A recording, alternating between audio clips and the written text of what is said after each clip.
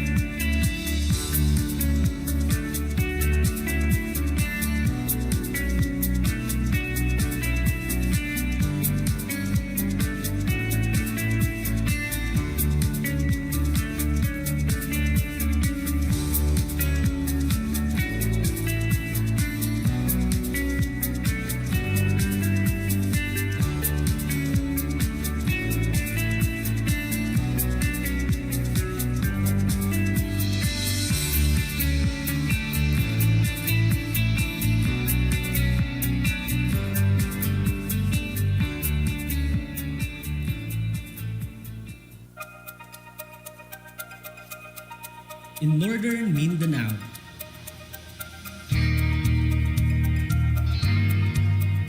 adventure is home.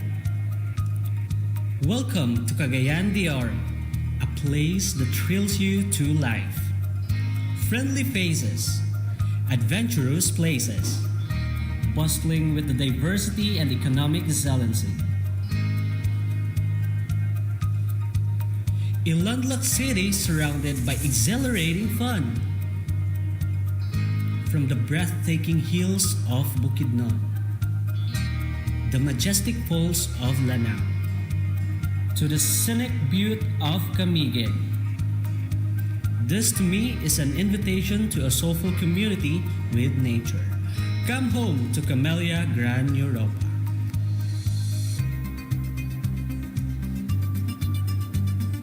Welcome to Butuan City, a city of booming economy, bounded to the north, west, and south of Agusan del Norte, to the promising east of Agusan del Sur, to the magnificent Butuan Bay on the northwest.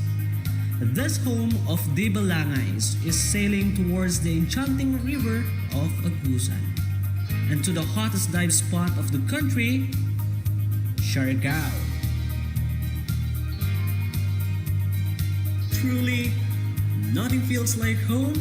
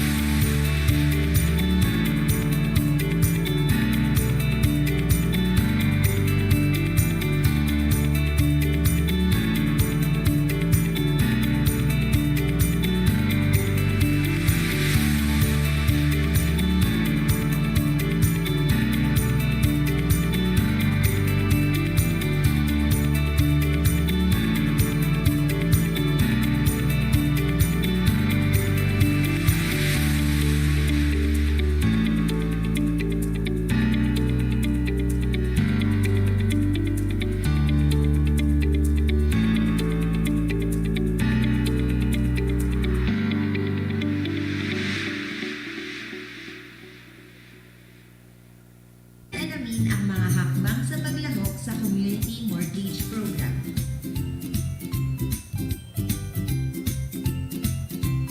Step 1. Mag-organisa ng komunidad.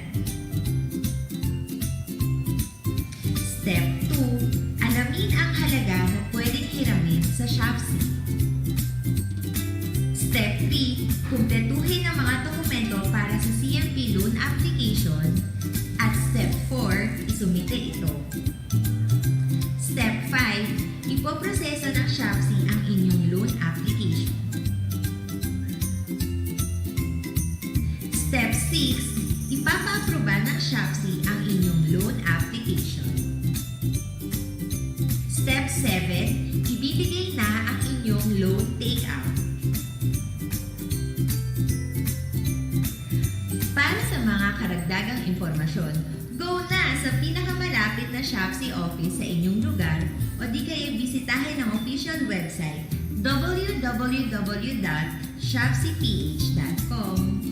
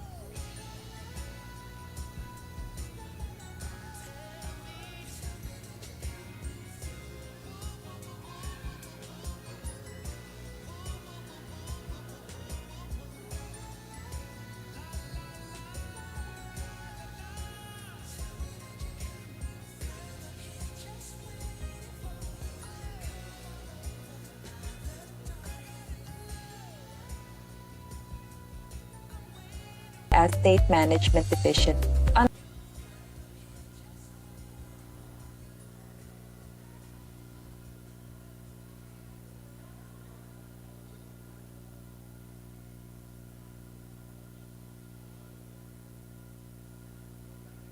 the City Planning and Development Office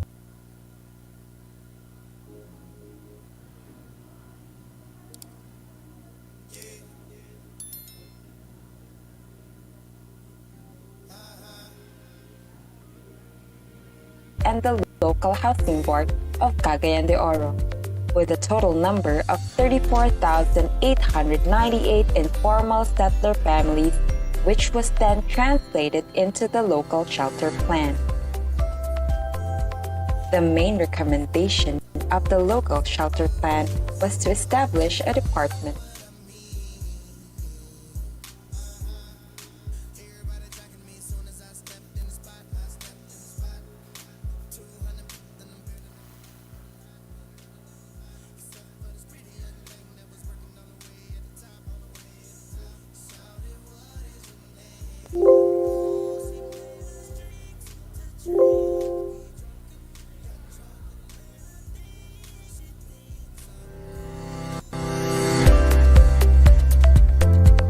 The creation of the department started with the data coming from the Estate Management Division under the City Planning and Development Office and the Local Housing Board of Cagayan de Oro, with a total number of 34,898 informal settler families, which was then translated into the local shelter plan. The main recommendation of the local shelter plan was to establish a department that will handle the housing concerns of the city. By 2015, the first housing summit was held, which produced a 7-point agenda for the city to prioritize housing programs which will address the number of informal settler families and the incoming population that will inhabit the city.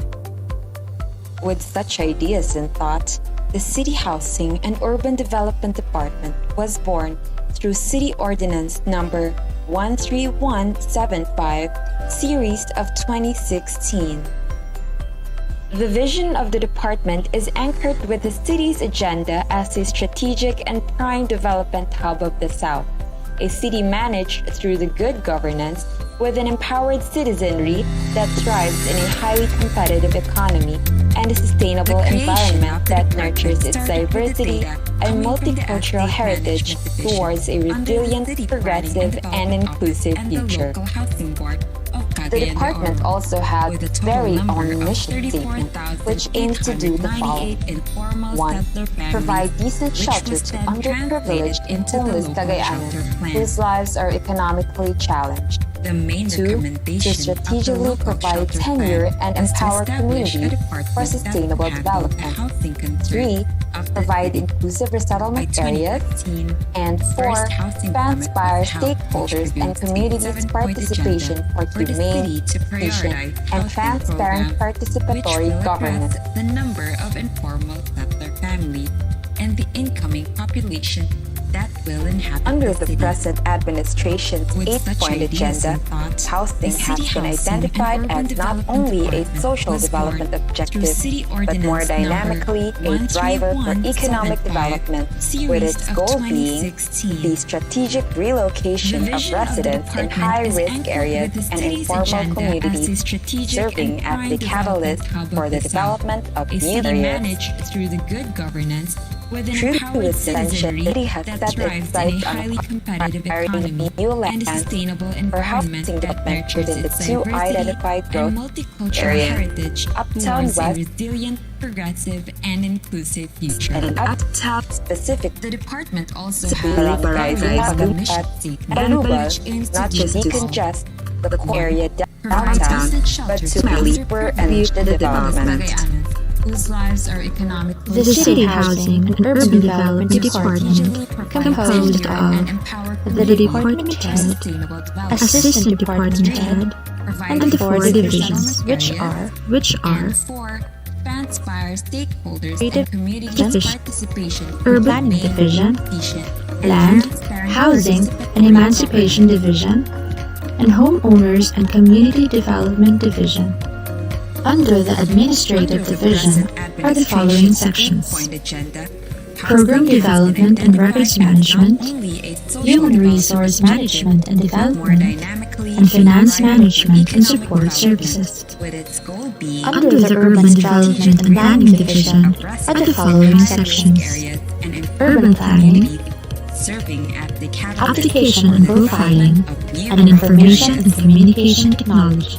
Urban Development and Planning Division as the department aims for resettlement or housing with preferential option for the informal sector families as a key component of the city's urban development.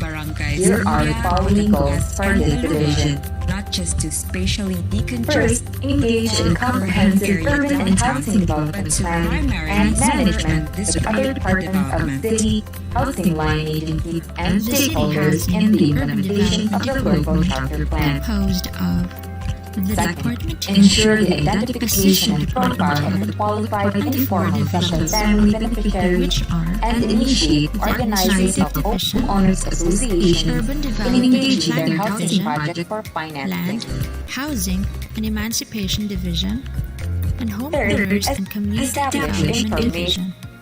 Under the Administrative Division are the following sections: Program Development and Records and Urban Management, Development Program. Human Resource Management and Development, and Finance Management and Under the Support Land, Services.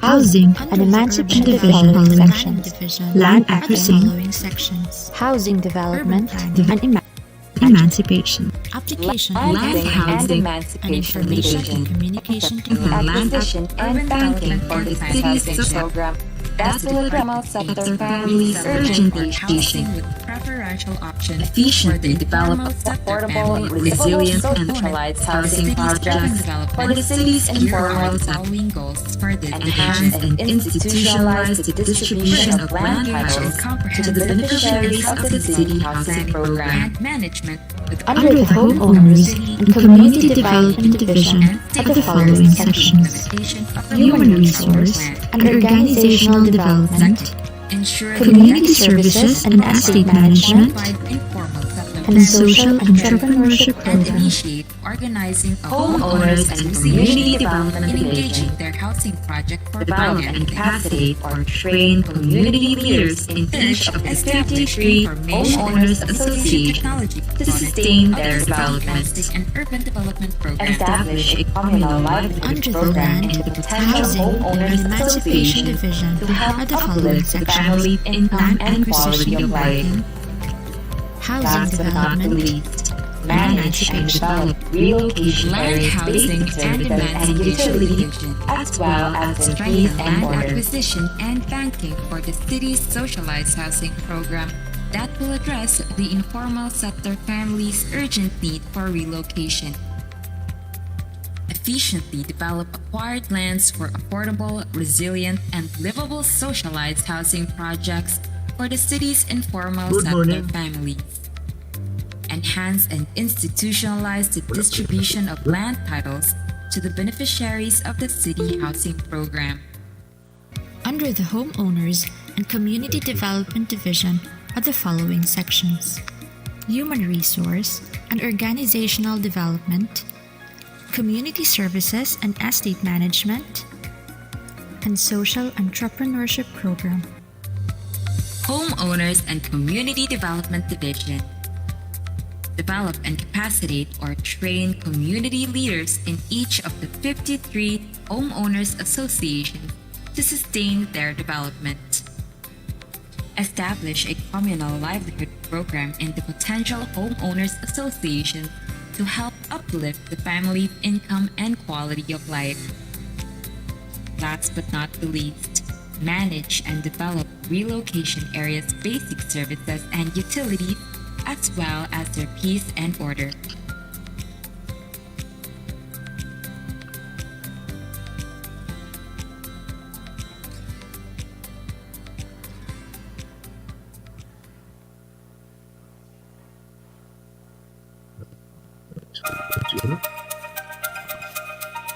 In northern Mindanao,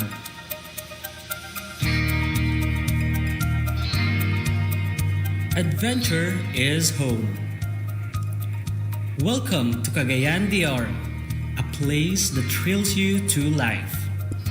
Friendly faces, adventurous places, bustling with the diversity and economic excellency. A landlocked city surrounded by exhilarating fun. From the breathtaking hills of Bukidnon, the majestic falls of Lanao, to the scenic beauty of Camiguin. This to me is an invitation to a soulful community with nature. Come home to Camellia Gran Europa.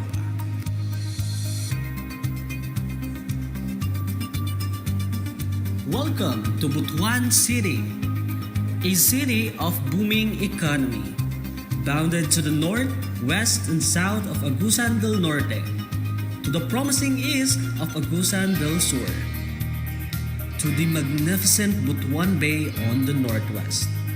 This home of the Balangais is sailing towards the enchanting river of Agusan, and to the hottest dive spot of the country, Siargao.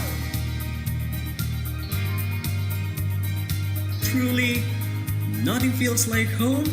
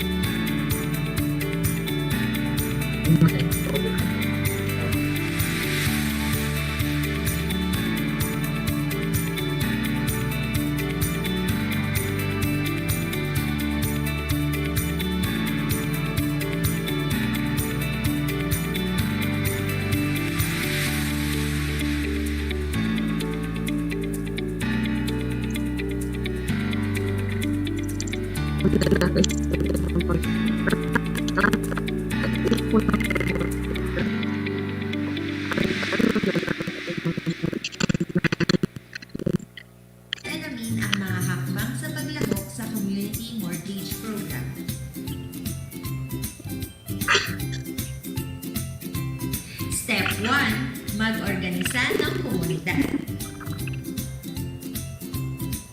Step 2. Alamin ang halaga na pwedeng hiramin sa Shopsy. Step 3. Kumpletuhin ang mga dokumento para sa CMP loan application. At Step 4. Isumite ito. Step 5. Ipoproseso ng Shopsy ang inyong loan application. Step 6. Ipapaaproba ng Shopsy ang inyong loan application. Isa siguro to.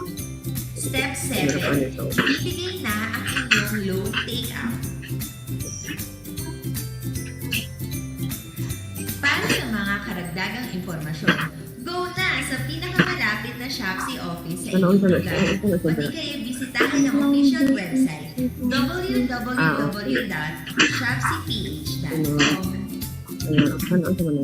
Sa tunong pag lahi pa, kana, hindi na. Haman siya, naman siya na istorya, Ito ako na internet.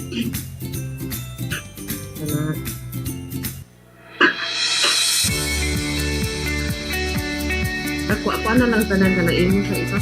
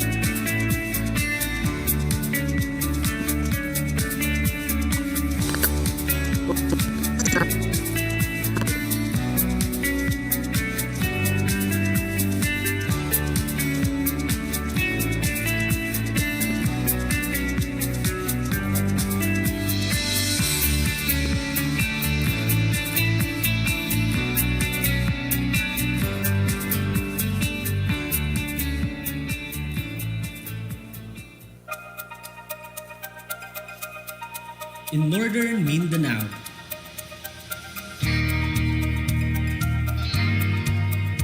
adventure is home.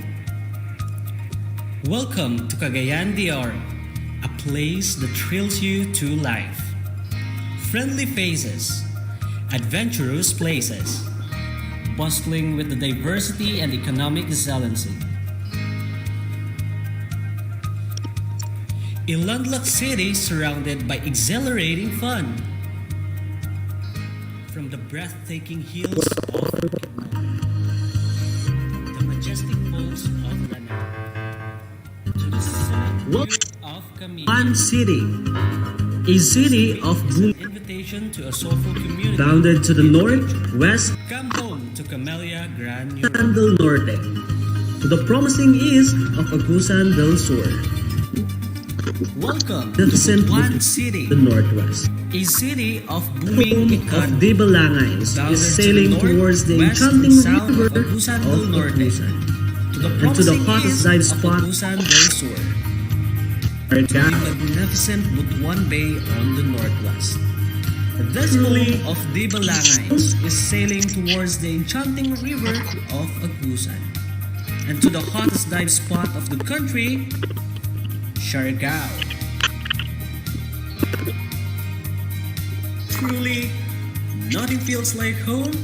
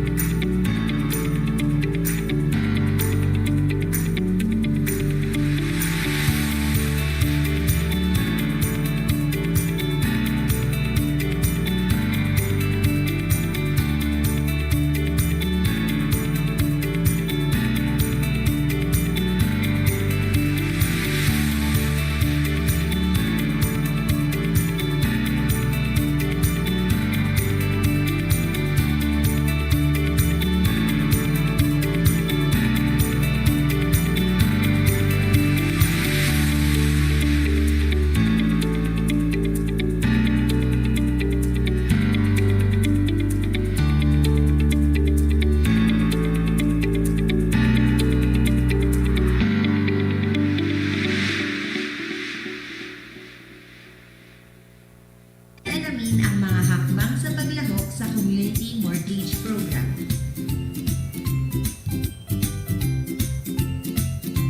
Step 1. Mag-organisa ng komunidad. Step 2. Alamin ang halaga na pwedeng hiramin sa SHOPC. Step 3. Kumpletuhin ang mga dokumento para sa CMP loan application. At Step 4. Isumite ito. Step 5. Ipoproseso ng SHOPC ang inyong loan application. Step 6. Ipapa-aproba ng SHOPC ang inyong loan application. Step 7. Ibibigay na ang inyong loan takeout. Para sa mga karagdagang impormasyon, go na sa pinakamalapit na SHOPC office sa inyong lugar o di kaya bisitahin ang official website www.shopcph.com.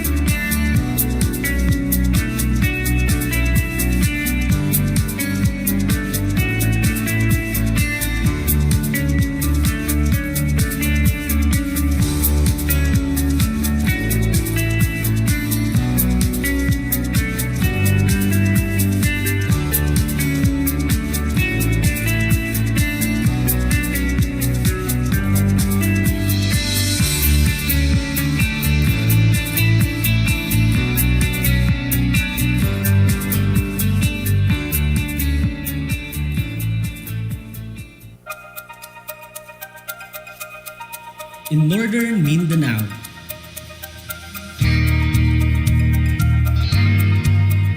adventure is home. Welcome to Cagayan de Oro, a place that thrills you to life. Friendly faces, adventurous places, bustling with the diversity and economic excellency. A landlocked city surrounded by exhilarating fun. From the breathtaking hills of Bukidnon, the majestic falls of Lanao, to the scenic beauty of Camiguin. This to me is an invitation to a soulful community with nature. Come home to Camellia Gran Europa.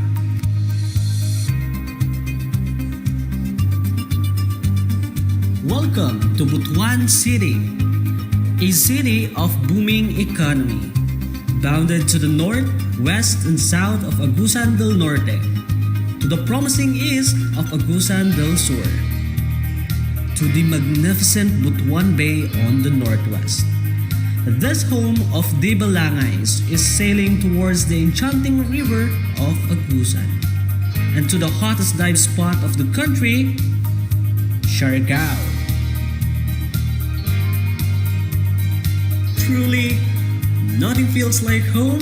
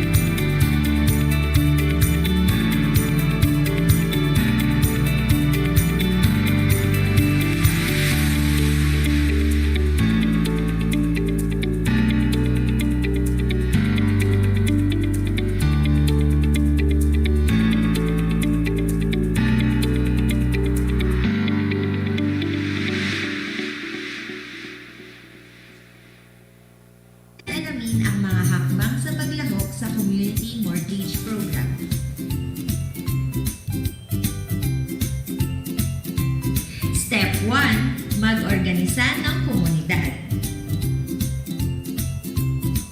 Step 2. Alamin ang halaga na pwedeng hiramin sa Shopsy. Step 3. Kumpletuhin ang mga dokumento para sa CMP loan application. At Step 4. Isumite ito. Step 5. Ipoproseso ng Shopsy ang inyong loan application. Step 6. Ipapa-aproba ng Shopsy ang inyong loan application. Step 7. Ibibigay na ang inyong loan takeout. Para sa mga karagdagang impormasyon, go na sa pinakamalapit na Shopsy office sa inyong lugar o di kaya bisitahin ang official website www.shopsyph.com.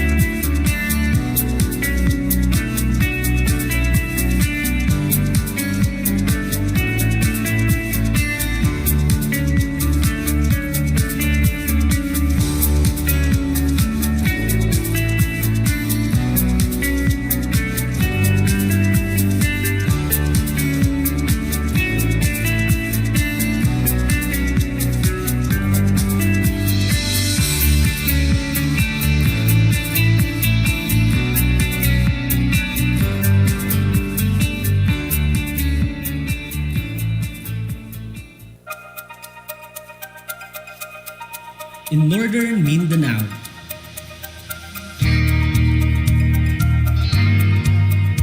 adventure is home. Welcome to Cagayan de Oro, a place that thrills you to life. Friendly faces,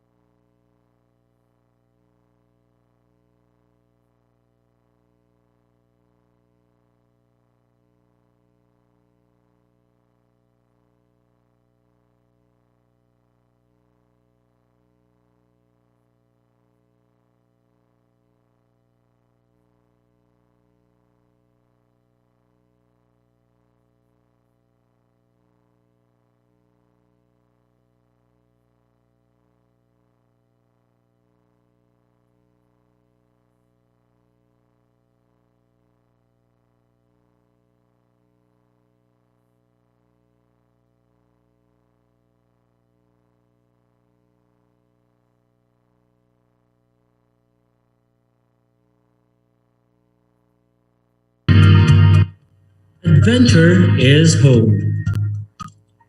Welcome to Cagayan de Oro, a place that thrills you to life. Friendly faces, adventurous places, bustling with the diversity and economic excellency. A landlocked city surrounded by exhilarating fun, from the breathtaking hills of Bukidnon, the majestic falls of Lanao, to the scenic beauty of Camiguin.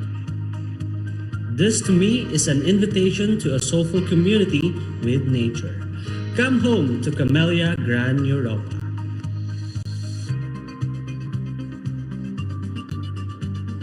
Welcome to Butuan City, a city of booming economy, bounded to the north, west, and south of Agusan del Norte, to the promising east of Agusan del Sur, to the magnificent Butuan Bay on the northwest.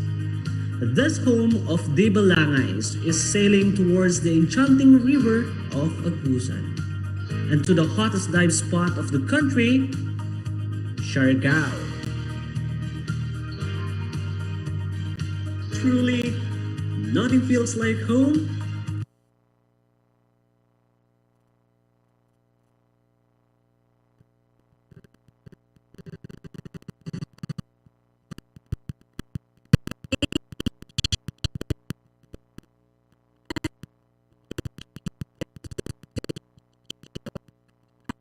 Board of Cagayan de Oro, with a total number of 34,898 informal settler families, which was then translated into the local shelter plan. The main recommendation of the local shelter plan was to establish a department that will handle the housing concerns of the city. By 2015, the first housing summit was held, which produced a 7-point agenda for the city to prioritize housing programs which will address the number of informal settler families and the incoming population that will inhabit the city. With such ideas in thought, the City Housing and Urban Development Department was born through City Ordinance Number 13175, Series of 2016. The vision of the department is anchored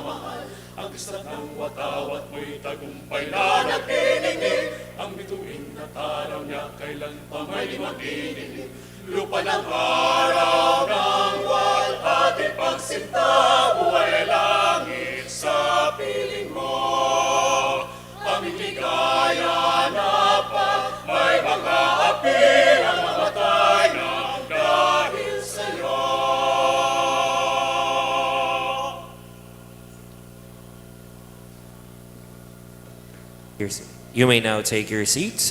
Thank you so much, Cagayan de Oro City Chorale.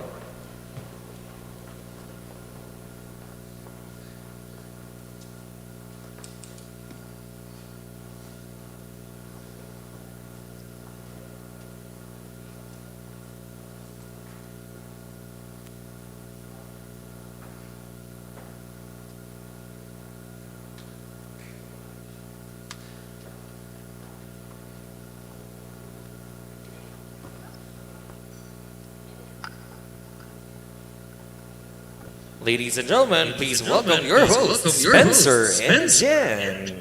Ayan, may buntag sa tanan, no? Diba? Nakita ninyo nga ako'y nag-voice over sa kong self. Once again, good morning, everyone! Walang ka-energy. Good morning, ladies and gentlemen. Ayan, it's so good to be back on stage and it's so good to see many people in one venue and it's been 2 years, Jen. Yes, it's been like since college pa ta nag-meet last Spence, right? And I'm very happy that we are joined by various participants from different groups and organizations and this is my first time to host a massive event with many participants face to face. Yes, it's really good that we are back on track after the fear of this COVID-19 virus. Right, ladies and gentlemen? Hello. Are you not happy to be joining a face-to-face event after 2 years of somehow a lockdown? Diba? It's been 2 years that we've been locked in our offices, in our homes, no? And it's very overwhelming to see a number of people participating in an event with some, of course, familiar faces, with some colleagues that we used to work with before the pandemic, right? Right, Span. So it's so great to see the people, the person beside you, the lovely faces beside you. Greet them and smile. Right, ladies and gentlemen? Yes, you should greet your seatmates a good morning. Sige daw, Beo. Let's see. Good morning. Ayan, konting good morning naman dyan. Yes, kay basig silingan, rani mo imong seatmate. No? And of course, we are very happy that we are joined by our private partners, our national and local government units, no? And of Yes. course, our national government agencies, our housing beneficiaries. Yes, we also have our partner barangays, so our hosts of our relocation sites. Of course, our homeowner associations who are here. Kawai Kawai. Yes, very active. We are very overwhelmed by the number of people who are here with us because some of our friends are very cautious, who still opted to join virtually, but congratulations to those who are here today, no, for taking on the challenge of joining an activity with many participants and feeling the energy, no, nga ginasend sa ato mga seatmates. And of course, surely we will enjoy the discussions, the topics that we will be having for today because this is our third Housing Summit. Yes, with the theme, Kurambos sa Hapsay Balay, a collaborative engagement in housing and urban development. Yes, and not just that, Spence, because we are also live via Facebook and our YouTube channel. And in fact, we have participants and guest speakers via Zoom. So hello, sirs and ma'am who are watching us now live. What a way to conduct an activity, no? A blended activity with a virtual platform, with a face-to-face platform. And that is how we are here in Cagayan de Oro City. We are very resilient, adaptive, and we adjust, no, with the innovations that are introduced to us. So we are very happy that your department, the CHUD, has come up with a very brilliant idea of hosting an activity virtually and physically. Yes, kaway-kaway also to my co-employees in the City Housing and Urban Development Department nga nangabilar yun, no, for this activity. Hello guys, good morning. Asa na mo? Nangabilar silang tanan for the preparations. I know our department, no, ang CHUD is very happy nga na successful gud ang hosting sa ato ang third housing summit, and in fact they're still working at this very hour welcoming our guests who just arrived.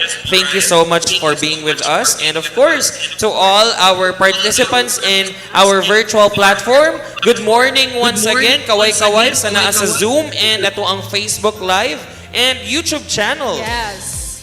And of course, today's activity is centered on our 9-year journey of course, the dedicated service of the local government units in partnership with the private and government sector that has produced many projects for the housing and urban development aspect. Yes, so as what Mayor Morano would always say, you know, that housing and resettlement program is really one of the most difficult services that the government can offer. So without really the collaboration and the help of our partner agencies, our stakeholders, our partner barangays, this event today wouldn't be possible. Right, Spence? Yes, and of course, the stellar performance of the City Housing and Urban Development Department is a living witness of all the homeowners associations na form because of the initiatives, the efforts of the department, and we are very happy nga naadiri ang mga beneficiaries who are also living proof nga naay agi ang administrasyon for the past 9 years. Yes, so great to hear. We are not just able to formulate and organize homeowners associations, but we are also able to empower them.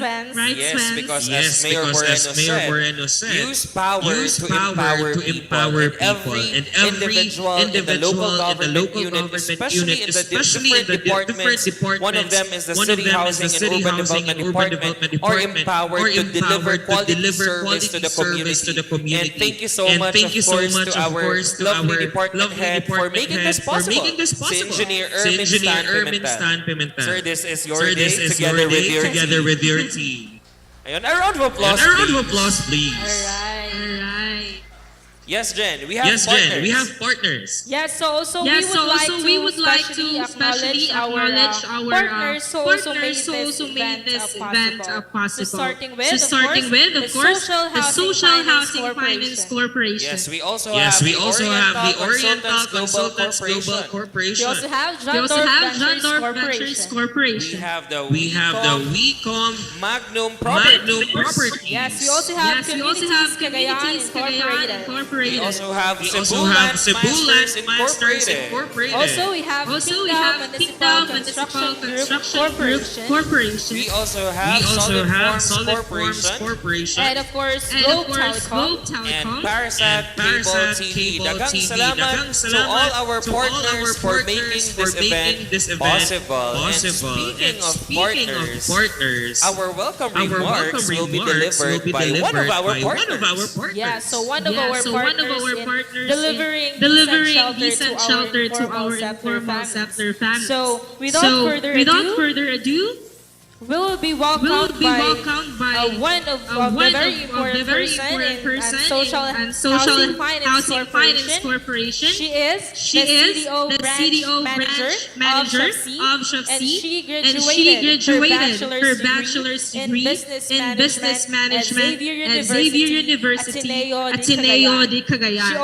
She also attended the Graduate School of Public Development Management of the Development Academy of the Philippines, Master in Public Management. She's an alumna of the Institute for Housing and Urban Development Studies of Erasmus University, Rotterdam, with the course Diploma of Urban Management Tools for Climate Change. She is also a paralegal graduate of the University of the Philippines, Diliman.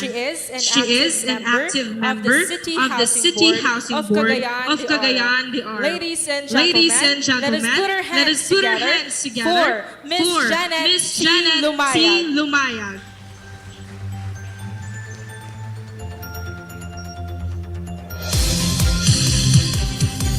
Daghang salamat, Spencer. May buntag sa tanan.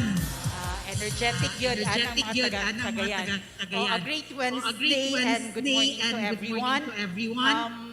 If we recall at the height of the pandemic, where the battle cry of the government is stay at home.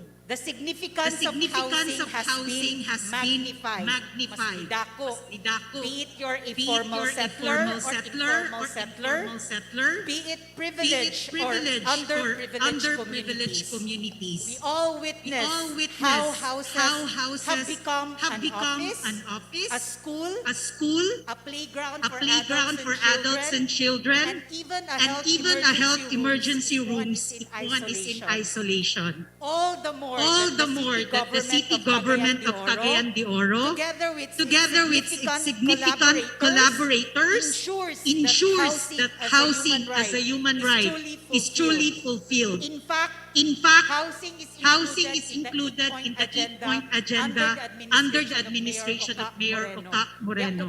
Yaku bilib sa atong mayor. Thus, pakpakan sa dato si Mayor Moreno.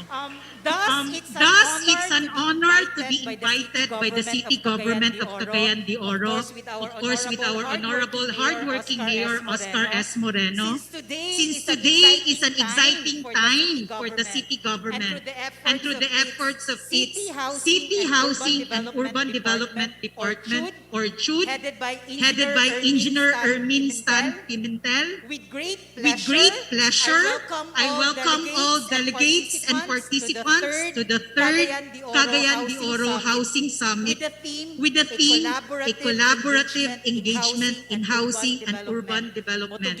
Motugingon sa tong MC, I believe, Kurambos Hapsay Balay.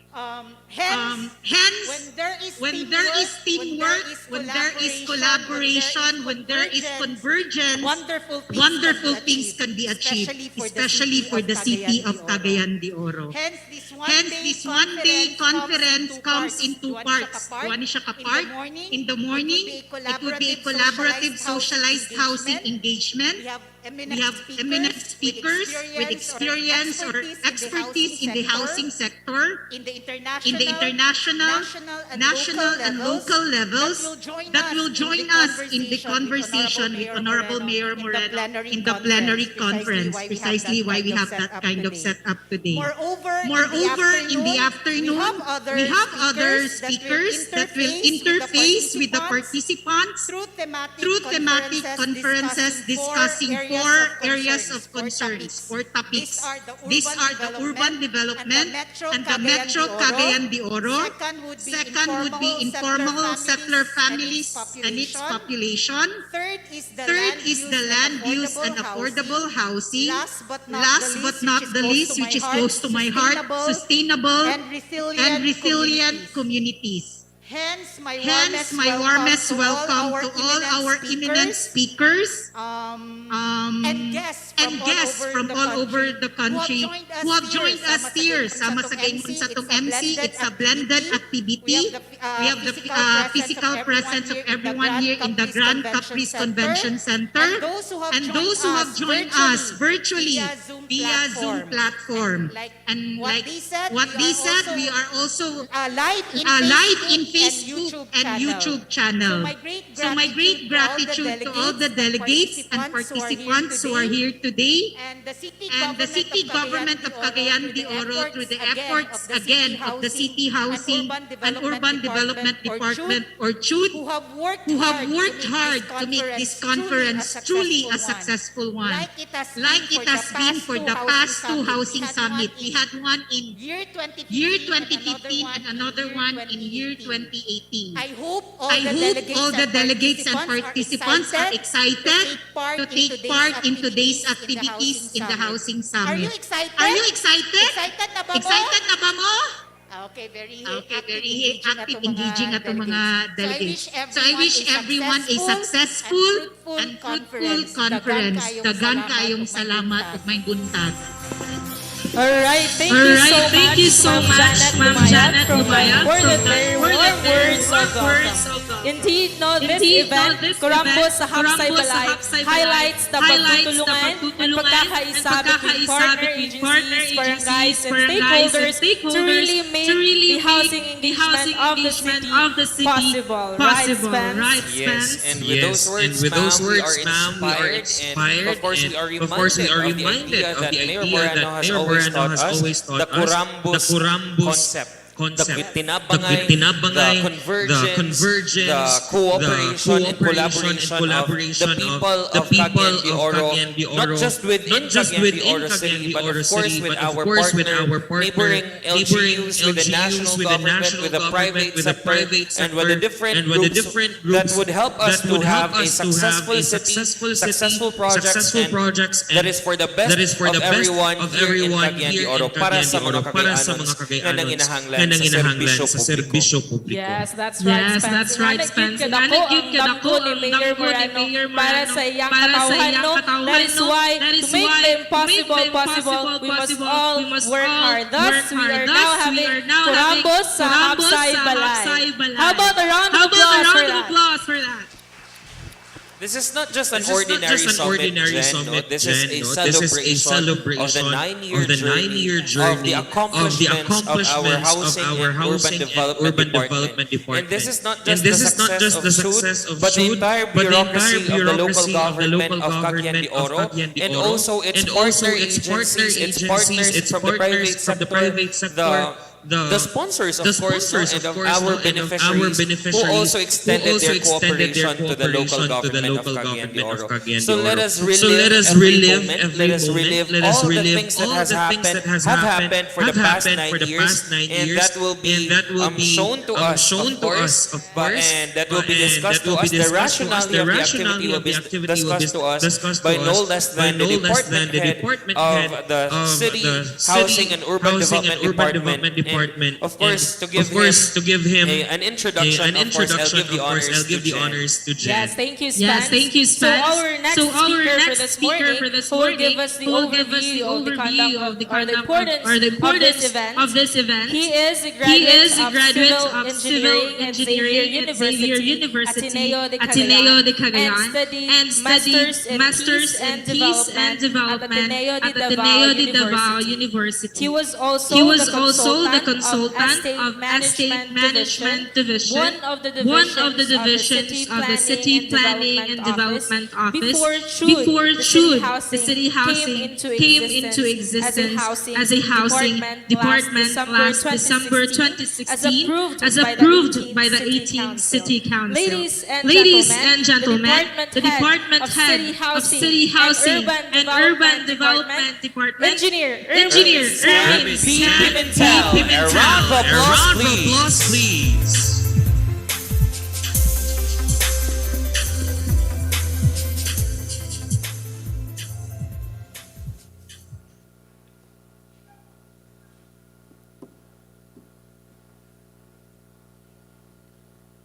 Maayong buntag sa tanan. Maayong kurambos sa hapsay balay. Orag wala pa kakapi ang uban. Sige lang, mabot ra ng kapi.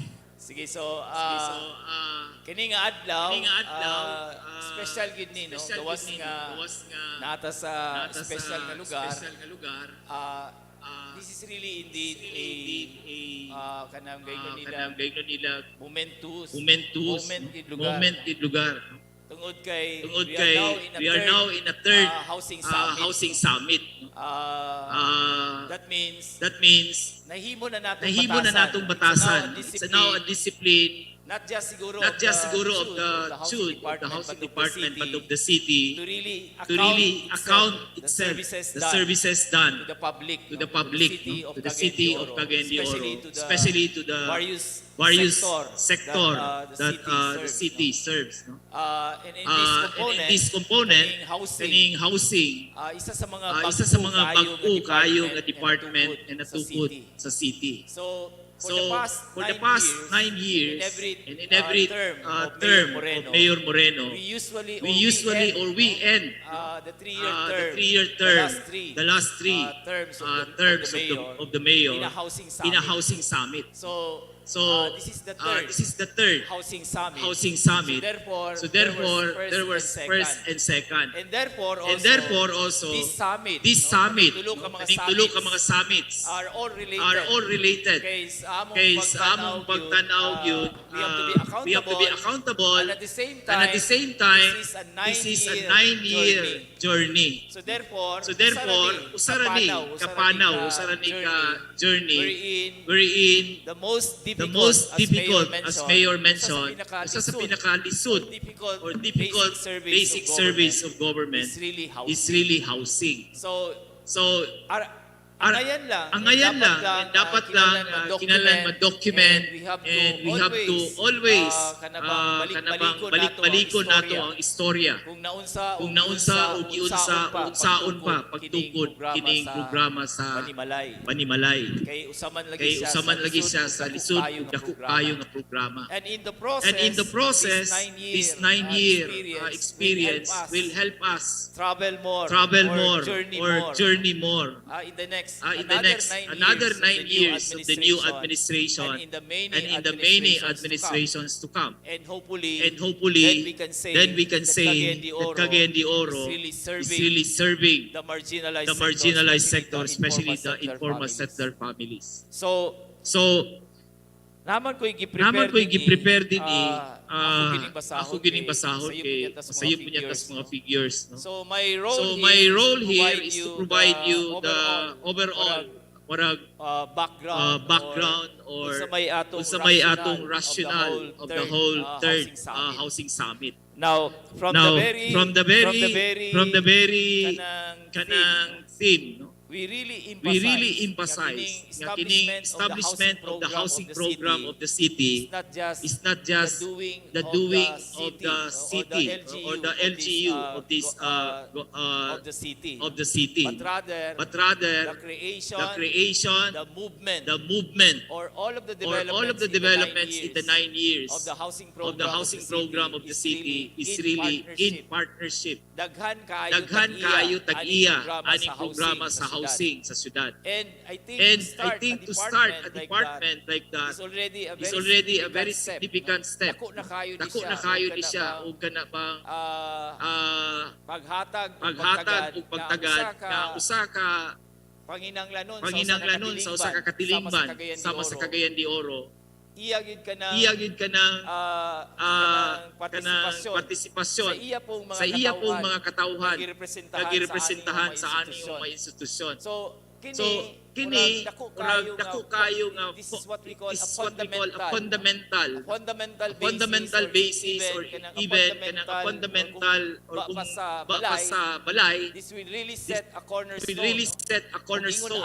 Kung ingon anig yun ang pag-travel siguro or pag-journey aning hapsay or kaning panimalay or housing program. So, kana nga tema palang daan, amo yun ang i-emphasize. Kini nga housing summit is not a housing summit of only Chud or the city of Cagayan de Oro, but all of us here present, and each one of you represents ang inyong tagsa-tagsa ka organizations. In the last two summits, we average about 600 participants. Tungod kay nag-COVID man lang tagikan, only restricted ang atong face-to-face. But we're also welcoming actually those who are online.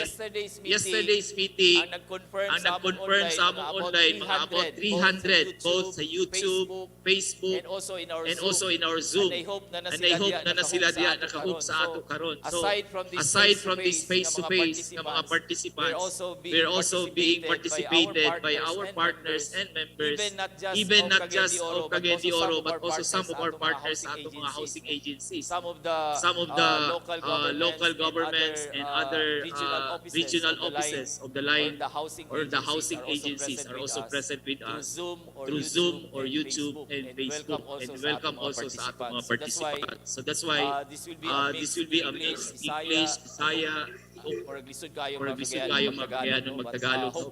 Hopefully they can be with us all this gathering or this process the whole day. So we start with that. Corambus. Corambus is a word for partnership. Visayan word for partnership. And we hope to establish that this housing program of the city is in partnership. And when we say partnership, not just the agencies and institutions, half of these participants are coming from the very basic sector that we serve. The marginalized, those are associations of the urban poor and the beneficiaries of our city socialized housing program. So they represent half of this kaning body. And in that process, we are really giving them the very importance that they are not just beneficiaries, but really the primary partner of this development. Now, so much of that idea of Corambus and partnership, siguro ang pangutana, why summit? And there are so many summits. Pero unsa man day pasabot sa summit, no? Dali ra explanation ana. Magpalit lang mo og tubig na brand summit. Then you will see that there is a figure there of tulo ka bukid. So kanang top are the summits. When we say summit, that's actually ibabaw. You are in a higher elevation. You are going to a mountain and then you are in a summit. That means you are in a higher elevation. And in that position, that gives us a position therefore of seeing or viewing what's below us. Now, we are using that imagery to really symbolize the process that we are going through in this summit, and even in the last two summits. So in the first So summit, in the first summit in 2015, in 2015, the first summit the first summit then, you were able to understand clearly the very the very sector sector that we serve. we We organized organized the homeowners association. That time then then there were 53 HOA, HOA that the city already facilitating facilitating at that time. And at this point, And at this point, there are already 73 homeowners association of the informal sector beneficiaries. Now at that time, we're able to understand because with the discussion and the focus group discussions that we conducted with the beneficiaries, we were able to understand by articulating in a manifesto their their 7-point agenda. They They themselves articulated the HOA, and part of them and also part were of them also were the associations of the urban poor, articulated a 7-point agenda of of how how this sector will be served. So sila gyud Ang mismo ang nagtatagyan ng Bituka agenda. And later And later in the breakout sessions, this will be discussed fully. But part of that, 7-point agenda is really they they wanted to have a security of tenure. Okay, at that time, Okay, at that time, that was already the entry of mayor in 2013, 2014, and then in 2015, they were really asking the mayor then, or even the city government, kung mahimo, na kung mahimo, nanaunta sila gyud seguridad sa ilang pagpuyo. And I think we are very committed to that. And we even have a award sa city, naka-award ng city sa galing po. Okay, we really emphasize providing the security of tenure by having that galing po katong inobot, ibot. That means they asked for it, and the city committed, and now we are distributing titles. We established, institutionalized that we will really provide security of tenure because that was articulated by then the by the HOA themselves. At the moment, for example, there are about 300 plus beneficiaries of piso-piso that were able to be awarded of these titles.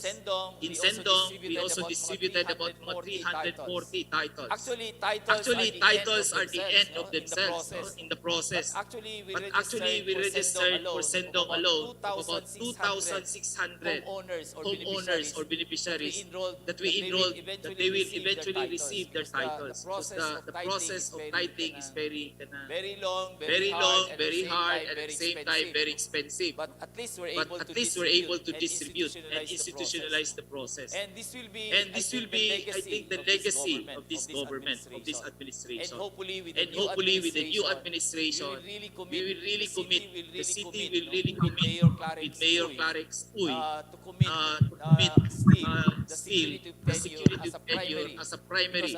Because at the end of the day, even in the UDHA, the end of the day is we have to emancipate from being informal sector to really owners and titled beneficiaries of housing. So that's a primary parang achievement or accomplishment that we established in 2015 and until now. Now in 2018, we had our second summit. And what were emphasized in the second summit were the four major considerations if we are to institutionalize and strengthen the housing program of the city. we need to tackle these four important areas. And one, again, is really to how we regard and how we will facilitate the housing needs of the informal sector. In the local shelter plan that was formulated in 2013 when Mayor started his administration, with the help of HUD CDO, which is part now of the SHUD, and UN Habitat. The articulated concern there is how we will deal with the 34,000 identified informal sector in 2013. As of the moment, with the recent survey of the CBMIS of the City Planning Office, they identified about 22,000 informal settler of Cagayan de Oro. So that means there is a decrease from 34,000 to 22. Although that needs to be validated with really hard science, no? But at least the CBMS survey is already done, was also done scientifically, but we still have to investigate the decrease. No? When we try to check that with they should, especially coming from the Organization of the Socialized Housing Development, OSDA, they gave us an information that they were able to provide in their socialized housing about 9,000 housing units for socialized housing. Then, for the administration of Mayor Moreno, the last 9 years, actually we're able to facilitate of about 6,000 informal settlers, no? Either replacement of the existing relocation areas and even in our new housing projects. And in that process, although there is no hard science on this, but if we will accuse the decrease, therefore we are making impact already to that extent of provision of socialized housing. Of course, the city cannot provide housing for the 34,000. But the challenge now is how we strategically identify these ISFs that really needing the services of government, because there are also ISFs that we consider that are capable to address their own concerns. So that's one key area when we discussed in 2018 in the Housing Summit. The other critical area that was also discussed in the 2018 was on the need for land acquisition or land banking. When Mayor started in 2013, the City Council then was not responsive, or is not,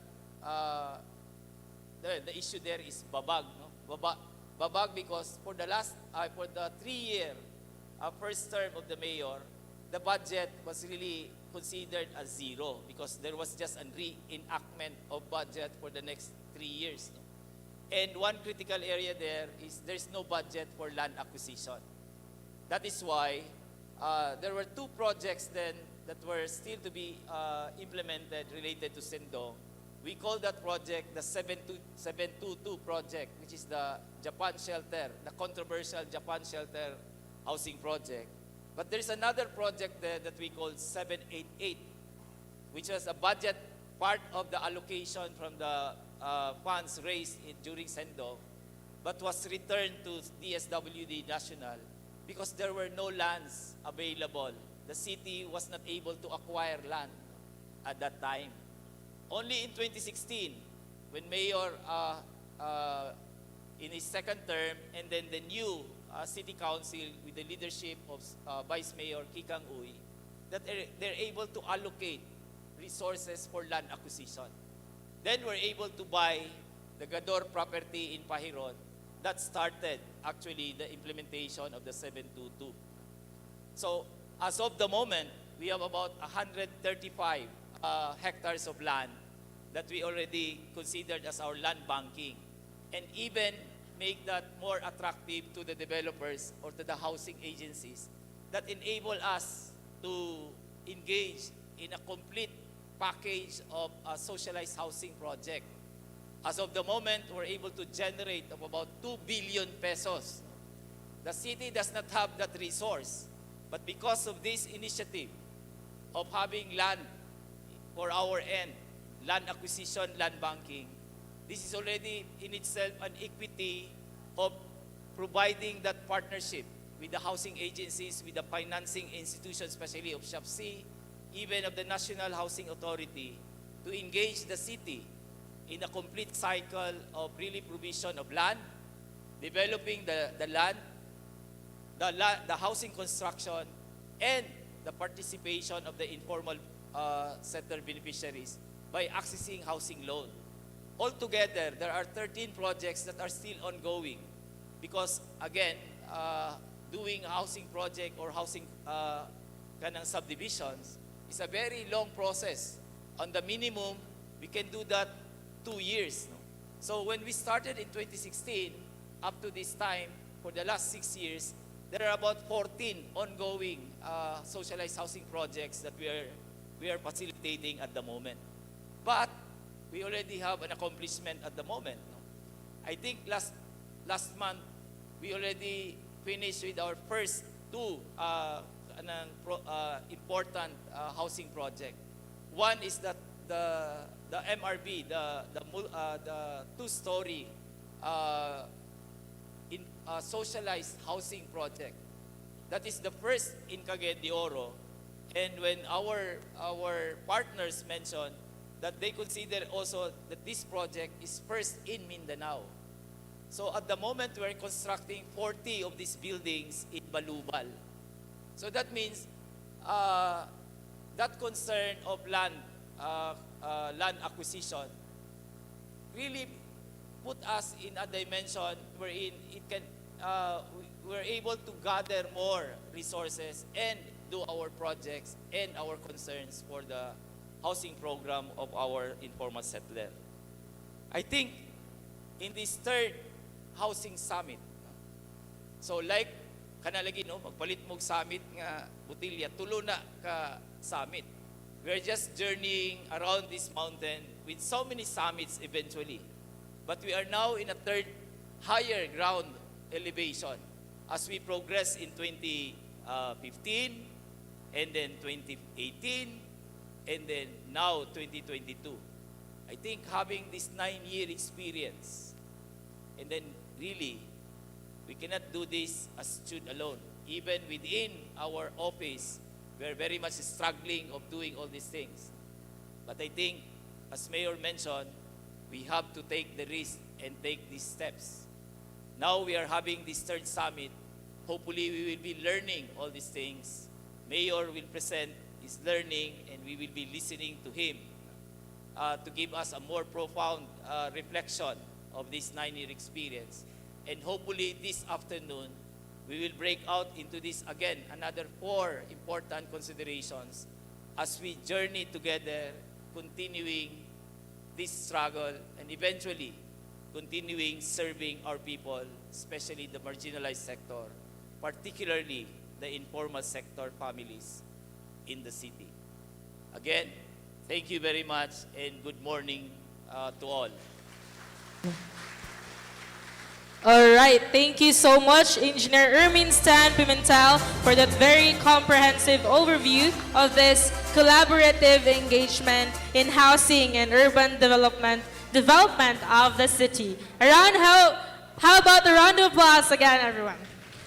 For sure, Jen, the journey wasn't easy, but Engineer Ermin Stan Pimentel proved to us that it is not impossible. Yes. It wasn't easy, but it is not impossible. Yes. And of course, thank you so much, sir, for inspiring us to continue our craft in the government service. Because as we, kita, bata pa man kita sa government service, but we are inspired of how dedicated the people in government are, and we are inspired to do our best so that we can come up with projects that would benefit our beneficiaries, our friends, our fellow Cagayanons who needs our help. Nga naa diri sa atong dakbayan, who are detached sa ilahang sa gobyerno. We are here to extend our arms to them, and we are here to make them feel included, because as what Mayor Moreno has always taught us before, inclusivity, inclusive, tanan ang part sa government. It's not just the government employees, it's not just the private sector, but everyone in the local government unit. Yes, that's right, Span. So we are very much honored here today, to hear such inspiring message from Sir Ermin, especially in public service. It would mean going beyond and going really out of our comfort zones, right, Spans? Yes, and para lubos-lubusin na natin ang, of course, ang inspirational talks, we would want to introduce to you our next speaker to share to us the lessons learned in the 9-year journey of the housing development sector of Cagayan de Oro. So our next speaker is a lawyer by profession, a professor of law, and a former banker before he entered public service. He holds a Bachelor of Laws degree from San Beda College and has participated in executive training programs at Kennedy School of Government, Harvard University.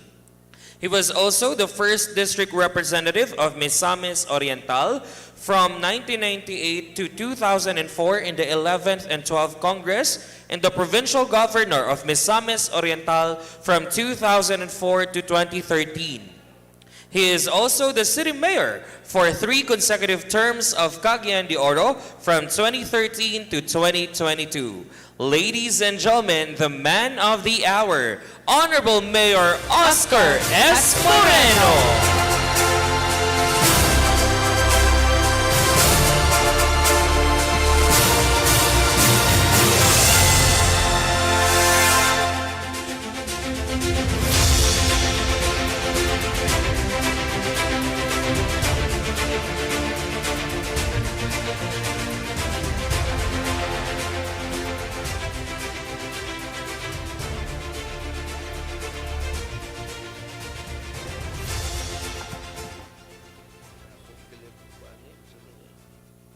May buntag, salamat kayo, Spencer and Jennifer, para magtaga-asang inyong introduce. Mayong buntag, good morning everyone. And salamat kayo, salamat. How I wish I can name you all, but I'm sure I'd be missing some. No? But what I know is, of course, Secretary Del Rosario is also coming, and Pag-ibig Shopsi President Attorney Kabling, and si Tony Yulo Loizaga texted me the other day na she's in Australia for some pressing problems, but I think she will be represented.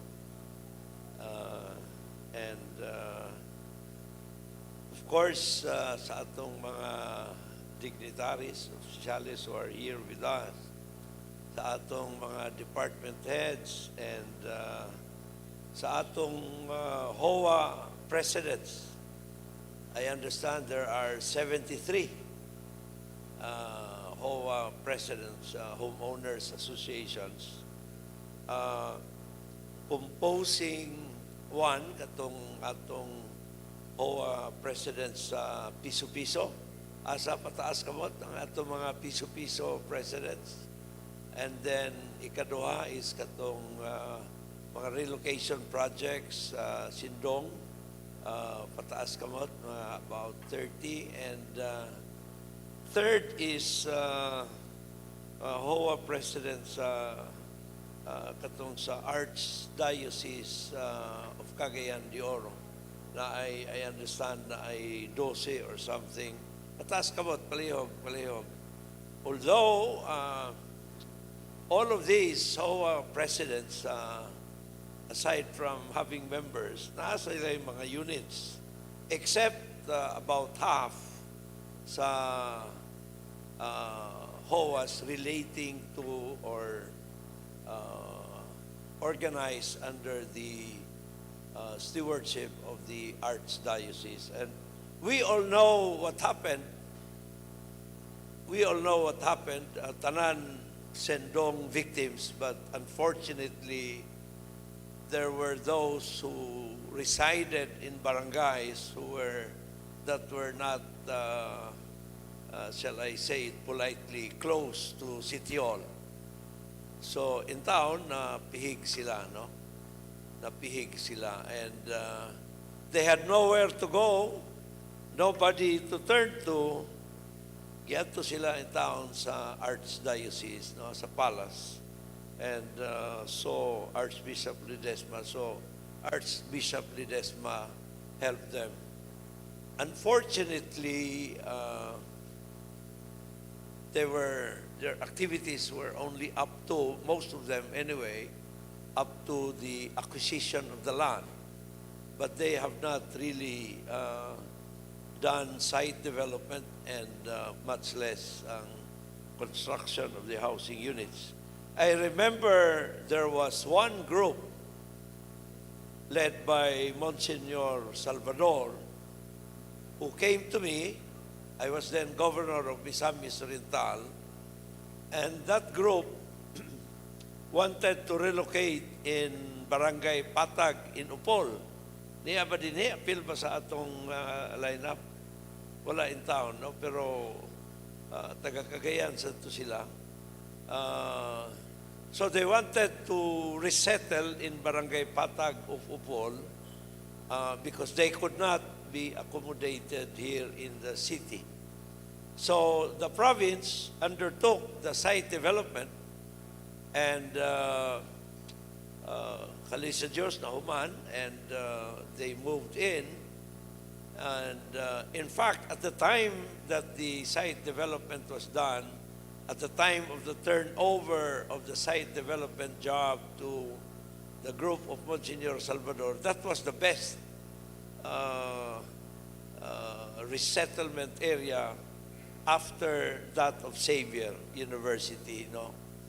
Unfortunately, today during the campaign, I was able to visit the area, and wala gid in town matiman. And of course, it would be difficult for the city to provide the deficiencies, given that it is located in another town. Bisan tuod nga ang mga lumulupyo are all from Cagayan de Oro, mga biktima sa Sindong. I wish nga matiman paghapon in the near future. Anyway, I'd like to thank everybody for joining this summit, and I'd like to thank Engineer Ermin Pimentel and Chud for having the courage and determination to push through with this summit. This is the third summit during our 9-year term, 9-year stint, and the first was in our first term. It was meant to sort of identify the issues and, of course, talk about the situation. Second, we talked about the progress thus far of the resettlement programs of the city government. And this one is meant not only to talk about the status, but also the ways forward. Unsay angay buhaton, unsay kulang pa. And I wish ang atong incoming administration, although si Mayor Clarix, I understand, is outside. There was recently a loss. Miyembro sa pamilya, ang wife sa iyang anak in town passed away the other night. So our condolences to Mayor Clarix, but I hope that he had sent a team to be with us this morning. So let me go straight to the point. Nangutan ako, how long is my allocation? Inan ko nga 5 minutes lang. Kung ku'y ginoo sa na ako pag humanan yung 5 minutes. Kuripot ba kayo sa chut? Bitaw. That precisely shows of the many things that have been lined up for the summit, and we have to finish this within the day, so we need to cover as many as necessary, but of course kaya kinahanglan compressed. Salamat kayo sa atong mga sponsors. I know nga medyo naglisod silang Ermin to organize this for many reasons. Number one, our term will end by June 30. So, naagay mangutana, what is the summit for? Mukanaog naman si Oka sa June 30. Ikaduha, we are not sure what will happen by June 30. We are now in a transition, and I'm sure everybody of you is aware nga medyo na ay mga gaps, no? Na ay mga gaps, na may mga intrigero nga nakasulod. Na tingala lagi ko, somebody asked me, why is there anxiety, uncertainty, mao kana ang cloud diha karon sa City Hall? And I said, normal man ang kanang intriga during transitions. Normal na, these things happen. Kung walay intriga, dili na transition. So we'll just have to take it as it is, intriga. So being intriga, di maging tinuod, no? So mulugdang ragyapon na. Somebody asked me with names having been mentioned, and I said, actually, your question made me realize nga usara man mi ka-team ni Mayor Clarick since 2010. Usara mi ka-team until kining mga langisero came in. Only recently. Only recently. I don't even know if they were involved in any way in helping the office of Congressman Clarex for the 9 years that he was a member of Congress. But anyway, we'll just have to move on. We'll just have to move on and hope na things will settle down. Things will settle down as they should. Kay simbako og magpabilin ka ng intriga, and it will remain the norm of the bureaucracy. It's not going to help the people of Cagayan de Oro. And certainly, I must begin siguro by saying nga wala ko'y problema sa stepping down on June 30. I know that that's the end of my term, and okay lang, after 24 years as having served the people in various capacities, I think okay lang po nga magpahulay, no? And I have nothing to be ashamed of, and I have tried to do my best in all the capacities that I have served the people of various constituencies, and this is the end of it, and that's fine with me. Walay problema, no? Ang ako lang magakabalakan na ay mga ongoing, government does not end. Government does not end, no? And there has to be continuity. And essentially, that is what corporate persons should behave. No, kana magong duha ka klase ang persons, na ay natural person, na ay corporate person. Ang natural, kita kana, atong kita, tao. Ang corporate can be corporations and so on and so forth, no? Now, usa sa mga elemento that distinguishes a corporate being, although it is an artificial being, a legal fiction, is that it has the element of continuity.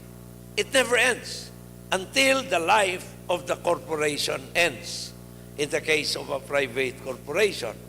Pero sa gobyerno, it never ends. Mo man gani na in reality, government never gets bankrupt. In reality, even if the government is illiquid, even if the government has no money left in its coffers, it can never go bankrupt. Kaya no, a bankruptcy of the government will result to chaos and anarchy. And mauna nang mahitabo sa Somalia nga walay gobyerno, so nakakay utang, kidnapon ka sa para mubayad ka sa utang. No, so continuity is very, very indispensable in a corporate being. And an LGU Well, even the national government. Government is a corporate being. It has all the elements of a private corporation. Artificial being, legal, it has its own legal personality, and then the ability to contract, enter into contracts, and so on, no? And then, created by legal fiction. So, ang Cagayan de Oro, you don't actually see it. You don't actually see it. The boundaries are actually created by law, and the LGU as a corporate person was created by law. Ang naatay charter, naatay Charter Day celebration, no? Unlike sa natural person, death results to the termination of that being. So, Cagayan de Oro continues to exist, continues to function, continues to operate, and should also continue to serve the people. Mo ka ng mga prinsipyo. Now, although mga kabalaka ako, but I hope, and I'm still confident na ma-address kini. Number one, ang universal healthcare. Universal healthcare, no? Ang Cagayan de Oro is a pilot city of the universal healthcare, together with Pangasinan. Pangasinan ang pilot sa province. Cagayan de Oro ang pilot sa city. And we're doing already very, very well. We're way ahead. And maling Ginoo, we should be the first city in the country that will implement the universal health care, mga igsoon. However, mo lagi na, what will happen if the program, the activities that we are now undertaking are not pursued? Ikaduha, ang resettlement. Resettlement is a very difficult service to deliver, and long gestation period. And di man ni parehong adto ka lang tindahan, palit ka o mantika, and okay na. No, it takes time given the complex and the complications involved, no? The complex process and funding requirements. These are not easy to address. And then there's another one, yung atong relation with our partners, collaboration partners. And anyway, so ako na lang gisulti po para to let you know na we are aware of these issues and maningkamot kita nga ma-address kini nga mga issues as best as we can. Now, and I will not give up. I will not give up. Kinalan atimanon gini, and if I have to do it every day, I will do that every day. Di mahimo nga talikdan nato and leave things half-baked. Unang kining resettlement, but we need to do some adjustments, especially sa bureaucracy, because of the change of administration. We have to do some adjustments. These are givens. Pero ang ako lang advice is trabaho lang ta, basta maningkamot lang ta sa atong trabaho, and I'm sure ma-realize po ang need, ang value sa atong contribution sa bureaucracia. So, but there's a need to adjust, no? Adjust in the way we do things, adjust in the way we treat people, adjust in the way we communicate, no? Especially within the bureaucracy. Sa atong mga homeowners associations and sa atong mga opisyales kabarangayan, hangyoon ko kamong ayaw in town biyai kining atong mga resettlement programs. Ayaw biyai, ayaw pasagdi, no?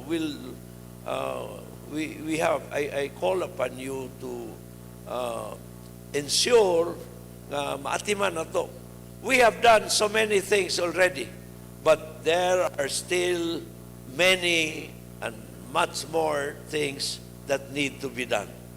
Sa piso-piso, kaloy sa Diyos, naanat tayo mga land distribution, pero kulang pa kaayo ang distributions that we have to make. Kaya nga no, gihapon sa Sindong resettlement, ang usa ka problema is, ang distribution presupposes the compliance of many processes. No? Ang una is ang acquisition of the land. Now, how did the city acquire the land? Now, and dapat na ay documentation and dapat na-address ang mga acquisition obligations like pananglitan estate tax on the part of the seller's side. Kay di man na matransfer kung di mabayaran ang estate tax, transfer tax, and so on and so forth. Daghan ka ng mga bikil. Unfortunately, niadto man kung una, basta mabayaran na sa City Hall ang tag-iyas yuta, it was already done. It was considered done. So, ingon lang dayan, o sige, diya na mo mamuyo. Pero, walay security of tenure. Walay titulo that the beneficiaries can pass on to their heirs, no? And nakasabot kita how difficult it is. Munang mahitabo, beholden gyud ang tanan dito City Hall. Na munang problema gid kayo kay masuko lang gamay ang mayor na pwedeng tangtangon na diretso ang beneficiaryo. And the difficulty is made more confusing kung naanay mga anak. Ang question is, who will inherit? Who will inherit? So you'll have as many cases as there are conflicts. Unlike kung na ay titulo, sayon kayo ang pag-resolbar sa problema. So, ibalo ako, in the beginning, there was doubt, etc. Pero, kalay sa Diyos, katong naanay mga titulo, wala na'y problema. Wala na'y problema, no? So, talking about the target, we are way off the target yet. No? Layo pa ta kayo sa desired level sa title distribution. Both sa piso-piso o sa sindong-related resettlement. And dili sad na siya ingon nga lisod tungod lang sa estate tax, etc. Kanang the legal process of subdivision is not easy. So, muna ang church has been transformed into it is like a real estate developer. It is a subdivision maker.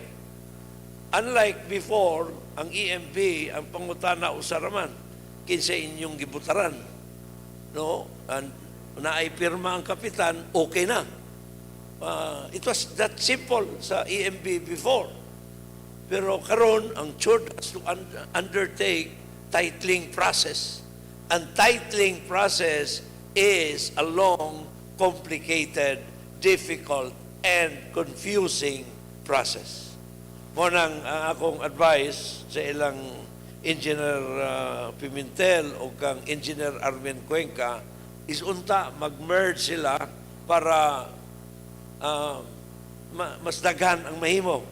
Kaya what I did was, before CHOD was created, ang una natong gi-address ang piso-piso with Councilor Edgar Cabanlas. So we organized the task force piso-piso emancipation.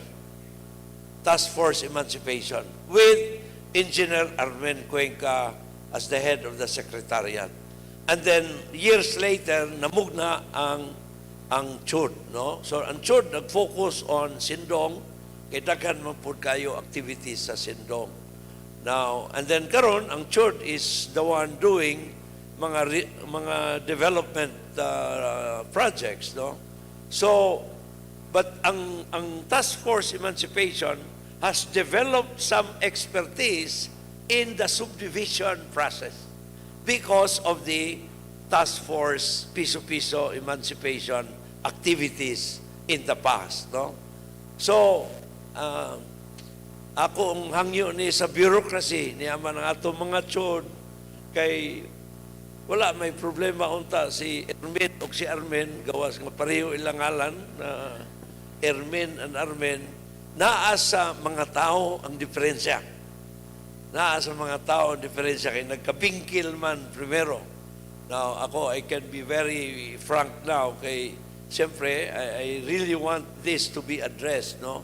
So I hope nga ang CHOD o ang Task Force Emancipation, particularly sa bureaucracy, will join hands. Will join hands so that things will be much easier and much easier to do. So anyway, mora na ang akong mensahe.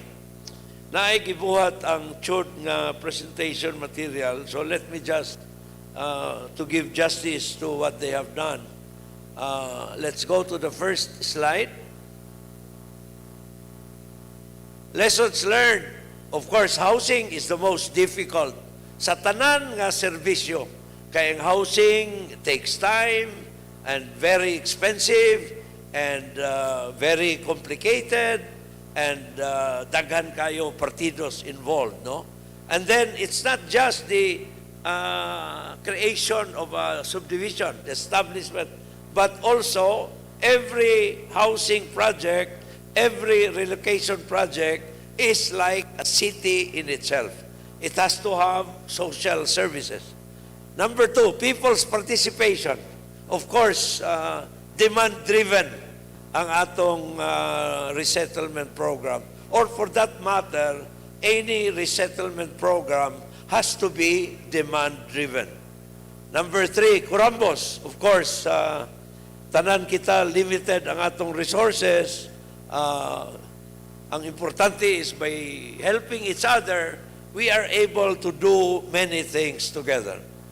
Now, importante po ang mga champions. Now, so katong Task Force Emancipation, ang champion dito si Councilor Edgar Cabanlas.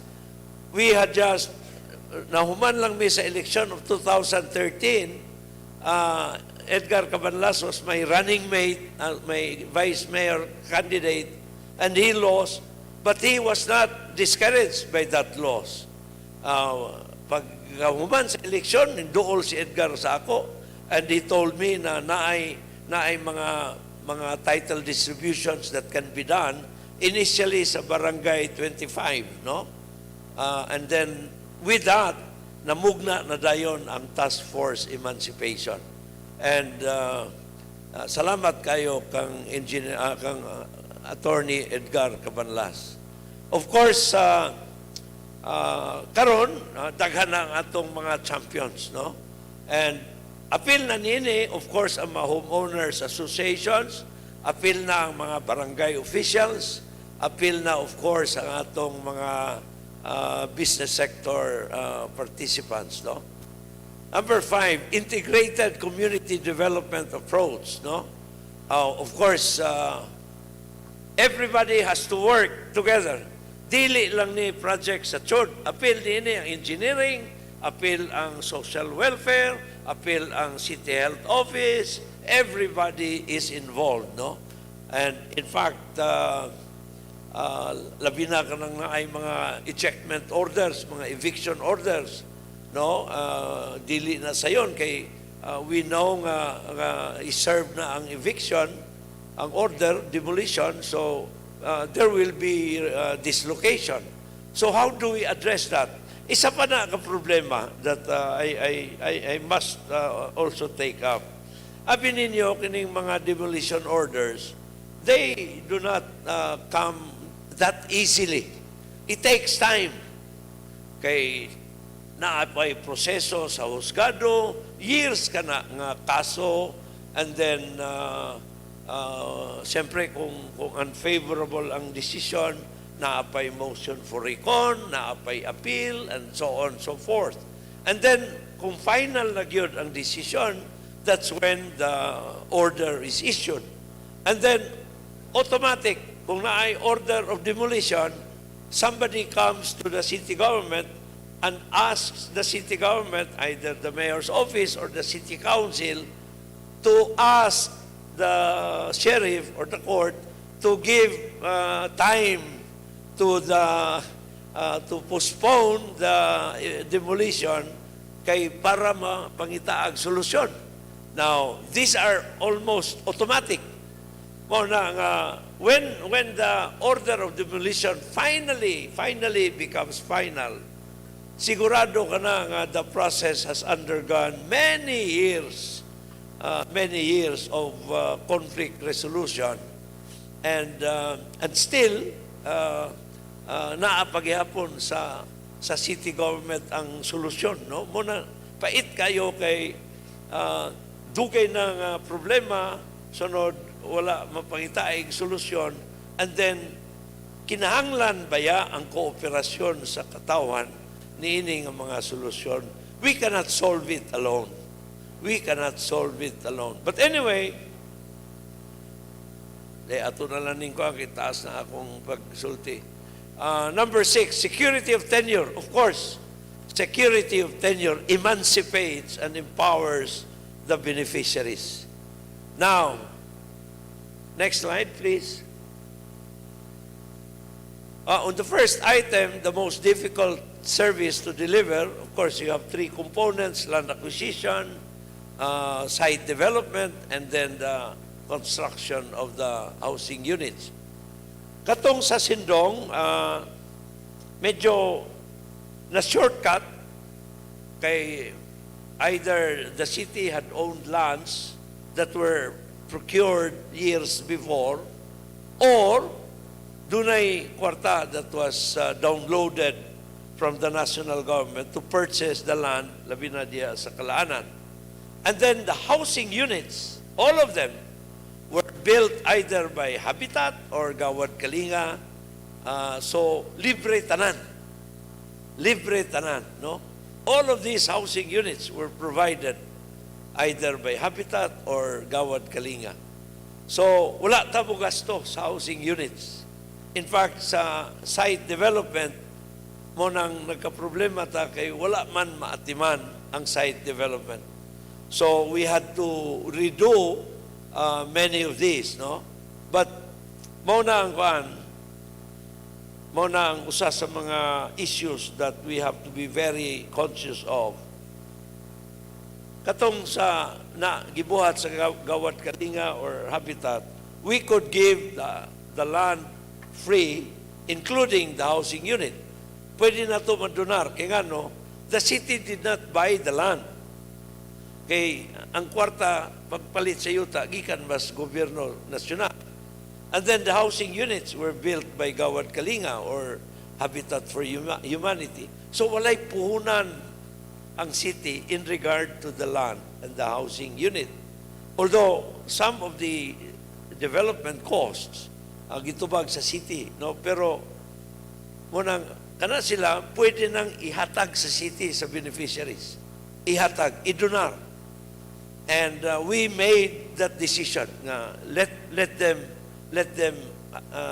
receive the land and the housing unit for free. Pero katong task force, katong sa piso-piso, gipalit man sa syudad ang yuta. Gipalit sa syudad ang yuta. So, bisag piso gani, dili mabaligya. Kay ang piso is much lower than the acquisition cost. No? Mao nang wala gid siya ma-implement, kay if that had been done, it would have exposed the officials to anti-graft cases. Kanang giving undue benefit. Kay kanang mupalit ka and then imong ihatag libre yuta, kuang kana, maigo ka diha sa giving undue benefit. Anyway, so somebody asked me, dili na ba ta makahatag og house and lot nga libre? Just the same as what we have done sa Sindong. And the only time siguro nga mahimo nato na is kung naay another Sindong mahitabo sa Dakbayan, no? Ay na. Di na ta mosugot, ana. Dili na ta mosugot. No more Sindong, No more sindong kay mahal kayo kana. Libre tuod pero mahal kayo ang price to pay. The lives of our loved ones dili kana mapalit. Mo na nga giatiman sa dato, now we can say nga there will be no more sindong sa dakbayan sa Cagayan de Oro. Wala na'y nagpuyo sa riverbanks. Salamat sa kooperasyon sa mga kapitan along the Cagayan River. Salamat po sa kooperasyon sa mga homeowners who had been affected. No? And then naanatay embankment from Makabalan to Makasandig and Bunbon to Balulang. And then naatay disaster risk reduction team nga organic yun. Unlike before nga volunteer group ang atong disaster risk reduction. So walay nahitabo nga katong sindong walay rescue nga nakatabang kay tanan man dungan-dungan na biktima. So karon kali sa Dios, the city has a city disaster risk reduction team. And I tell you, ang atong disaster risk reduction is one of the best among the highly urbanized cities, mga igsoon. One of the best. Magmahay sa si Ermin, kaya wala na ko maingon nga ang chud is one of the best. Pero this I tell you, sigurado ang chud nga one of the best because it is the only one department in the whole country sa mga highly urbanized cities focusing on real estate development. So, it should be the best. Kay siya ramang isa. So, asa na ta? Dito, number 1 pa man. Dini, number 2. Ay, katong number 1, balik tas number 1, no? Socio-economic development. Ini, importante kay ni. No? Socio-economic development of the resettlement communities. Like I said, every resettlement project is a city in itself. So, naadiya tanan, eskwelahan, child development centers, bisan gani health center, naadiya, no? Pasalamat ko sa atong mga departments for ensuring nga naay mga social services diya. Next slide, please. So, number 2, people's participation. I talked about the summits that we had, no? Una ning gigawas tong atong first summit, no? And then actions have to be undertaken by the relevant significant players. And then, of course, partners, importante kayo ang partners. We cannot do it alone. Everybody is a partner here. Next slide, please. Corambos, of course, land acquisition is our equity. And munang every land acquisition that is done, ang final discussion is with me. Matingala sila kay nganong gahangyo magid ko sa tag-iyang minusan ang presyo.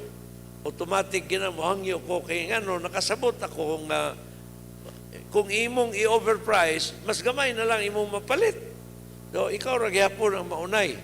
So, we must buy at the lowest price and the best possible land nga atong makita diha.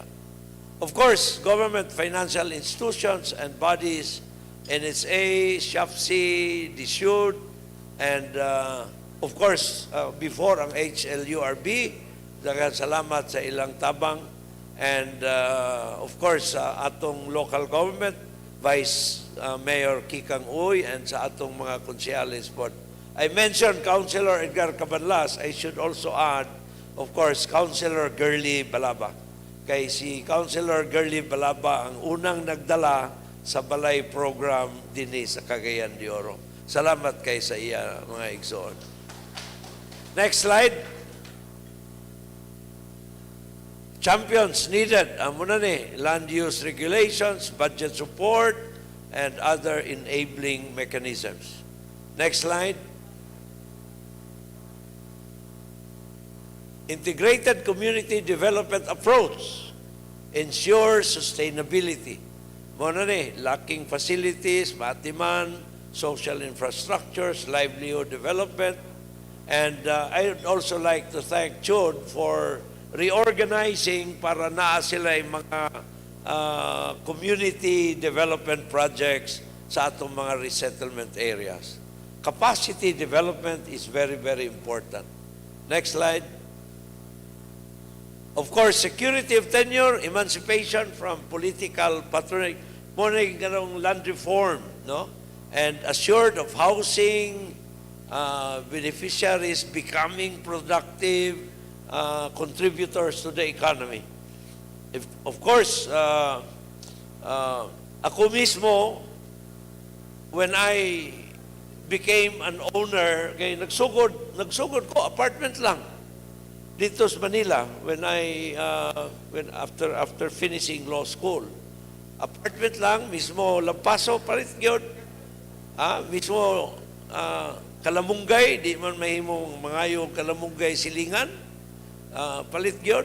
No, pero abin ninyo, when I was able to own a house for the first time, katuon lagi ko magbawon og paniudto para makasave sa akong lunch money. Kay siyempre bayad sa housing unit. So katuon kasar maningkamot kagyod kay you want your pay to increase as fast as possible para you'll have more money. Next slide, please. Challenges. Now, kini mga challenges nato. How to sustain emancipation. Now, it talked about the distribution of titles and unsaon nato pag-sustain. Now, we need everybody to continue cooperating. We need everybody to continue supporting our... Uy, niya man si Councilor Edgar Cabanlas. Ganina ra ko istorya bahin mo. Ha? Salamat kayo, Councilor. Muni siyang I remember human paging eleksyon mga August of 2013 nanawag siya nako. Siya na ay titulo diha sa Doors USTP na pwede na to i-distribute kay final ng decision sa Korte Suprema, sunod na anay mga beneficiaries niya. Kay palo man siya, kay iya man ang project before. So, what do we do? Sa atong i-distribute ang titulo sa mga landowners, mga beneficiaryo. And we did that. So, amin ninyo, di na ko malimtan na ay mga 90 anyos na to, Gar, no? 90 anyos nga babae, na kita hatag na kong title, abi ninyo unsa iyang gibuhat, iya ging gianao. Gipangita kaniya iyang ngalan. Eko, tiya, baliktad man na tiya. Sa baliktad man. Iya ging gipangita. Iyang ngalan gyud isa uy niya ako ngalan. Wow. Dili mapalit ka ng mga moments like that, no? Na-emancipate nimo ang tao. And in her senior year, twilight of her life. And salamat kayo, Councilor Edgar Cabanlas, for the support, no? And moto nga namugna ang Task Force Emancipation. Namugna ka na. And trabaho ang taon siya, pro bono. Pro bono. Salamat kayo niya na. So challenges, how do you attract more investments? Now this is a very real challenge. Munang dagan factors ani that affect the decision of investors to pour in their millions para sa usa ka lugar, no? Of course, ang issue sa Mindanao is very crucial. So importante kayo ang ma-implementar ang peace agreement with the MILF. And dako na kayong factor sa pagpatunhay sa kahusay o kalinaw sa Mindanao. Of course, ang insurensiya usab importante kana kayo. So I hope that kining mga programa sa gobyerno will be sustained to address those issues, no? Now dinhi sa Cagayan de Oro, of course, The challenge is how do you make Cagayan de Oro competitive? How do you make Cagayan de Oro, of course, attractive for education, attractive for settlement and things like that? Cagayan de Oro is very, very strategic. And dako kayo ang atong bintaha over, there are 33 highly urbanized cities in the country. And in Mindanao, there are 6. Na 6 of 33, that's a small percentage. Pero kanang unom sa Mindanao are Butuan, Iligan, Cagayan, Zamboanga, General Santos, and Davao. You will please note that diya sa unom, upat ni ana are along the northern corridor. Gikan sa Zamboanga, paingon sa Caraga. Zamboanga, Iligan, Cagayan, and Butuan. Duha dito sa southern part, General Santos and Davao City. Although, of course, dako kayong ekonomiya sa Davao City, no? But ang challenge is, how do you make Cagayan de Oro sustain its attractiveness, no? Kay we have many advantages, strategic advantages, I would add, like location, no? So logistics ni agyod sa Cagayan de Oro ang prime choice, no? And then education is also very crucial. So connectivity is Cagayan de Oro's main attraction. Plus, of course, people. Kaloy sa Diyos, no? Muna nga ang Northern Mindanao has the edge talking about the 6 regions of Mindanao. Now, of course, ang third challenge is how do you enhance the LGU capacity? Dili ni sayon kay normally ang mga subdivision projects are private sector undertakings. Now, pero maglisod man ang LGU kung ato kanang i-outsource na to, no? Maglisod. Kay mahitabo diha, it will be very expensive and insasad nga private sector nga no, lugar lisod kayo ang pag-maintain niya na, no? So we need to develop expertise, competency dinhi sa ato. And kaloy sa Diyos, ang atong chod is 4 years old na. Or 6 years old na day. Magulang na day, tigulang na day ang chod.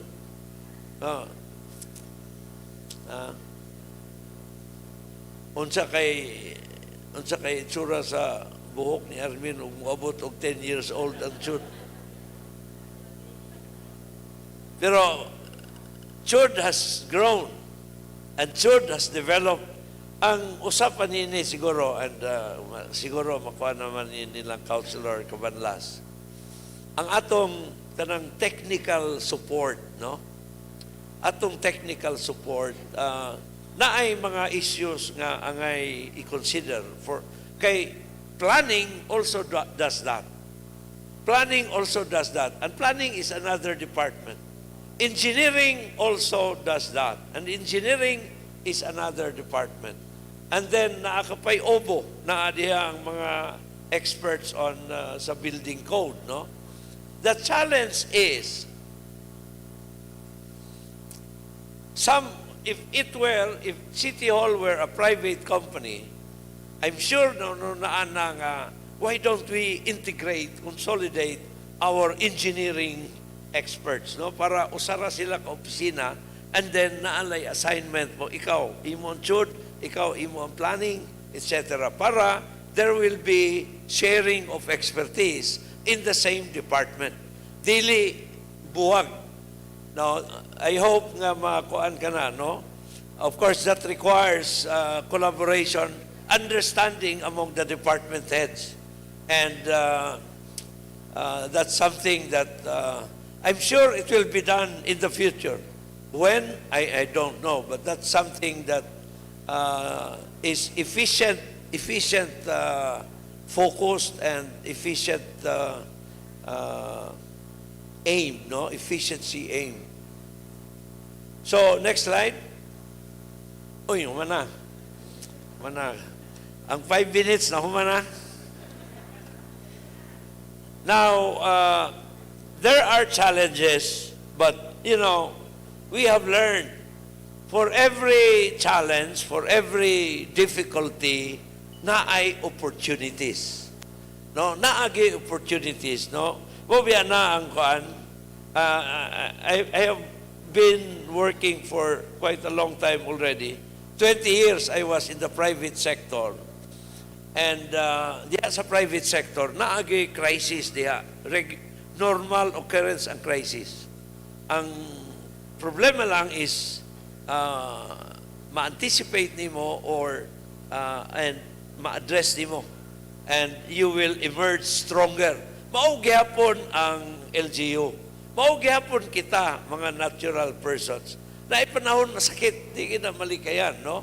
But ang kuan nato is how do we ensure nga we can overcome those difficulties, no? So, we have learned nga in every difficulty, in every crisis, in every problem, in every difficult situation, there are opportunities. And there will be many opportunities available nining atong resettlement program. And I tell you, maling Ginoo, we will succeed. Ang Cagayan de Oro will not only be a model, but mga real estate investors will also want to do business in Cagayan de Oro. Kali sa Diyos karon, everybody's coming here. Everybody's coming here, no? And because they know nga nakita nila ang potentials of the city. And we have not seen the best yet. Naapay daghan nga mga mahitabo. Like for instance, looking at the Metropolitan Cagayan de Oro angle, looking at the Northern Corridor angle, kananggikan ka sa Zamboanga del Norte, Misamis Occidental, Lanao, Iligan, Misamis Oriental, all the way sa Butuan, Agusan del Norte. You know, I talked to the Japanese ambassador, and ang mga Hapon, ganahan kayo na sila din sa ato, kay tungkol sa atong coastline. That's why naadiha ang Philippine Center. Kay ang atong coastal area is mga deep harbors na to, Villanueva, Taguluan, di na kinahanglan mo buhat pagdako nga pantalan, no? Kay kantil ang atong mga kadagatan. Sa mga kadagatan nga taas kayo ang laom, parehas upol. Sa inana. So maayo kayong kontor. Muragi plano gis Ginoong Misamis Oriental nga naay kantil naasay taas kayo ang hunasan. Lagindingan, etc. No? Diha sa Muog, laom na kayo.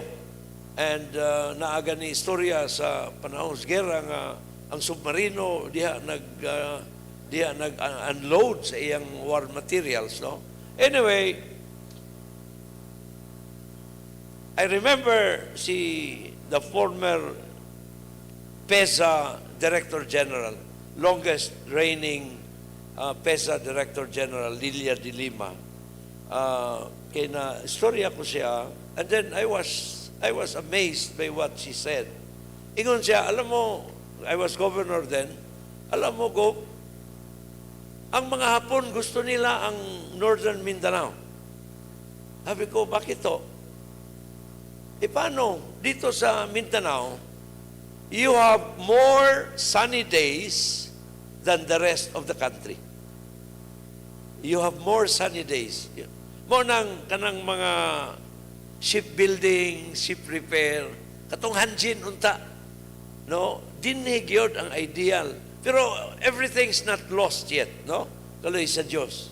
So, mo nang naapay mga discussions, I hope si Eileen will continue pursue the discussion with the Japanese group.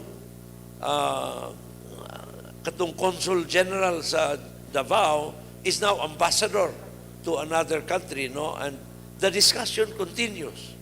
And usa sa mga possible areas niya na is ang corridor sa Mindanao, gikan sa Zamboanga, Osamis, Iligan, Cagayan, all the way sa Butuan, no? Will become an investment destination for ship building and ship repair concerns sa Japan, no? So dagan pa mga igsoon ang ato lang kinahanglan lang buhaton nato is magtinabangay, and of course tabangan pod ang atong gobyerno. Let us support Mayor Clarex. Kinahanglan niya ang atong suporta, and ayaw kabalaka sa intriga. At the end of the day, the truth, kanang saying bitaw, veritas liberabit veritas liberabit boss, the truth will set us free. Thank you very much. Thank you, and salamat po sa suporta sa tanan. Daghang salamat. Daghang salamat, Mayor Oscar S. Moreno. Sir, we want you to stay on the couch, sir. Kasi papunta pa tayo sa exciting part. Ayan, I know you're all, kanang full na with our snacks this morning, but papunta pa lang tayo sa exciting part because we will be entertained by the Cagayan de Oro City Chorale with a song number that is very dear to Mayor Moreno's heart. Ang Sakayanon, arranged by no less than the mother of Mayor Moreno, Ma'am Inday Moreno. A round of applause please for our Cagayan de Oro City Chorale.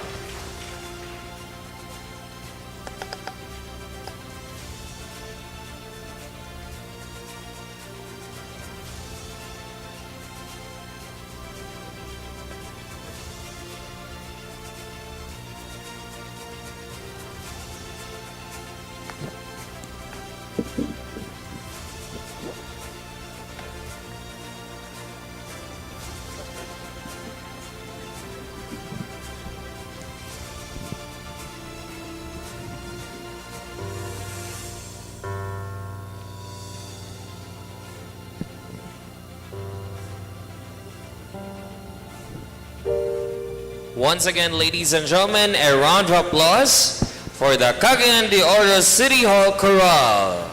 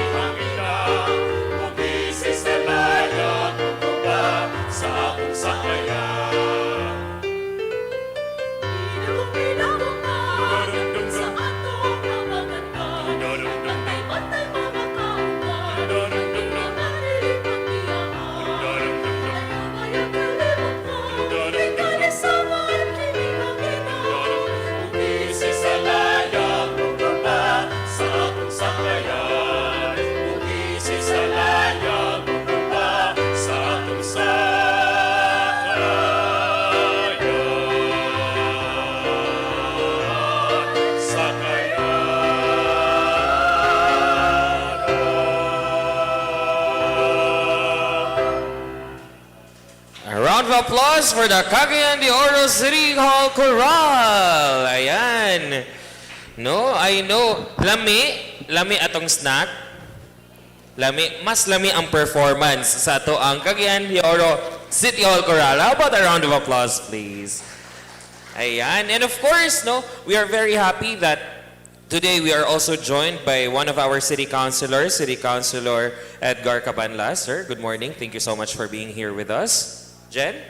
Yes, and of course, since mo naman to siya ang exciting part, we will go to the most exciting part. More exciting part. All right, so we will proceed to the pro-action or the CDO housing engagement situationer, challenges, and directions. So this will be facilitated by one of the finest moderators. Yes. That we Still have. from the Cagayan de Oro City Hall. Yes. Our friends from the Invest. All right. Let's all welcome on stage Ma'am Simonette Sagaral and Mr. Jasper Hasildo. A round of applause, please.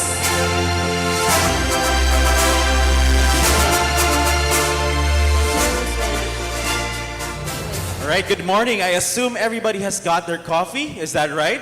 Or for this case, juice, and of course, the wonderful snacks that was provided to us by this event.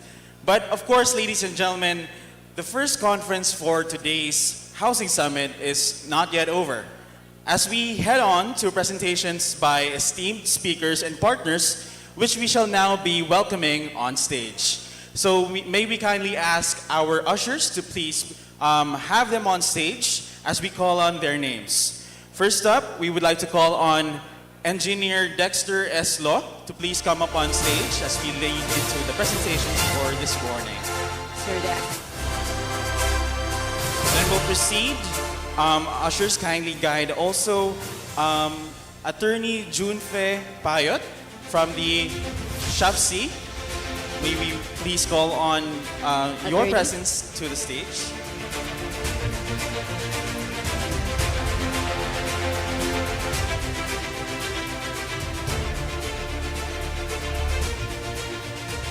And of course, we are also this event is also attended by the Assistant Secretary of DSUD. And we would like to call him also on stage. The Honorable Daryl Brian Villanueva.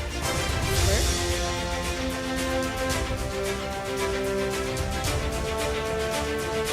And of course, we shall also be joined, of course, by a representative of the City Council, none other than Councilor Ed Cabanlas on stage for this next session, which we will be holding, which is still part of the first conference for today's Housing Summit.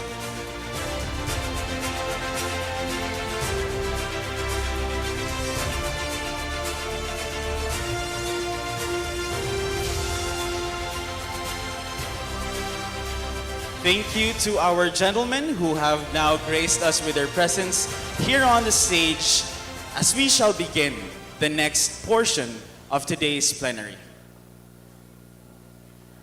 Our first speaker for this portion has extensive experience in international development and humanitarian work. He is highly skilled in sustainable development, capacity building, international development, project planning, and program management.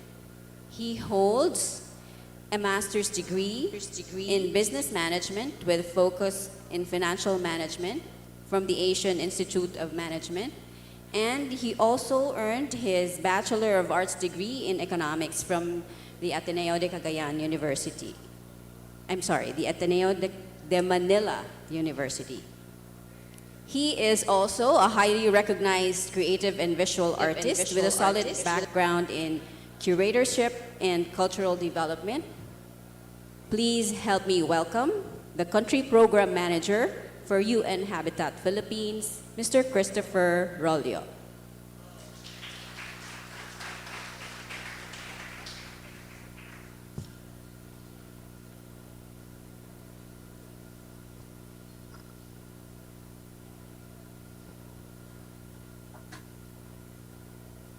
Of course, Mr. Christopher Rolio is also joining us via Zoom, so we will be checking in on his presentation through the LED screens you see in front of you.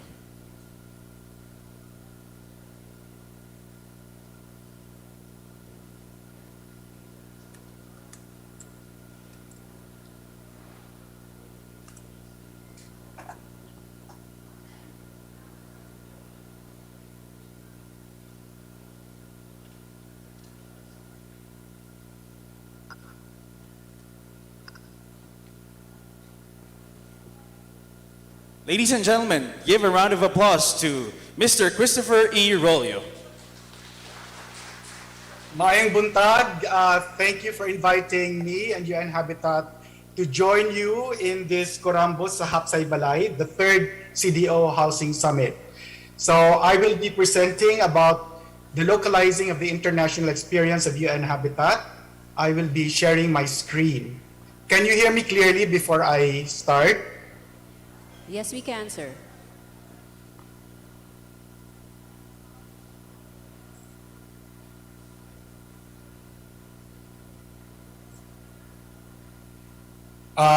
Okay. I hope you can see my screen now. Yeah, so I'll be sharing more about the People's Process, localizing UN Habitat's international experience. And this is actually informed by the various experiences of UN Habitat in Asia Pacific and other parts of the world. So this process has been implemented in various scenarios like the Indian Ocean tsunami, the earthquakes, cyclones, and even on post-conflict projects in Afghanistan, Iraq, and Sri Lanka. And this approach we have applied also in the Philippines through UN Habitat's project and various sites all over the country. This is a very well-documented process, and these are some of the publications that have been written about this to share this approach and the experience to other parts of the world. UN Habitat has also come up with the Cities and Pandemics Towards a More Just, Green, and Healthy Future publication in response to the COVID-19 pandemic. What is the role of cities in a pandemic scenario? We know that cities have become the epicenters of the COVID-19 pandemic, and therefore it is important to understand the role of cities in terms of how it can face the challenge and harness the opportunities brought about by the pandemic. So this publication actually talks about four main topics: rethinking the form and function of the city, addressing systemic poverty and inequality of cities, because we know that the COVID-19 pandemic really hit the most vulnerable members of our society, especially the urban poor and the informal settler families. Of course, rebuilding a new normal after the pandemic, and really looking at how do we make our value chains in the urban economy more resilient to pandemics and other disasters, and then clarifying urban legislation and governance, looking at whether existing policies and guidelines are still relevant to a post-pandemic recovery and rehabilitation scenario. Also, our projects here in the Philippines has helped inform this very recent publication published just this year on the Environmental and Social Safeguard System, which is a framework that outlines UN Habitat's and the UN system's commitment to capacity and procedures to assess and manage the environmental and social risk of projects so that we can assure sound environmental and social performance for avoiding or minimizing indirect or unintended risks and impact of UN Habitat projects. So this is applicable to UN Habitat projects as well as to other projects by other development actors and even for government. We have integrated this in the people's process approach, which I will be sharing now. But basically, the people's process looks at the 5 steps and also very specific ESS principles. There are 10 of them, and how the ESS interventions are integrated into the whole process. So the housing projects that I'll be sharing are those that we have implemented post-Yolanda or Haiyan in Region 6, covering the 4 local government units of Roa City, Pontevedra, Panay, and Estancia, and then Tacloban City. And of course, the most recent is the post-conflict housing project in Marawi City. And of course, I cannot finish this presentation without citing the project of Cagayan de Oro for flood and overall resilience.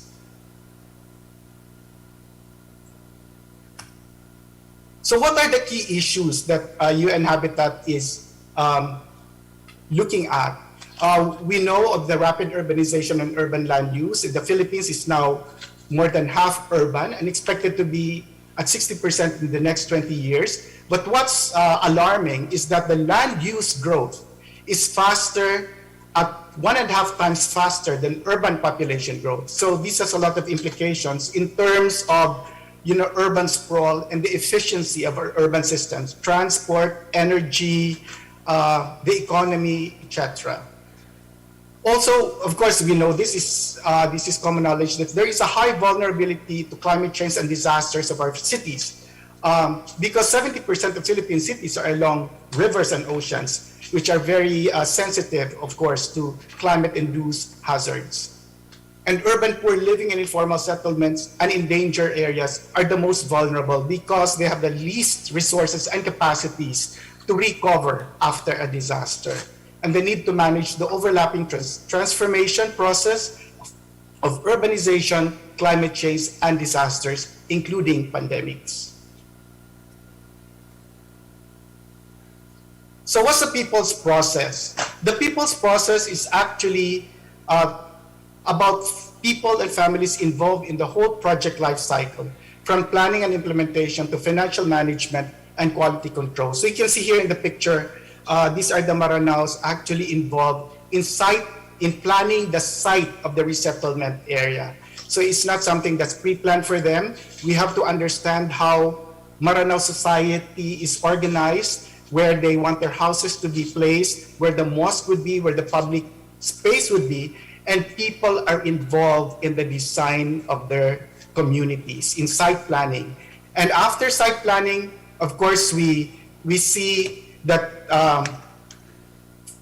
families are also provide their ideas in terms of what their ideal house would be. The picture on top is the house that we designed for our post-Yolanda projects, and the one below is the Rebuilding Marawi projects.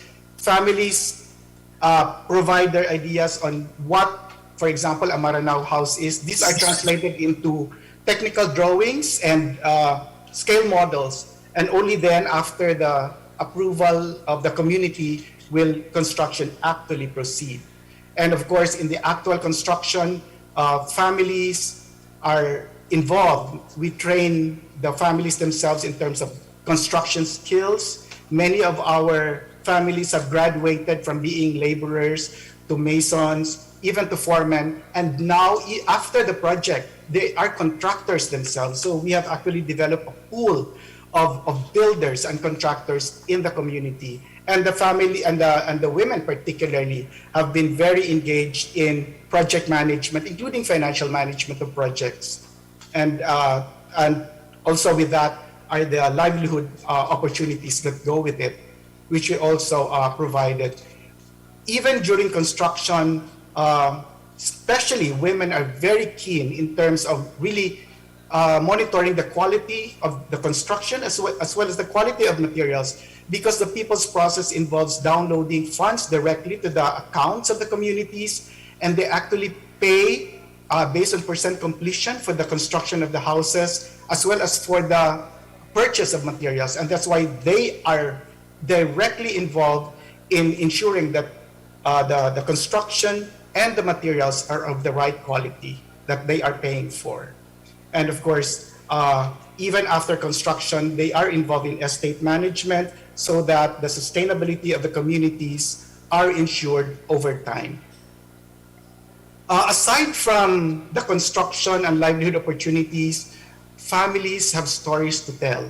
And that's why we also really empowered communities to share their experience and to build the social fabric, the broken social fabric, by giving them the power to speak for themselves and not being spoken for by others. And they have actually come up with this community newsletter that they regularly publish on a weekly basis that they edit and write themselves. No? Aside from that, part of the project is a GIS-based land and housing database for tenure security. So the social tenure domain model that we implemented in Marawi actually tracked families from where they were in ground zero, no? And where they are now in the resettlement sites. So it really helps in terms of identifying the right beneficiaries, although we call them home partners now, and trace where they were before and after the project. This also helps in terms of really justifying their selection into the project, because of course housing units are limited and families are more than the houses, and therefore we have to have a very strong basis for the selection of families. And of course, this database will also be the basis for the process of providing them secure tenure through the titles of their houses and land. So what's the result? Because of this process where families are very much involved in the whole, in the whole continuum, we have faster construction and resolution of issues. In fact, it's the families themselves who find solutions to, for example, if there's heavy rain and construction sites are impossible, they were the ones who really looked for ways and means, like even the use of carabaos and horses so that materials can be transported. Better quality of materials and construction because they themselves do the quality inspections. Is transparent and accountable finance. The homeowners associations regularly meet to look at the financial management, at the financial records and financial transactions, and ensure that everything down to the last centavo is accounted for. High level of acceptability because everything has been planned, designed, and implemented with them, no? From site planning to construction, even to estate management. And therefore, we have empowered an inclusive community that result in better structural and non-structural resilience. Because when we talk about resilience, it's not just about the houses, the sites, but also the capacities of people, the bonds of the community. There's partnerships with government and other actors so that they will be able to recover and rehabilitate and rebuild even after a disaster. So, of course, these are very specific housing projects, but I just would like to mention and acknowledge really the very good example of Cagayan de Oro, and we have been sharing this all over the country and in international platforms, the Hapsay Sapa experience of Cagayan de Oro, which looks at housing not just as in isolation, but really in a holistic, integrated manner. not just about regular dredging of the Bitanag Creek in this case, and not just about solid waste management, and not just about relocating families, but really looking at an integrated approach to transform communities with the communities themselves. So you can see here the picture of Bitanag Creek that is very prone to flooding, it's very vulnerable, solid waste is there. But after a series of really talking directly with families, of course with the leadership of Mayor Moreno and the barangay and all the actors, the families themselves even volunteered to self-demolish their own houses so that the project can be implemented. We also have participation from the different water and electric utilities.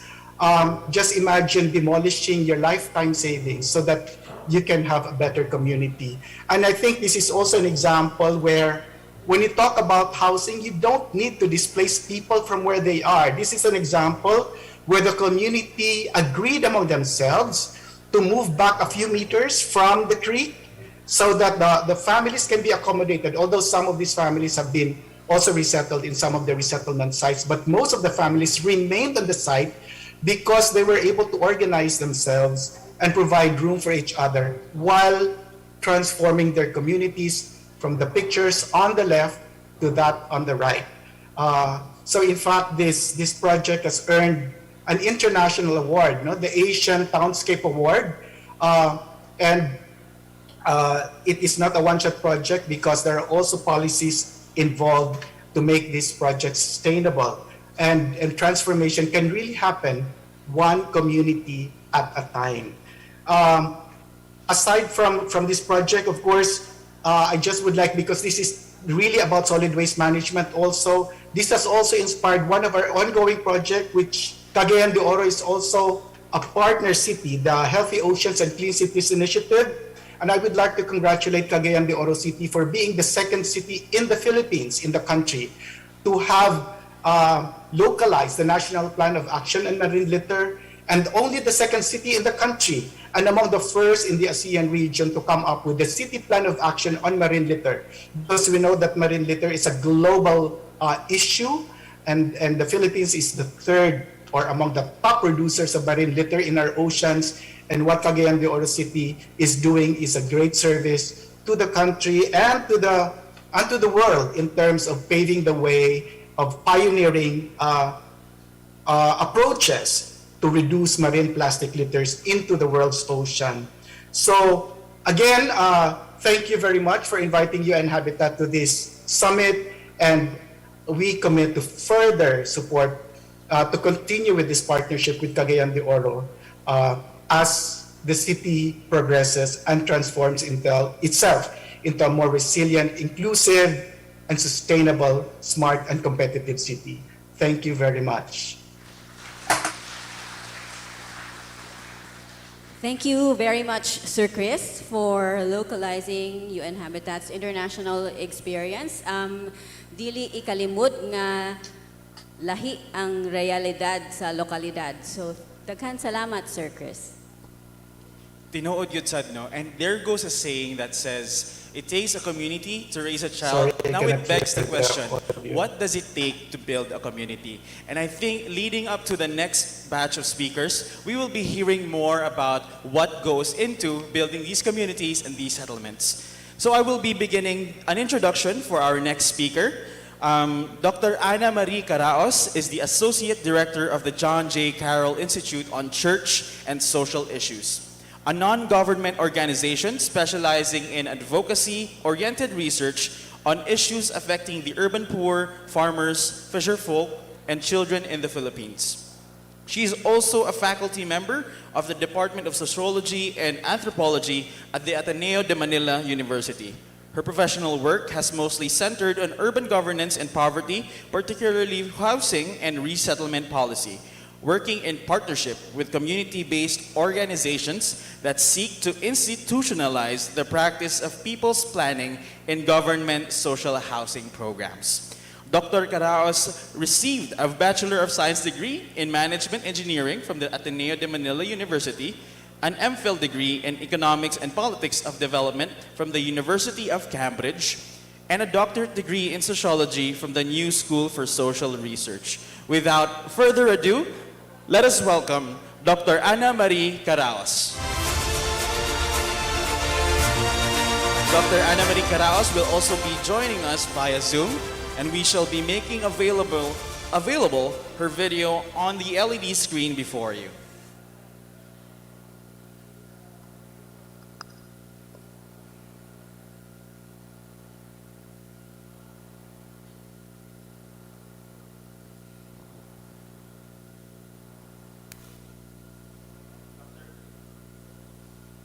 Dr. Caraos, you may now have the stage.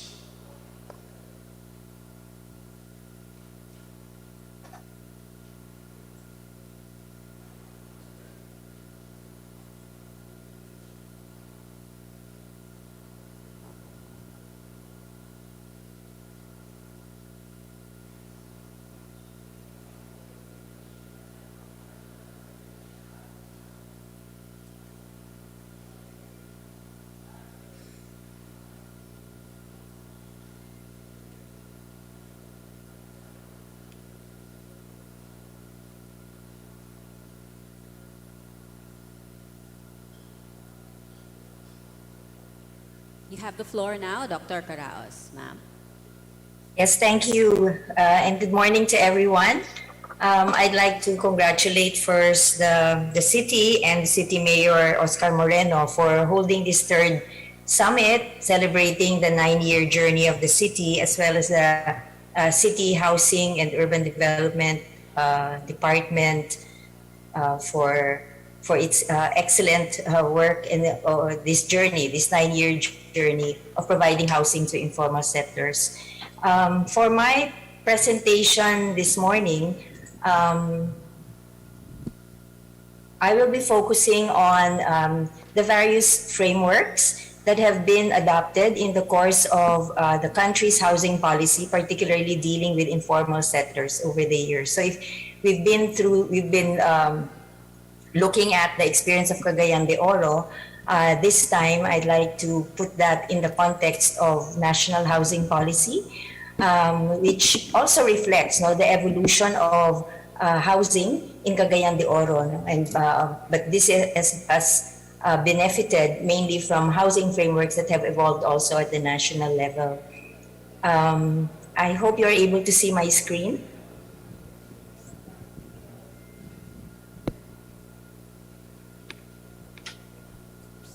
Yes, we can see your screen, Jay. Thank you. First of all, I'm coming from a non-government organization that has been engaged in housing policy development and advocacy for the past, I would say, for 30 years, from the late 1980s to the present time. So the outline of my presentation, and I hope I can do this very quickly, is to look at the evolution or the journey from a focus on the provision of secure tenure to informal settlers by the government, and then to more emphasis on participatory people-led housing. And I'm very glad that Chris really put focus on this aspect, this dimension of the provision of housing, the participatory approaches, the people process approach. Sometimes you also call it the people's planning approach. And then the third framework is resilience building, which Chris also touched on. And this is mainly in the context of the vulnerability not only of the country to natural disasters, but also particularly the poor in our country. We know that they are exposed to so many vulnerabilities, and housing is only one of them.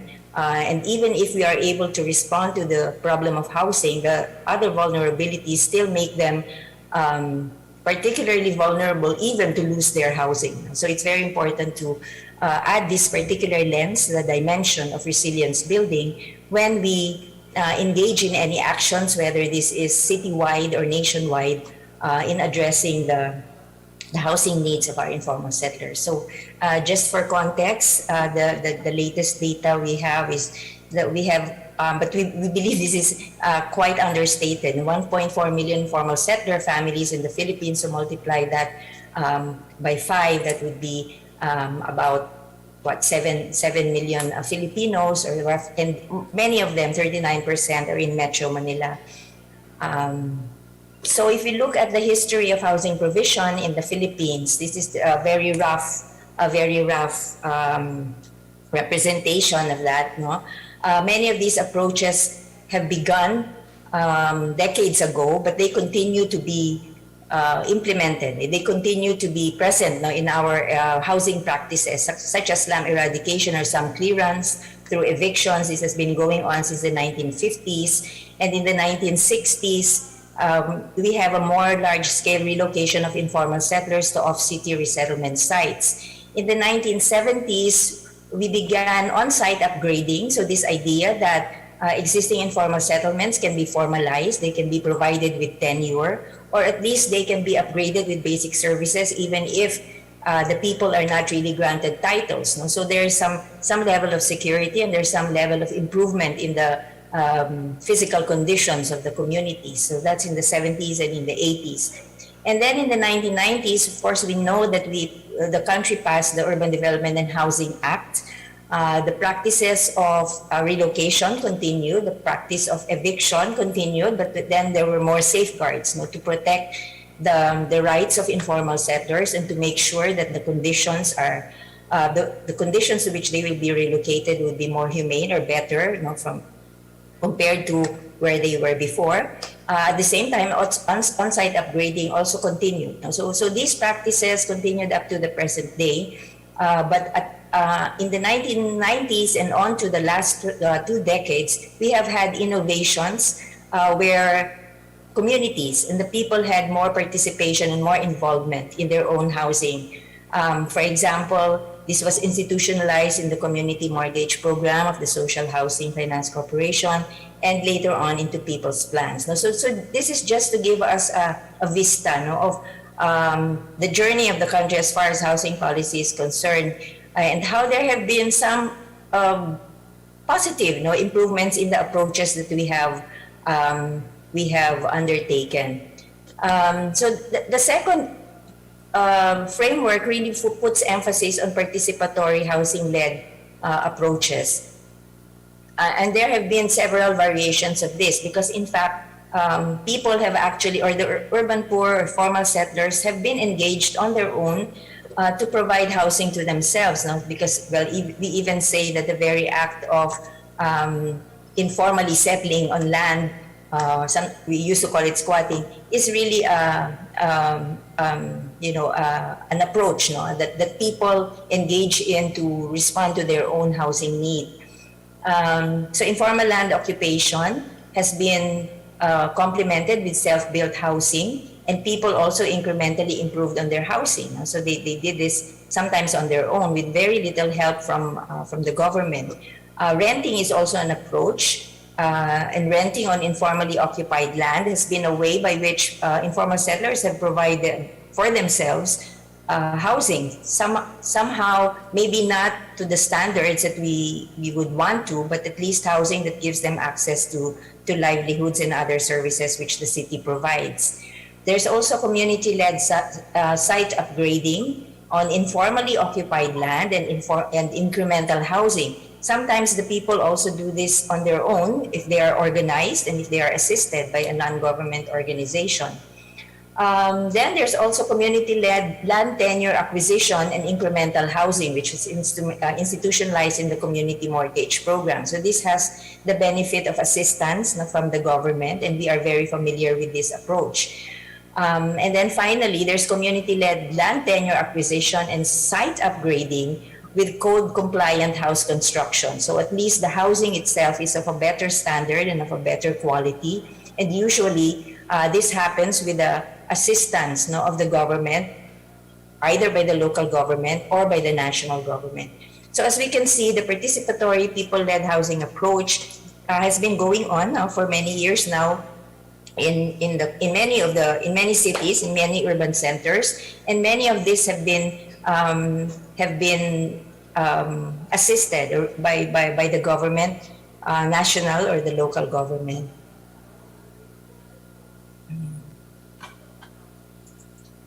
Okay, Now to go to the resilience building framework. This framework is sourced from a technical assistance project that was initiated by the Asian Development Bank, known as the Advancing Inclusive and Resilient Urban Development Targeted at the Urban Poor. It's a technical assistance project which started sometime in 2018, and they conducted a forum last year in November, in which there were many ideas, no, that could actually be put into action, no, by national government agencies and local governments. No? And I thought that it would be nice sharing this framework because it will be useful for refining the already very good approaches, housing approaches that are being undertaken on the ground, especially by local governments. No? So what is this resilience building framework? First of all, it focuses on addressing the multiple vulnerabilities of the urban poor. So from simply focusing on the need for housing and for providing secure tenure, and for simply involving people so that they can have participation, real meaningful participation, no, in the acquisition of security of tenure, land, and housing. From that, it focuses on really addressing the vulnerabilities of the people who will live in these houses, no, that we are building. Because know that, as pointed out by Chris earlier and by Mayor Moreno, the Philippines is really vulnerable to natural hazards, natural calamities. And so even if we are able to provide them with good and high standard housing, it is not a guarantee that they will be able to withstand the impacts, no, of these climate events. So the best way to really prepare them is to address the vulnerabilities at their source or at the core, which has to do with, well, many things, no, poverty, with health, with education, and even in the way we plan our cities, no, urban planning and development. So the framework that we are introducing here, and we hope that more and more local governments will come to embrace this framework as well as national agencies, is that this approach really requires interventions across 6 policy areas and sectors. And I've listened to the presentations earlier, and I've seen that even in Cagayan de Oro, I think this mentality has already started to inform, no, their policies. This idea that the different, I was listening to Mayor Moreno earlier, different departments, no, of the city, for example, not working within silos, but starting to really look at the intersections, no, of their work, of their mandates, so that they are able to deliver in a more holistic way the services that have to be provided to the poor, no, to the most vulnerable and to the marginalized. So it's not just housing and shelter. So we're now really looking at addressing vulnerabilities, and therefore the need to synergize the interventions across different policy areas. And among them are housing and shelter, of course, that's at the center of it too, livelihoods, community-driven development, the community-based approaches that was talked about earlier, but also social protection. This is very important. This is not just the provision of ayuda when there is a disaster, but really preparing them and putting in place mechanisms so that responses can be provided on time and well targeted to the people who actually need them.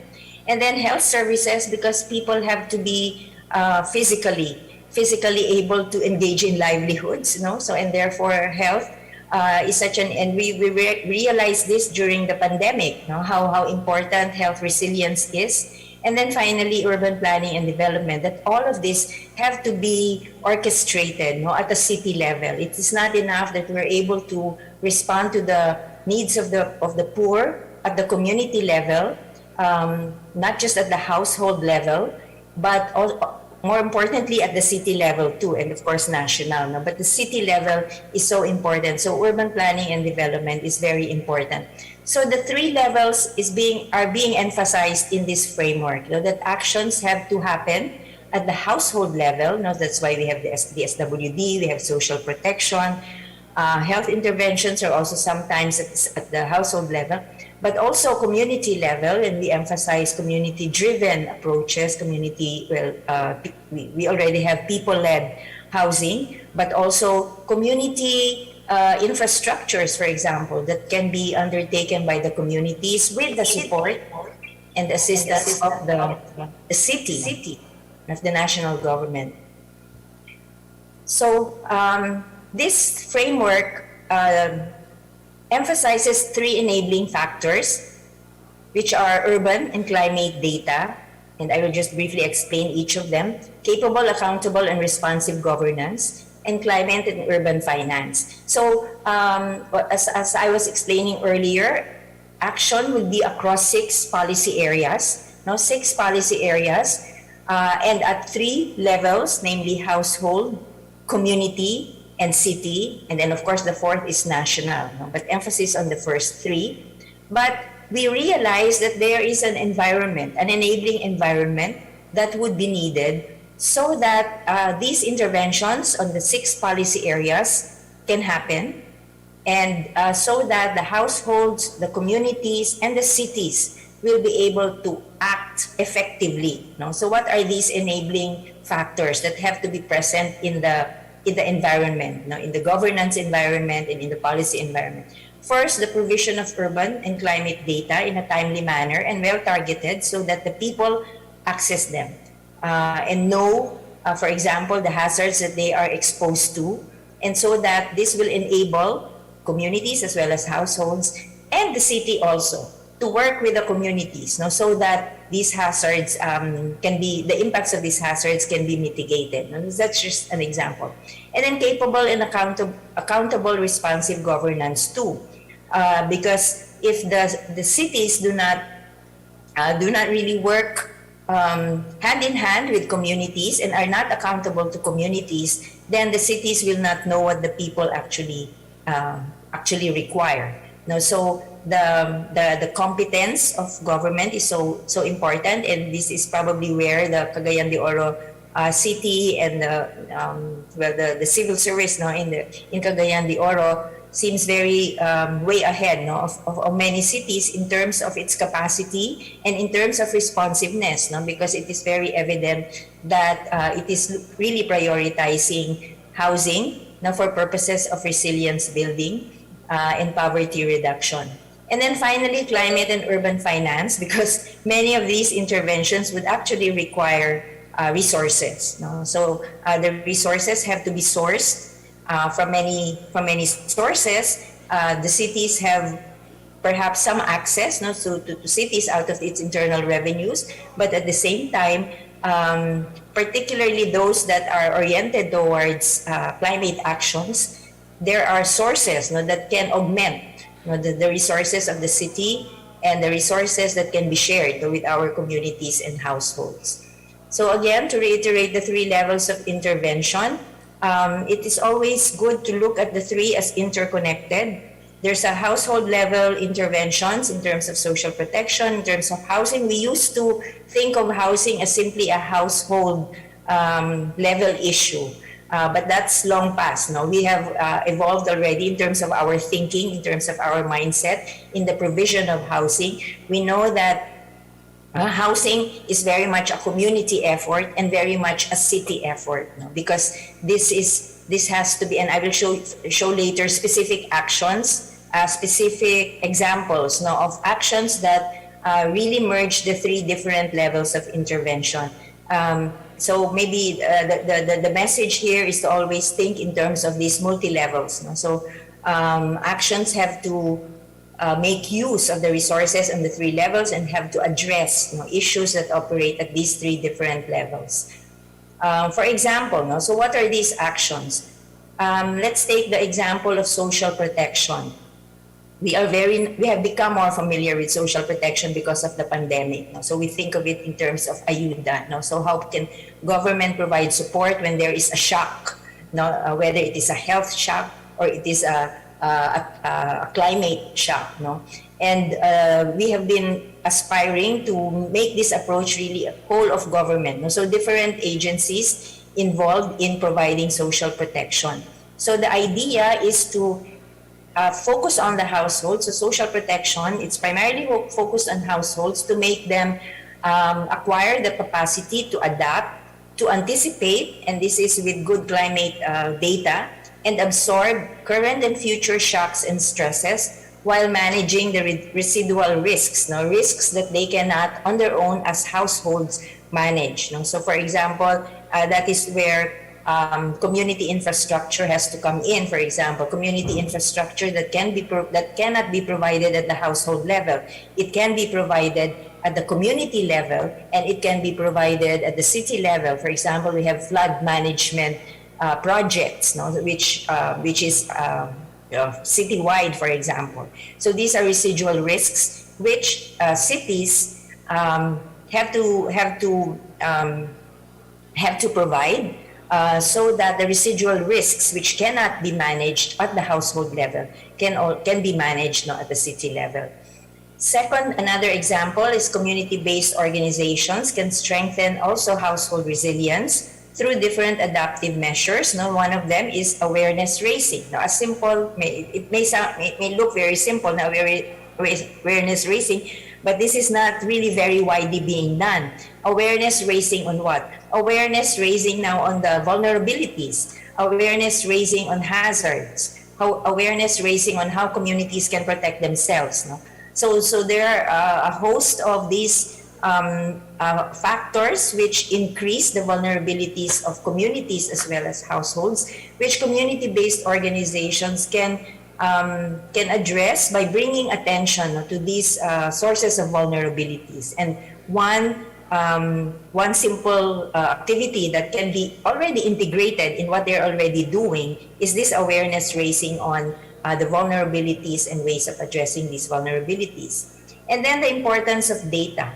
Data to ensure appropriate interventions reach the right people, particularly the people themselves, our community partners themselves. Sometimes we only think of data users as government agencies, as if they're the only ones who need the data and who use the data. But important climate data and socioeconomic data have to be also shared with the communities, with the people, so that they improve their access and improve decision making, including, for example, many communities are already doing this mapping and cross-sectoral data and mapping so that they become more aware of hazards in their communities. But aside from that, city-level data is also important for the communities to have, so that they can make their decisions based on evidence.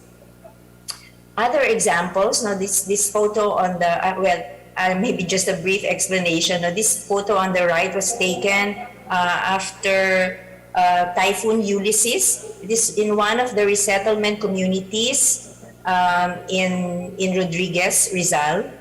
This attests to the fact that even if we build compliant or building compliant housing, such as the resettlement site housing that provided by National Housing Authority, for example, they are not a guarantee that they can withstand but typhoons of such magnitude as Ulysses.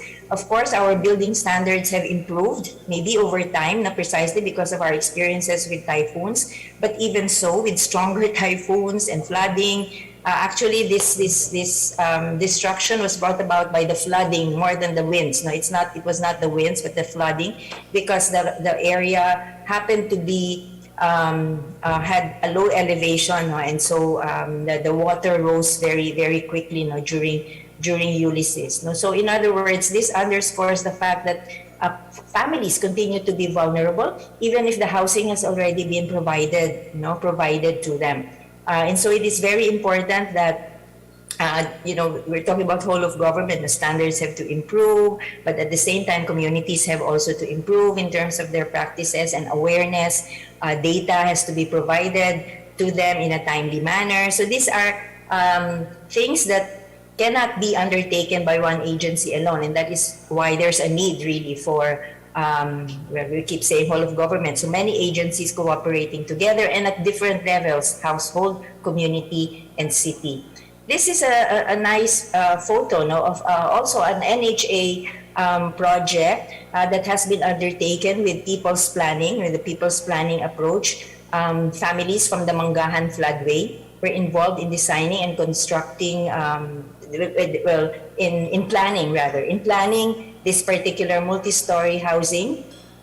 So, so this illustrates that there's really much that can be done to transform the living environments of poor communities so that they're able to gain not just secure tenure but also greater safety and greater access to services that can improve their conditions and reduce their vulnerabilities. So access to livelihoods such as remaining in the city, in city housing, and at the same time access to services that are provided by the local government.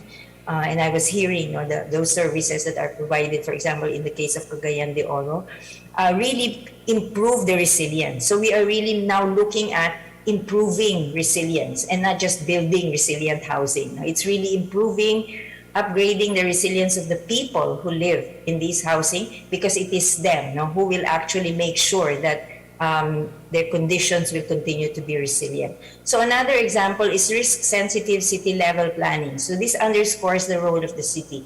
How does the city plan its investments in infrastructure, particularly focus on risk-reducing infrastructure? So the example that was shown by Chris earlier of such an infrastructure, and other community identified sub-projects which could even employ community-driven development approaches. In other words, with real participation from the people themselves, and not just participation in planning it. Sometimes there are also examples of community infrastructure that have actually made use of labor from the communities. So it even adds to the livelihood to the livelihood benefits of a community infrastructure if the people are themselves actually engaged in constructing them.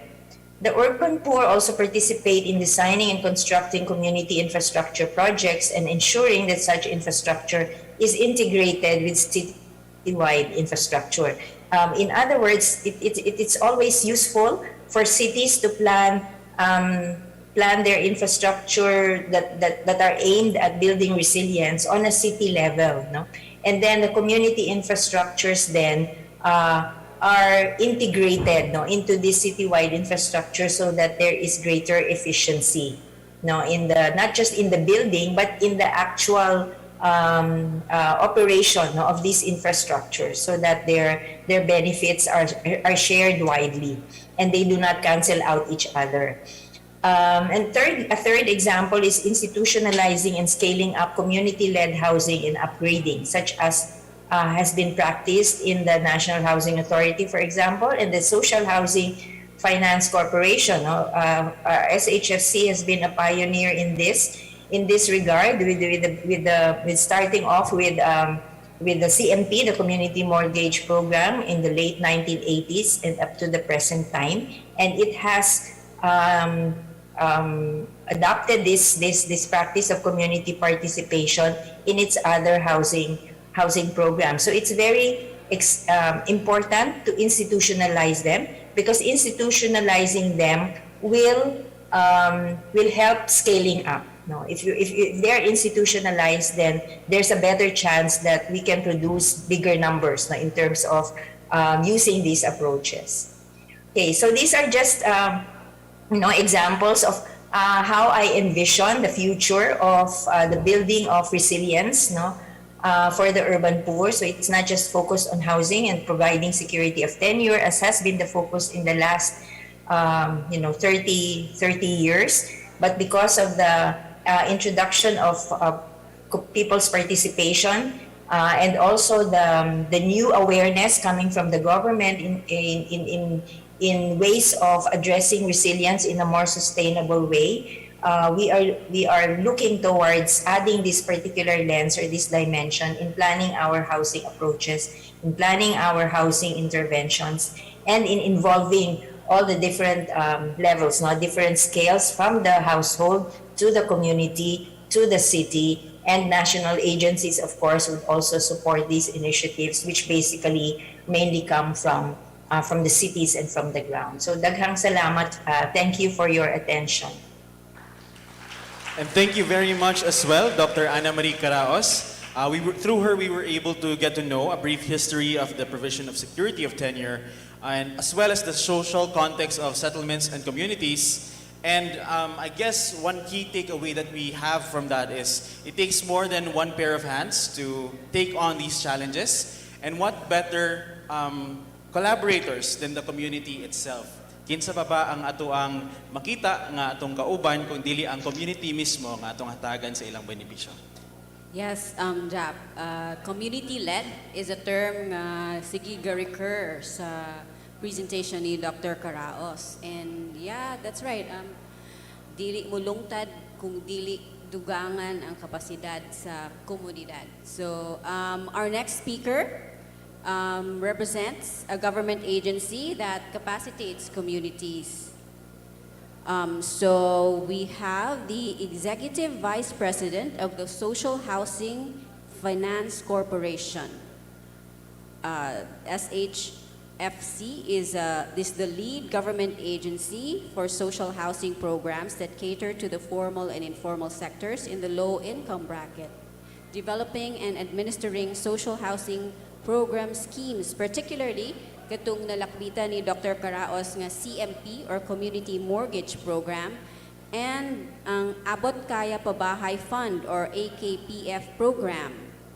So please help me welcome a lawyer and an environmental planner, Attorney Junfe Gilig Payot, ENP.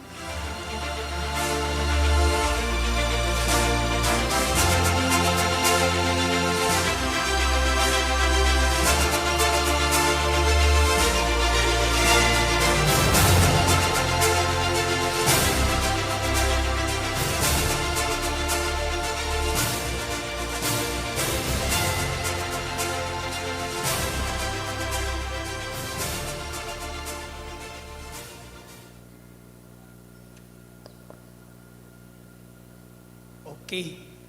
Hello, good morning everyone. Maayong buntag. Magandang umaga po sa ating lahat.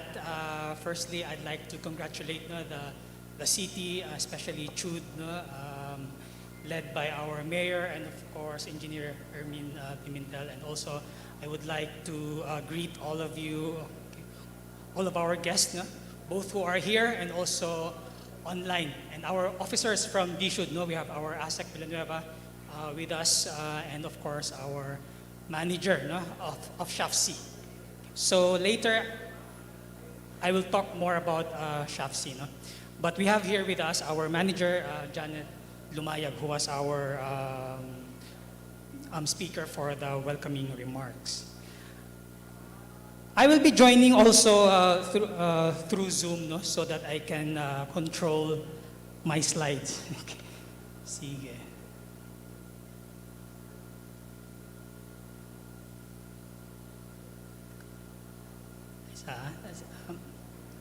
Just wait a while, Okay, I think. All right. So this morning, I'll be talking about developing social housing,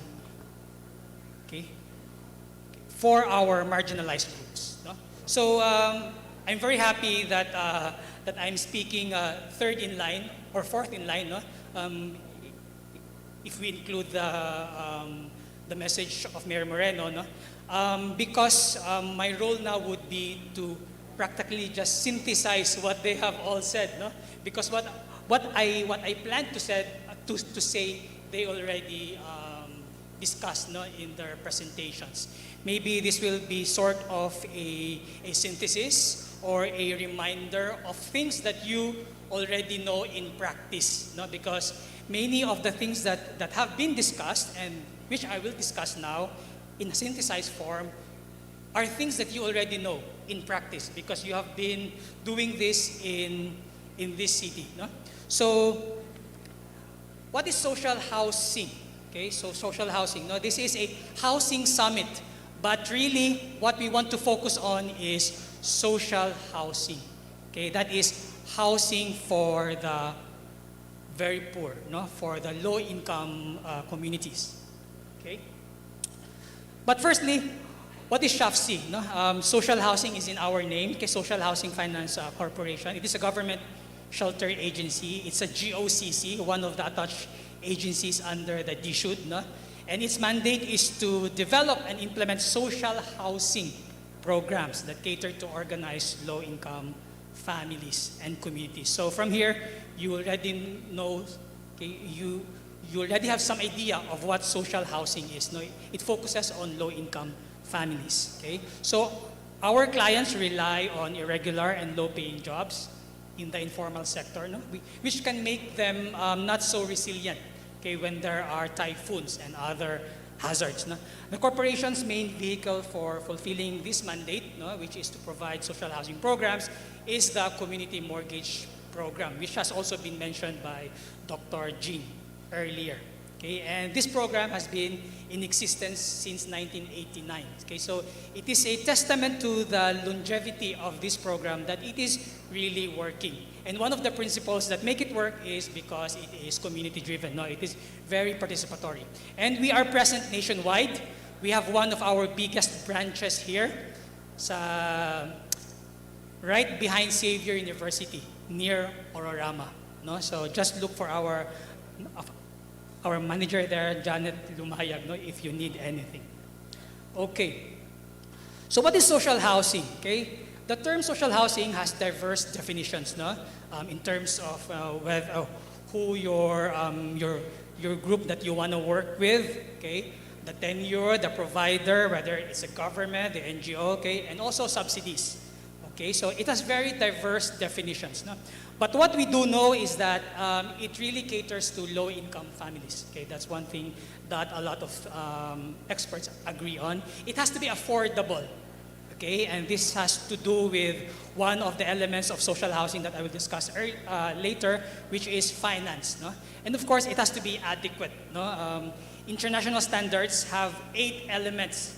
Okay, they came up with 8 elements. The UN came up with 8 elements, no, on what constitutes adequate housing. So this is not just about housing, but social housing, adequate housing. Okay, not just any housing, but adequate housing. And of course, this term is also very value-laden. No? We all believe in the right to adequate housing, and we all agree on a minimum quality of life, which requires housing. No? And also, we all agree that no one should be left behind. No? So that is why this is also a very value-laden term. No? Just the mere fact that we are focusing on social housing means that we believe in this value, that no one should be left behind. So, let me now go to the main components, no, of social housing. Okay? These are just some of the 6 of the main components. There are many other important components, but these 6 I will discuss this morning. First, you need to have a legal framework. Okay? You need to have a legal framework, and we have this in the Philippines. No? We need also to have institutional arrangements. No? And later, I will discuss the idea of urban governance versus urban management. Okay, so what's the difference? Okay, some of which have been discussed earlier also. So this morning, I will just be providing you frameworks, jargon for concepts that have been discussed by earlier speakers, no, by Chris and Dr. Jing, and even by Engineer Ermin and Mayor Moreno as well. Third, subsidiarity. No, this principle of subsidiarity, very important. No, any institutional arrangement should recognize this. And this is where the people's planning process comes in, no? The participatory approach, the central role of communities and LGUs. Okay? And of course, finance, very important. If one of the main, main operational words, okay, in social housing is affordable, you need to have a finance system, okay, that will make housing or social housing affordable. And you have to offer a lot of options, no, for our communities. You have to have a flexible menu. And SHAFC has 12 modalities, no, to offer to our communities. And finally, social services. And This is consistent also with what have been discussed earlier about the need for livelihood, no? The 6 policy areas of ADB's 6 resilience building framework. No? So these are the 6 elements of social housing, of how you develop social housing. Okay?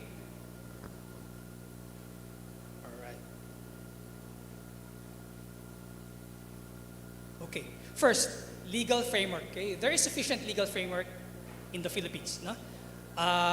In fact, okay, our very own constitution, the 1987 constitution, okay, emphasizes the right to adequate housing. Okay? The need to have a program of urban land reform and housing which make available housing at affordable cost. No? Housing with basic services. Okay, please take note of that. So the mere fact that it is in our fundamental law of the land, no, shows how important housing is, especially social housing. Especially social housing, no, very, very important. Also, this is in our local government code of 1991, no, which gives local governments the power to expropriate property for the benefit of the poor and the landless. No? The same law says that the LGUs need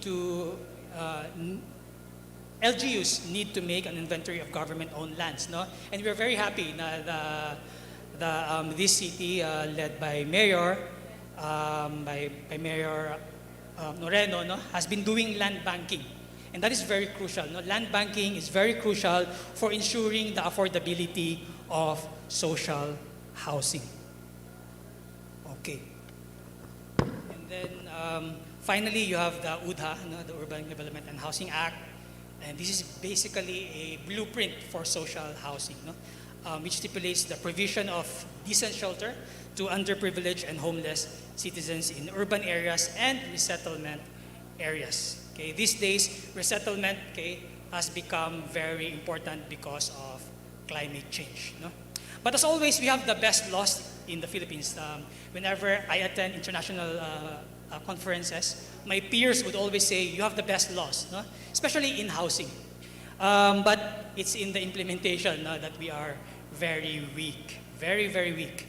And so we're very happy and would like to congratulate the LGU of, again, De Oro, no?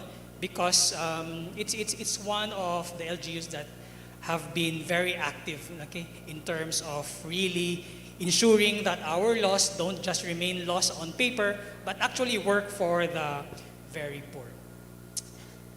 Okay, now, second element is institutional arrangements. No? The complexity of urban environments and also the issues that we face, no? And especially the acquisition of the right to adequate housing, okay, it's very complex. Everyone has emphasized that. No? All the previous speakers have emphasized that. In fact, it's so complex that it has 6 policy areas, no? as discussed by Dr. Jing. And always at the Ateneo, where Dr. Jing is also a colleague of mine, and by the way, she was my boss before for 9 years, no? Sa John J. Carroll Institute on Church and Social Issues. Very good mentor. So, as she discussed, there are 6 policy areas. So it can become very, very complex. The urban environment, the issues that we face can become very complex. And that is why you need very good institutional arrangements. How do you make very good institutional arrangements that will really address these complexities, especially in the provision of the right to adequate housing? We need to think in terms of governance, not just management. Okay? Management before, okay? The framework before was management, which tries to control everything in the city. You try to control very, very top-down. But we now know that there are self-organizing networks, POs, NGOs, they organize themselves, and they take part. They want to take part in improving our lives, in improving the life in the city. And so we need to shift to this idea of urban governance, not just urban management. Urban governance is less top-down. No? It recognizes that there are vertical and horizontal relationships and complexities that you need to address, no? or recognize. Also mentioned earlier is the need to work at multiple levels of governance and development engagement, and therefore also the need for collaboration and participation. No? Because all of this will enable us to pool our resources. No? This is the very theme of this morning's Housing Summit. No? The pooling of resources, kurambos.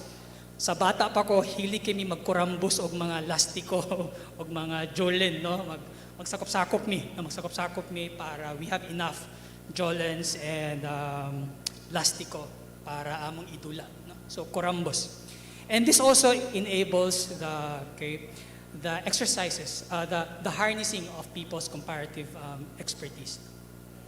Okay, so urban governance, this is really about collective action.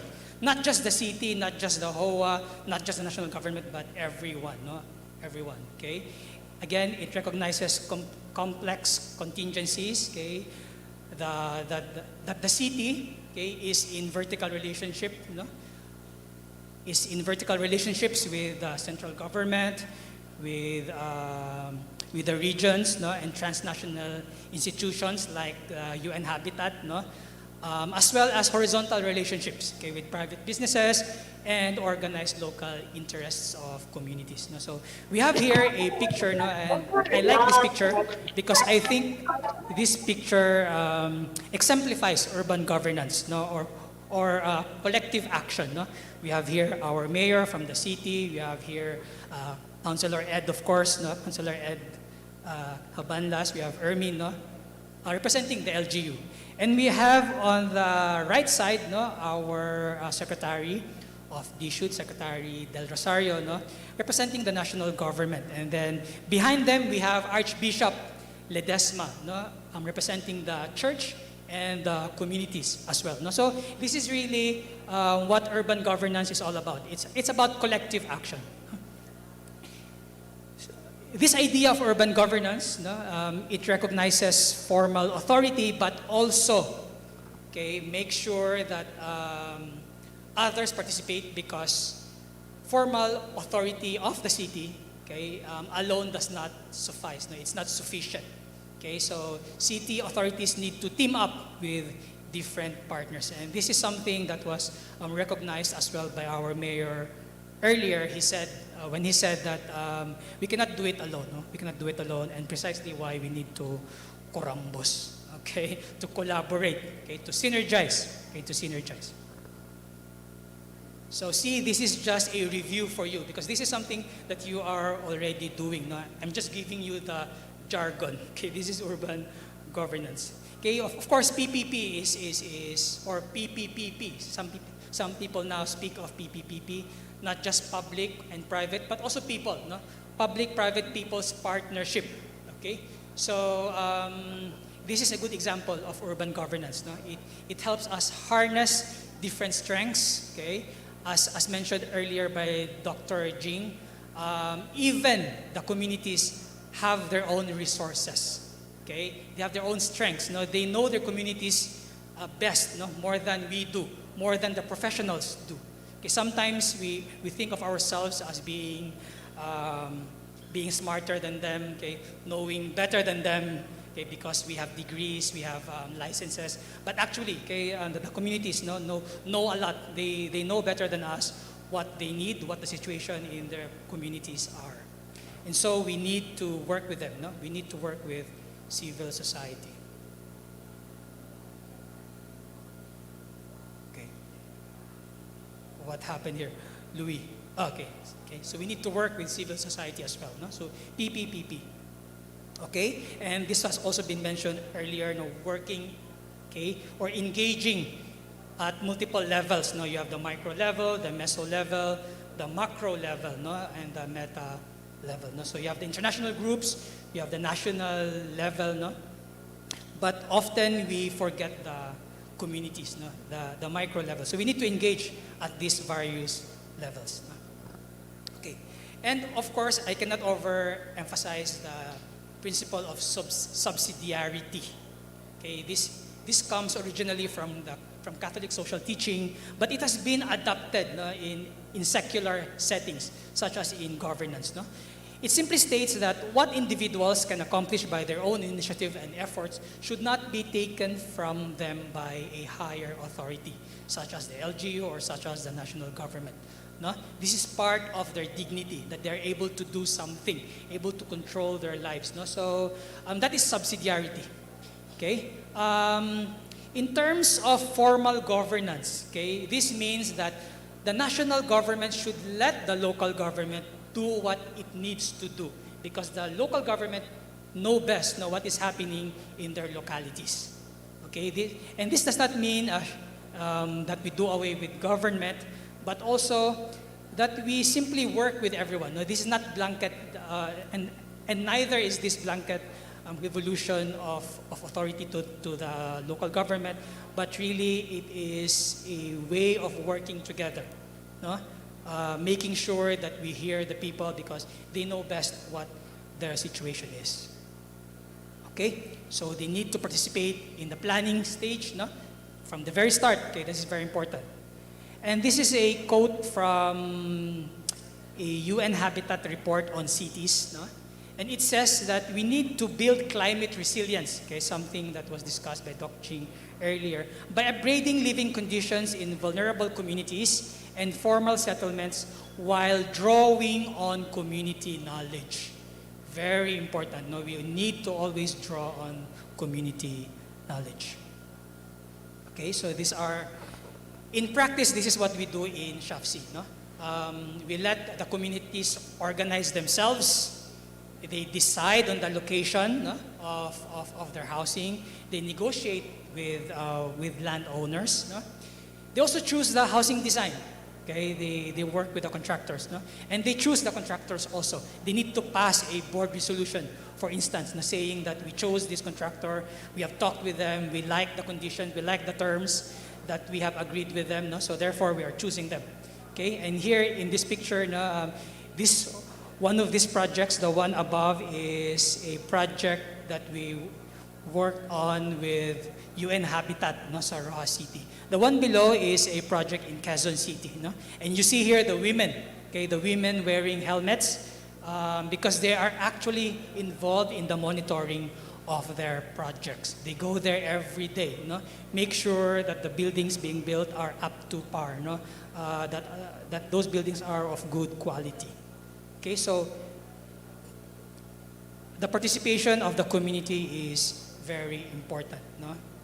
And this is consistent with the principle of subsidiarity and also of good urban governance. So what is the effect? No? What are the results if you let the communities participate, if there's also support from the LGUs as well as the national agencies? No? This is what happens, okay? This is a study by the Universities Network on Innovation for Inclusive Development in Southeast Asia. And this was presented at a forum in 2019. No? And they did a study on various government housing projects, and they rated them from 1 to 5.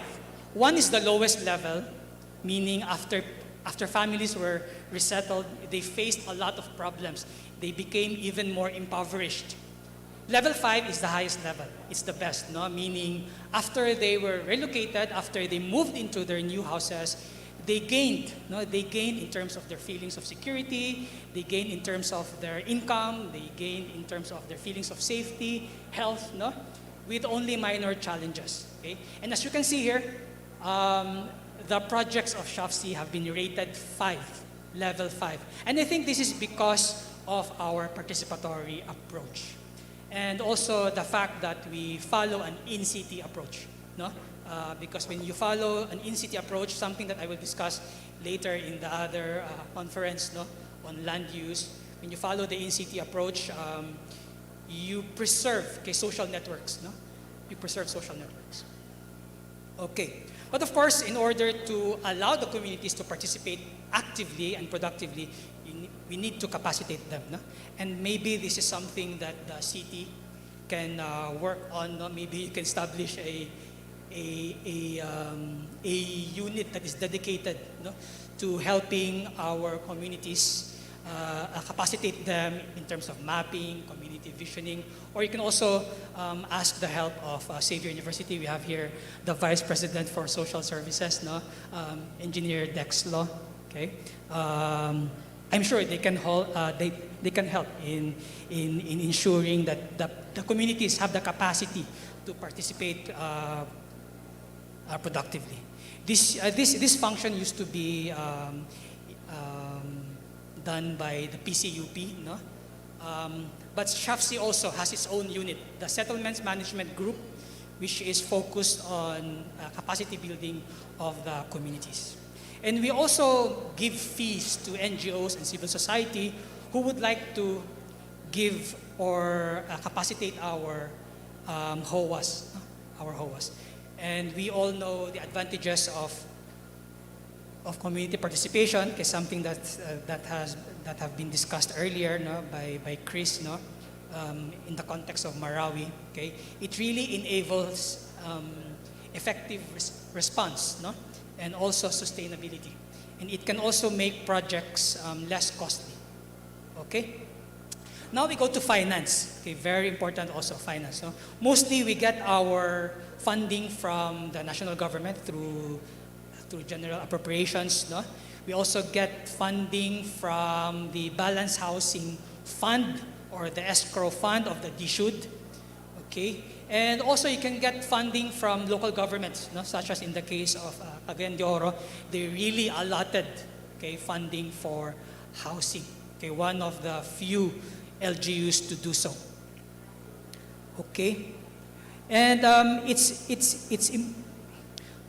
well, remember that we would like to make social housing affordable because, in fact, that is the very definition of social housing. No?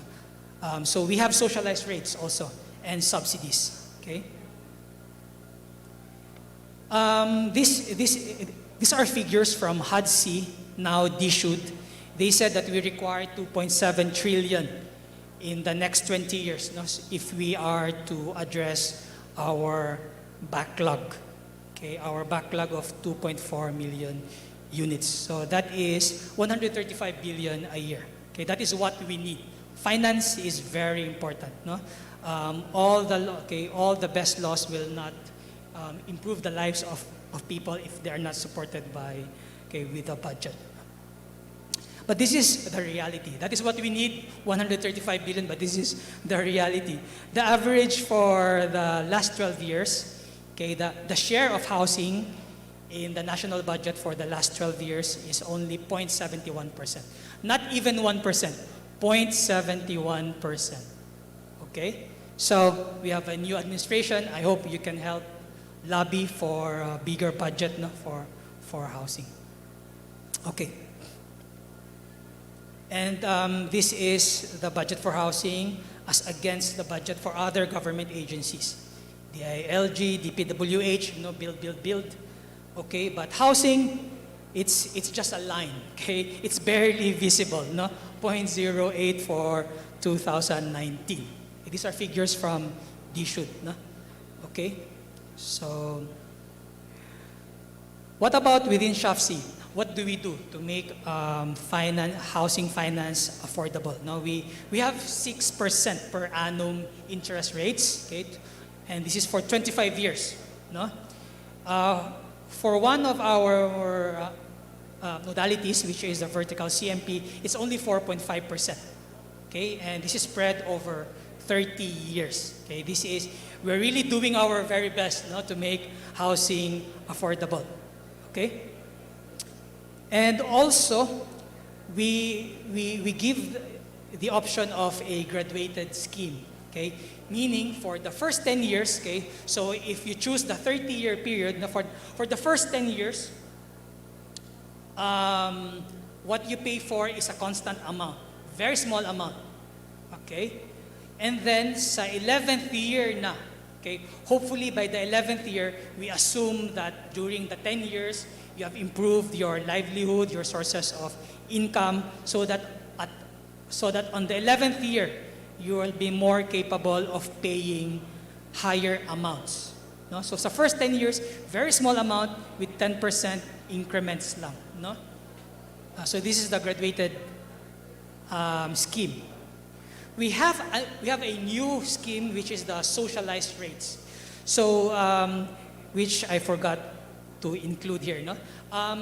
So socialized housing rates, we divided the income. Okay, we divided communities into 10 income groups. Okay, 10 deciles. We call them deciles. No? First 3 deciles, meaning the poorest among the, okay, meaning the poorest third in the community will pay only 2%. Okay, 2%. No? First 3 deciles. The poorest 30%. The next 3 deciles only 4.5, I think. No? And then the rest 6%. Okay, so that is also another way by which we ensure that no one is excluded because they didn't have the income. All right? Okay. Another element, okay, flexible options. No? We need to look at housing as a bundle of rights. These multi-story arrangements, this would have been unthinkable before. Okay? People would not move into those housing units before because people are used to having their own units in their own plot of land. But because of the expensive cost of land and because we want people to stay in city where the cost of land is very expensive, no? We need to have other ways of living, no? Other tenure arrangements also. Okay, so actually pag multi-story, that means you co-own the land, no? You co-own the land. Okay, so we need to think of housing as a bundle of rights. Okay, you have certain rights. Okay, ownership, the right to own, the right to dispose is just one of them. No? The right to sell is just one of them. What is most important is security of tenure. Okay? Security of tenure means that you will not be evicted. Okay? Just like that, no? That you cannot be evicted randomly. Okay? You have security of tenure. One of your rights is the right to stay there, the right to develop that unit, that plot of land, no? And this does not require ownership. Okay? You can have security of tenure without ownership. Okay? Earlier there was mention about other arrangements, not like rental arrangement, use of FRAC. Okay? So what is important is security of tenure. And you can achieve security of tenure through multiple ways, not necessarily ownership, not necessarily through having your own unit on your own plot of land. And of course, we need to take into consideration the life cycles of people. No? People get married, maybe they still have a small family, so they can afford to live in a rented house, no, rather than own right away. Okay, so all this, okay, my main point is that we need to have a menu of options, no, for our households, no, for our communities. And finally, okay, social services, okay, very important, no. Doc Jean mentioned earlier the resilience building framework, and this is really why we need social services, why we need to address those 6 policy areas, okay, that were part of the ADB's resilience building framework. No? So we need to ensure that people are not only are they not impoverished, not only that we don't do any harm, but that we do good and we reduce poverty and we make them resilient. No? So allow them to bounce forward. And all of this, okay, all the more, the concept of governance is very important because all of this, the need for social services require collaboration and participation at various levels. No? Okay. Some examples, no? Some examples of the things that we do in SHAFC. No? We let the people participate, they plan, okay? They decide, okay? They are involved from the very start. No? They don't just, we don't just ask them yes or no, and then they say yes, okay?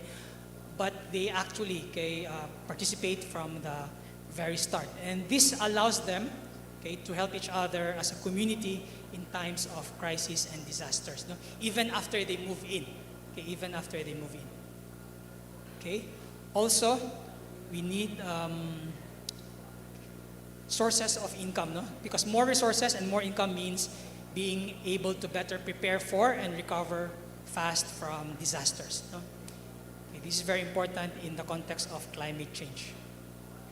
Okay, so let me end with this quote, no? Strive not to be a success, but rather to be of value. In our work here, in the government, in our work with civil society, in our work in the academe, okay, in our professional works, I hope we strive to be of value to the people that we work with. Thank you everyone.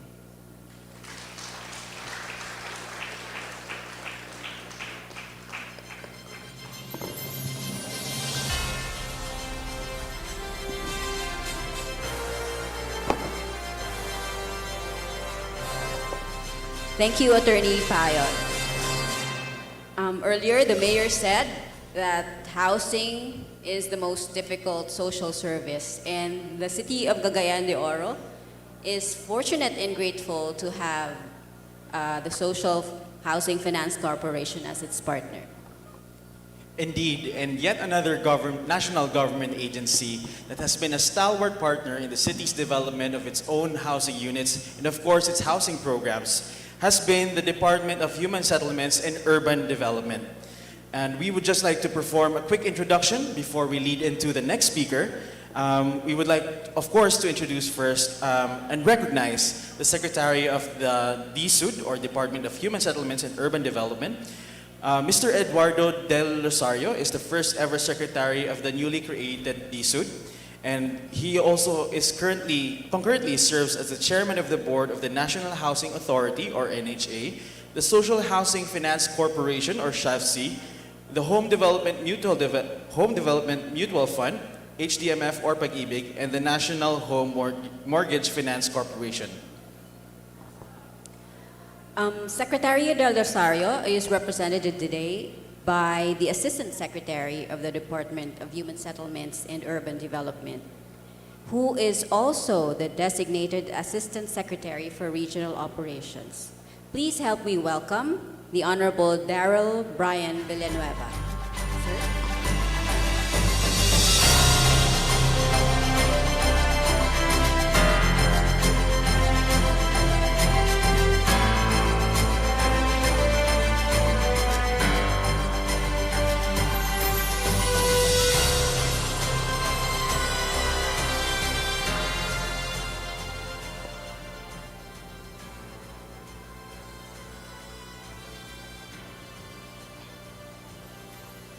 I would like to acknowledge our participants who are attending via Zoom.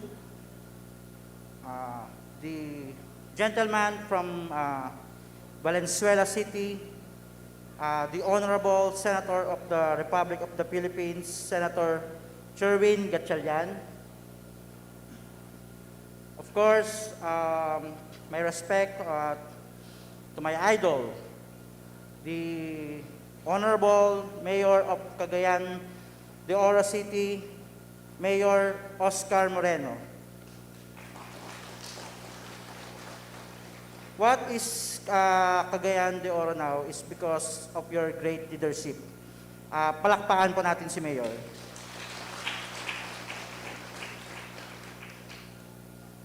Of course, the very hardworking General Manager of National Housing Authority. I was with him yesterday during the Thanksgiving ceremony for presidential appointees. Honorable Marcelino June P. Escalada.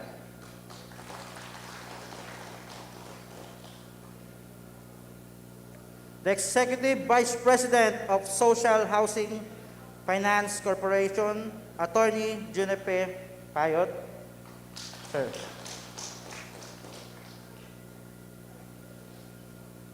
From the National Residence Council, Engineer Dexter Law.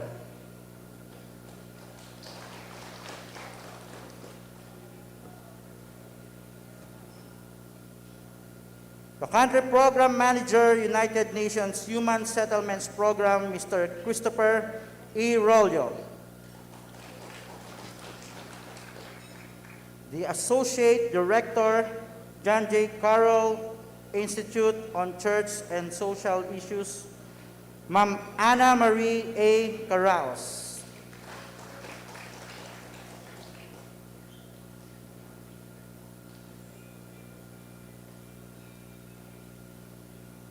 Members of the civil society groups, church leaders, our Filipino Muslim brothers and sisters, Assalamualaikum, wara matulahi, wara barakato, members of Sangguniang Bayan, private sectors, and other stakeholders. Mga minamahal kong kagayanons, ladies and gentlemen, maayong buntag sa inyong tanan.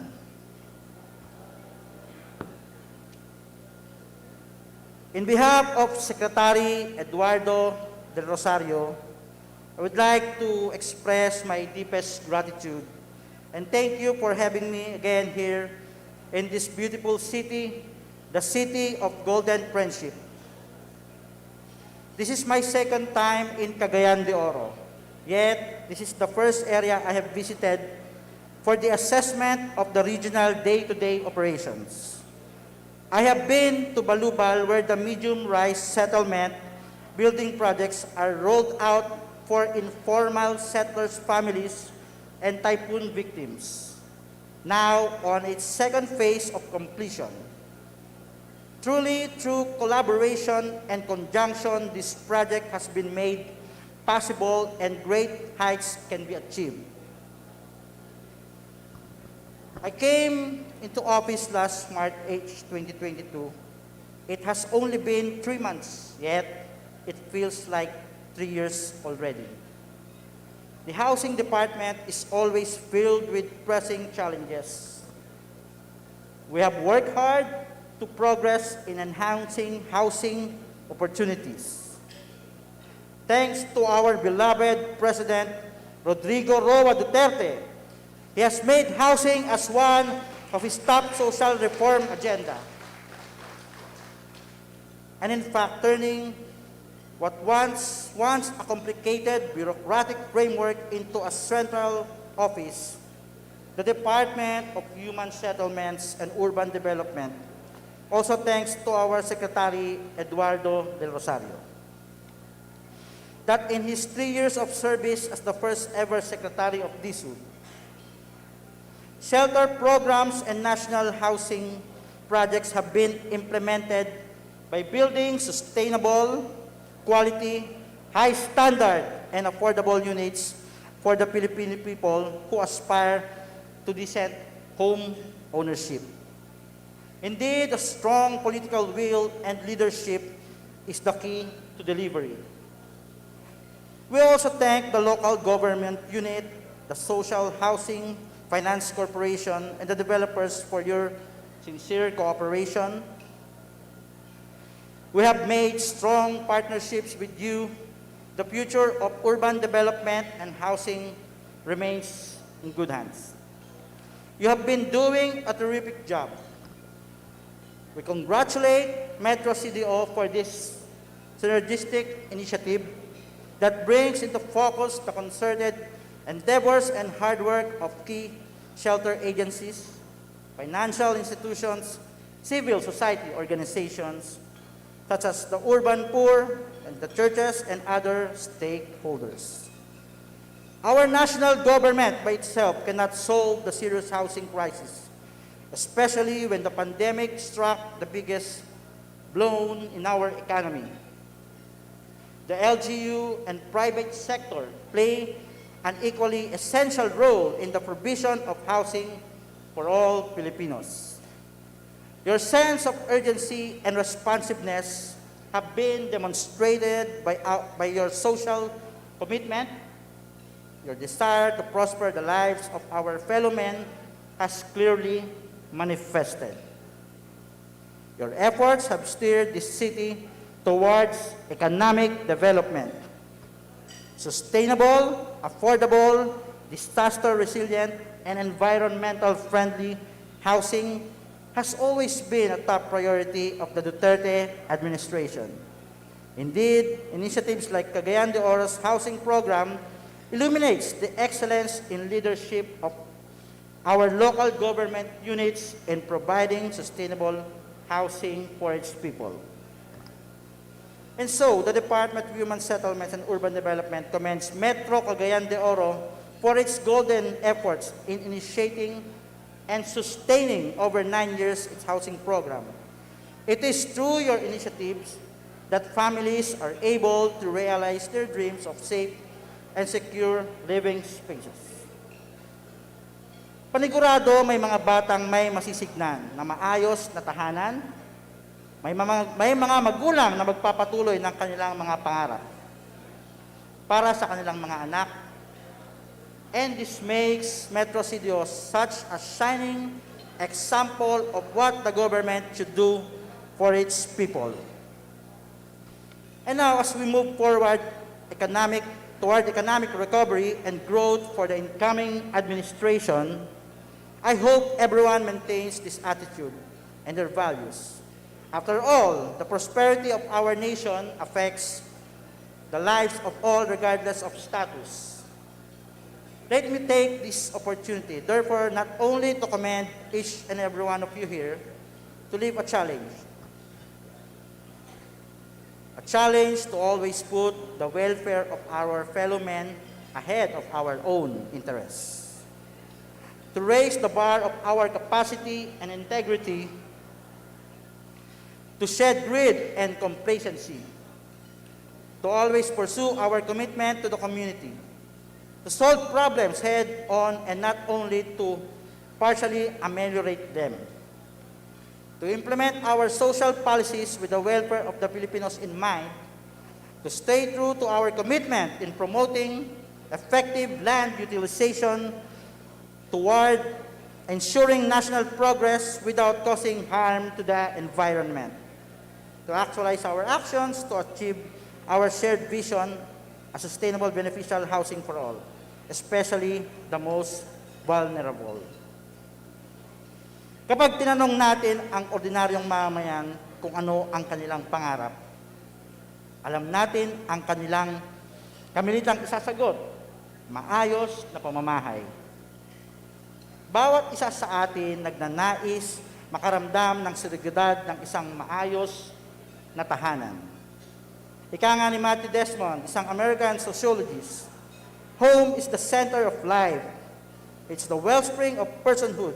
It's where we say we're ourselves. At the end of 2021, more than 1.08 million housing units and lots were produced and financed by the department and key shelter agencies.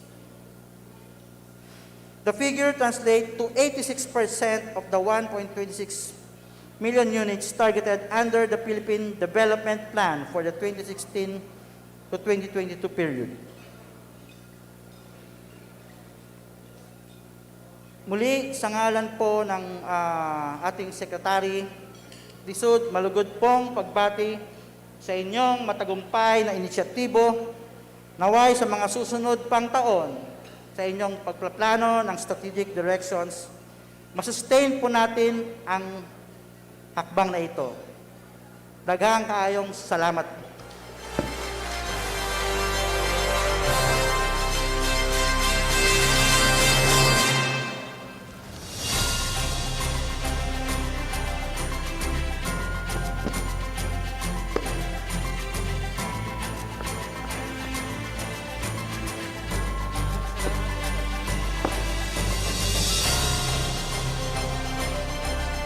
Daghang salamat as well to Assistant Secretary Villanueva. That was a very wonderful speech and of course, truly worthy of this event, no? Where we gather the housing and resettlement stakeholders and of course, where we hold an impressive attendance representing each of us. We recognize the milestones the city achieved wouldn't be possible without the commitment of your agency, the DSUD. And now, we shall be introducing our next and final speaker for this plenary session. The National Resilience Council is a science and technology-based public-private partnership that supports government, communities, the academe, and the private sector in advancing the intersecting goals of the Sendai Framework for Disaster Risk Reduction, Sustainable Development Goals, the Paris Climate Agreement, the New Urban Agenda, and the United Nations Office for Disaster Risk Reduction, UNDRR's Making Cities Resilient campaign. The NRC, ever a strong partner of the city of Cagayan de Oro, shall be represented today by no other than Xavier University's founding director of the Engineering Resource Center and the director of the Societal Engagement Arm of Xavier University Ateneo de Cagayan, Engineer Dexter Law. Sir?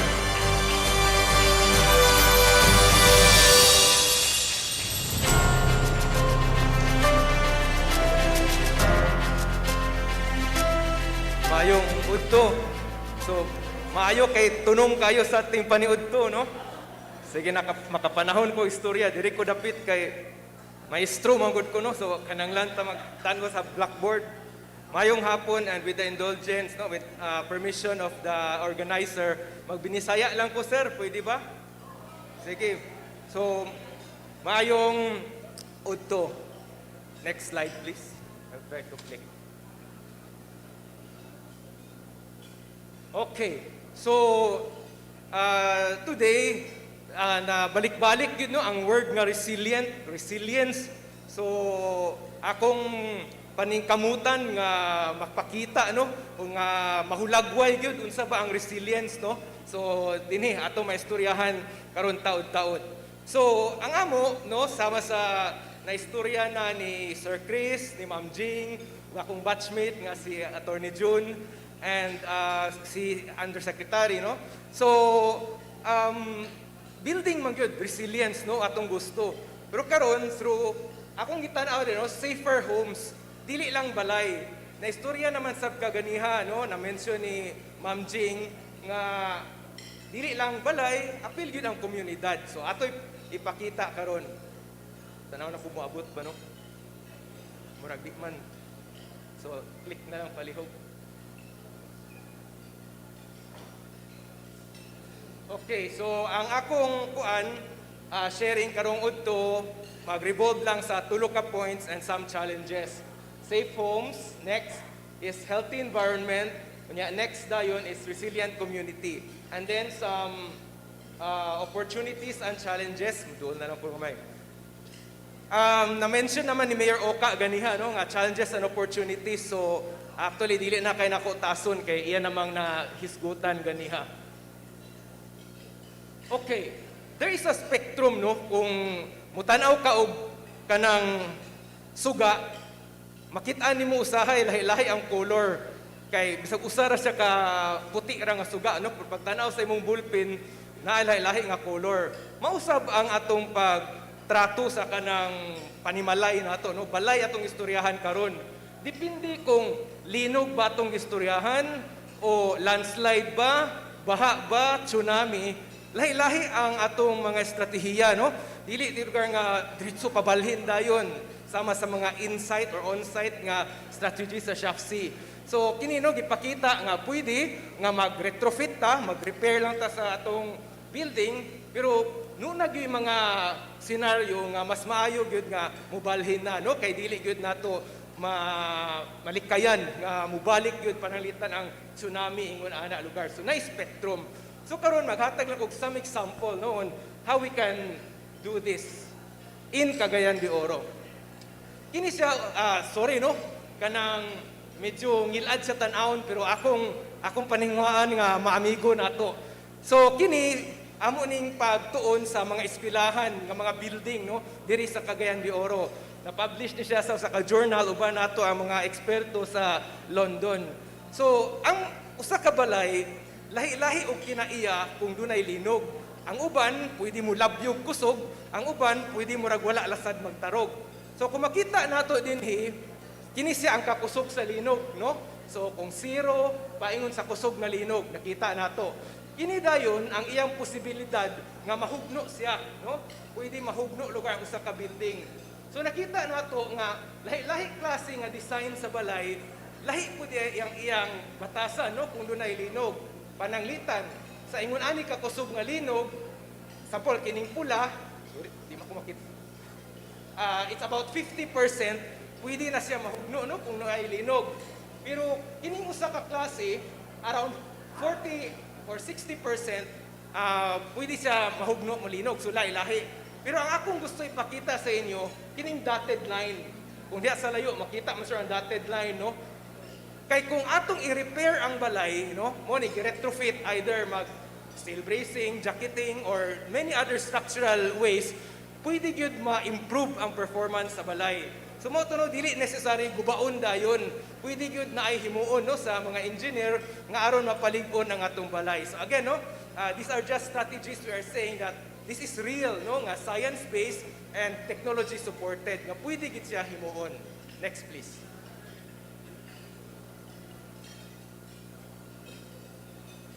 Sige, baha sa itong istoryahan. Kay daghan man gyud ang istorya baha ganiha. So, unsa man nagamit ang kanang mga mapa nga daghan 5-year return period, 100-year return period, unsa man na pag-connect sa atong investments, no? So, atong istoryahan. So, mo man ni ang Cagayan de Oro River na nahimo na ni nga mapa, no, gikan sa DOST man siguro, unya na pula, orange o yellow. Nya gi-categorize na nila nga low, medium or high, hindi man sa kalawom sa tubig. So, amo lang gitisting ako kato mga eskwelahan nga among kuan buildings gyapon, no? So kung ma-apply siya sa school building, why not sa residential building? Kung 5-year return period, by the way, klaro na to, no? Dili ningon kung 5-year return period, kas alang mahitabo sa 5 ka tuig. Dili ingon ana, no? It just means, no, nga ang 100 i-divide that of 5, that is 20, di ba? So there is 20% probability of happening every year. Ingon ana ka pwede ang possibility nga mahitabo ni siya nga klase nga baha. Kining usa is 25 years, so 100 divide 25, 4% probability. Kini ring isa is 100 years. 100 years is 1% probability. So dili pasabot nga magulat pag 100 ka tuig, okay ra balik wa naman sa 100 years. No, because it works on the probability.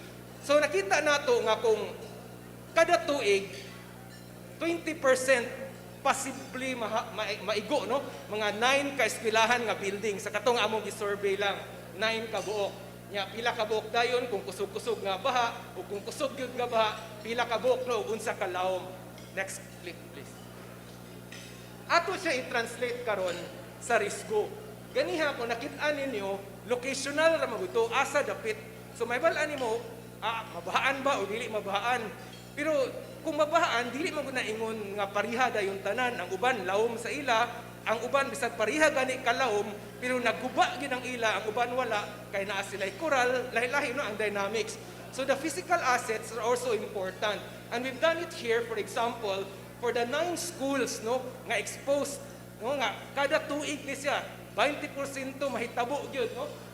Ang dinhi nakita nato mga 5 o 4 siguro sa ila kulba gyud kayo, maguba gyud, no, because of the physical attributes of the building. Dili lang nga mabahaan sila, maguba gyud sila, no, at risk na, no, ang ilang butang or ang tao ba nga naa dito. Next clip. Ang next part dayon is unsa man ni pag-translate into investment. Tungod sa engineering o bisag sa economics, ato mang ma-approximate, ma-estimate man nato pila day ang maguba, no? Pila ka libro pananglitan ang nabasa, pila ka lamisa ang napungkol ingon ana. So, pananglitan kung ato to siyang makwinta dayon, makita nato nga pananglit, no, kini klase nga baha, which is 20% probability happening every year. Dili na siya kanang katingalhan, no? Kanang kahitabo 20% every year. Kini siya, it's about nearly 1 million. Ang loss lang na siya, no? Loss nearly 1 million. So, we hope, no, nga kami sa science community magamit unta, no, nga makita na tong investment ba nga kung kada tuig di ay na 20% posibilidad nga mawad-an tag 1 million, mawala lang na, lost pa man na siya. Dili pa man ang paggasto kung ato nang i-recover. It's already 1 million, why not, for example, invest nga para dili na kayo ni vulnerable, bisag naa sila sa bahaunon nga area. We're not saying nga magpabili na lang yun sa bahaunon, pero kung dili pa makabalhin, din na ako'y pwede himuon. Next, please. Okay, next. Okay pa ba itong paniud to dia? Sige, para enta. Kini, kay ato gihapon nino sa Cagayan. Kung nahinumduman ninyo sa January 16 of 2017 or January 2017, nagkusog kayo ang ulan sa Cagayan, no? Muragdaghan kayo ito nabahaan sa ato nga stranded gani sa mga dalan. So among gitunan kay namatay weather station sa Xavier, unsa man day kakusog gyud ang ulan adto nga panghitabo. Nakita nato nga magsugod mo siya murag hapon, early afternoon, and then mga almost kuan lang yun, 3 hours siguro, niabot na siya halos 150 mm, no, ang total rain. So unsa man ang 150 mm? Atong i-contextualize, no, kay para mas mabati nato ang 150, mura ra man na siya og kuan unta 6 inches, diba? So 6 inches nga rin ngano nagbaha man ang tibok Cagayan. Kung tanaw na to sa historical, si Sendong Pananglitan, paspas si Sendong pero dali ra, pero again, basin lahi pud na nahulugan ni Sendong nga basin, no, dili mao nga suba Pananglitan. Pero kung balikan nato ang record sa Pag-asa, ang tibuok unta bulan sa January, ang total ra gyud nga ulan sa Cagayan, taman ra gyud unta sa around 90 or 80 to 90 mm whole month na of January, historical, no, from the 1980s and later on. So clearly, medyo nag-usap na gyud ang panahon. Ako lang gibutang ang question mark nga climate change kay ang uban uncomfortable pa man nga nabagi climate change. Ako dili na ko makiglalis, ang ako lang kay nagkakabati na gyud nato ang impact, no, whether that is due to climate change or something else. I do not discuss, I do not argue. Pero nakita gyud nato, no, mausad siguro nga bisag unsa gyud sa mga engineer, no, pag-design sa kanal, lahi na gyud klase nga ulan ang kakahagbong karon. So baksin, no, dapat hunahon sab nato. Next please.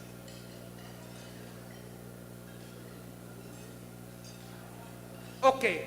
Ang ulan, mo man na siya mahulog, no? Pero na may ulan nga mahulog sa suba, mahulog sa dagat, ang uban gamiton sad sa pagtanom. So tan-aw nato kung katong ulan, no, ang tubig nga moadto sa kanal, nya kung di na kaya sa kanal mahimo na dayon og baha, no, ingon ana. So kini na may kanang may kay Bitanag Creek magita karon, no, mo maning nga floodplain sa Bitanag Creek. Diya dapit sa Maria Reina nga sa Xavier gihapon, ay creek diya, no, nga junction nga gatagbo. So makita na to, no, morning ulan, no, kung inyo imagine every 5 minutes. Unya mao din ni ang pagsaka sa tubig sa kanal, no, diha sa Maria Reina dapit nga mo feed na dayon paingon diri sa Ketkay, etc. So ingon ana ang atong bantayan kay kung ulan lang okay man siya warning sa rain. Pero pwede gyud nga tun-an nato maunsa sad ang tubig nga gikan sa ulan, no. Unya tanawa ang kini nga scale mo ni siyang ulan nara sa mga 10 mm maximum per 5 minutes, no, 10 mm per 5 minutes. O pila ra ang pinaka-maximum ana diri. Pero tan-awa ning tubig nga moagi sa kanal, it's tenfold. No, ingon ana ang 6 inches lugar pwede gyud mahimong 60 inches pananglitan, no, kung imong i-roughly interpret ani. And kung kana per 5 minutes, kini siya nga graph per second pa gyud. So pwede gyud, no, nga dako kayo ang tubig nga dalon sa ulan tungod kay kung balikan nato ang kinaiyahan, mo maginano kay sumpay-sumpay man ang mga creek, ang mga suba, etc. So next click please. If you will, o ako, mo ginano, what we do can actually influence the behavior of the hazard. Kay pananglitan, unsa man kakusog ang tubig nga mani sa silong, depende man sana sa mga development dito sa taas, kung naupaw na ba siya, etc. No? So, of course, diri sa ubos kung unsa sa datong gihimo. So, ingon ani, no? And this is a real case where we are right now. Next, please. Okay, nagstorya na magita sa baha. Kunya, kanang dias gawas kay mo baha man na siya kung kusog kaayo ang ulan, di ba? So, istoryahan nato, one click please. Mao ni siya ang bitanag nga na-mention man sa ni Sir Chris ganiya ang bitanag, no? So we did this study because UN Habitat did also work with Hapsay Sapa, so naguban sad ni Sir Patrick. So mao ni siya ang atong kasagara makit-an nga baha diri sa Ketkay area, pero ang basin of course saka pa na sa Makasandig, no? Kunya nata dinhi karon. Tan-aw nato no unsa ang batasan lugar sa baha kung mag-ulan manggaling. Next please. Tanaw sa nato, naunsa na day ang kabukiran diya sa kuano Makasandig. Dili man ko against development kay engineering gani, no? Kami man gyud ang gusto mag-develop, pero tan-awon na sab nato, di ba? As I've said, what we do will influence the behavior of the hazards. No, pwede gyud ang atong mga baha karon mas isog na kaayo tungod sad sa atong gihimo. Nakita nato of course kanang pula mga development na sila. Dili man ni election, no? Kanang development ni built up area ingon ana. Kining green na dark green mo na medyo kakahuyan pa yun. Kining light green mo na medyo gilampasan na, ang uban gi-develop na og hinay-hinay gipanamnan ingon ana. So dili man sad nga wala nay there's no hope for this case, no? Pero pwede pa gyud natay mahimo aron ma-improve. Because if you will see, next please.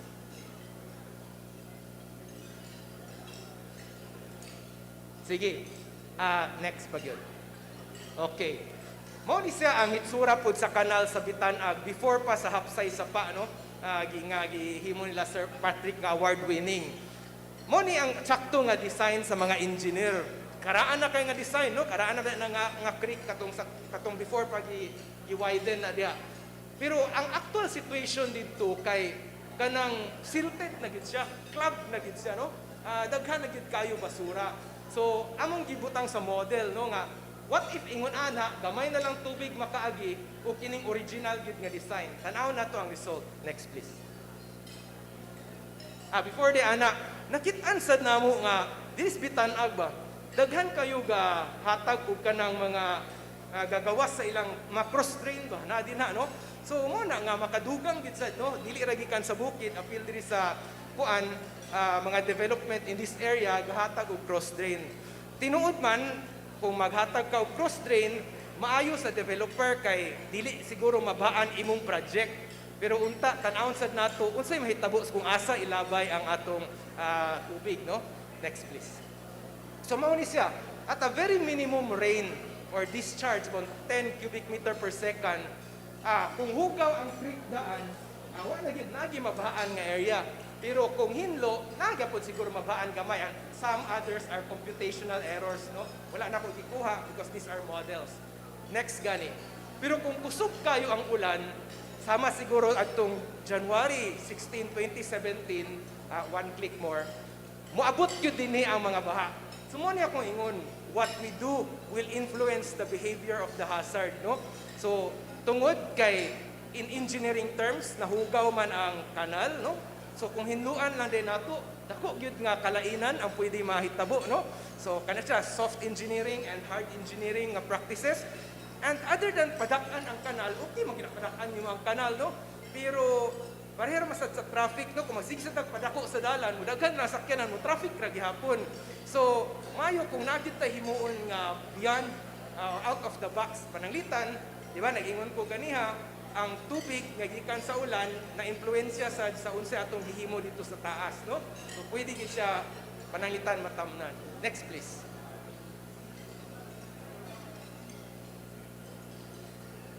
Okay. Murag nag-desert na sa likod, no? Sige. Padayon ta. Ang third ka part is risk to resilience. Kaya nagstorya man gyud og resilience, no? Balik-balik ganiha. And we hope I really appreciate nga na consistency ang mga presentation. Nangita ko sa kahulagway nga makita nato ang risk pa. Kay dili nato ma-achieve ang resilience if we do not know or understand the risk.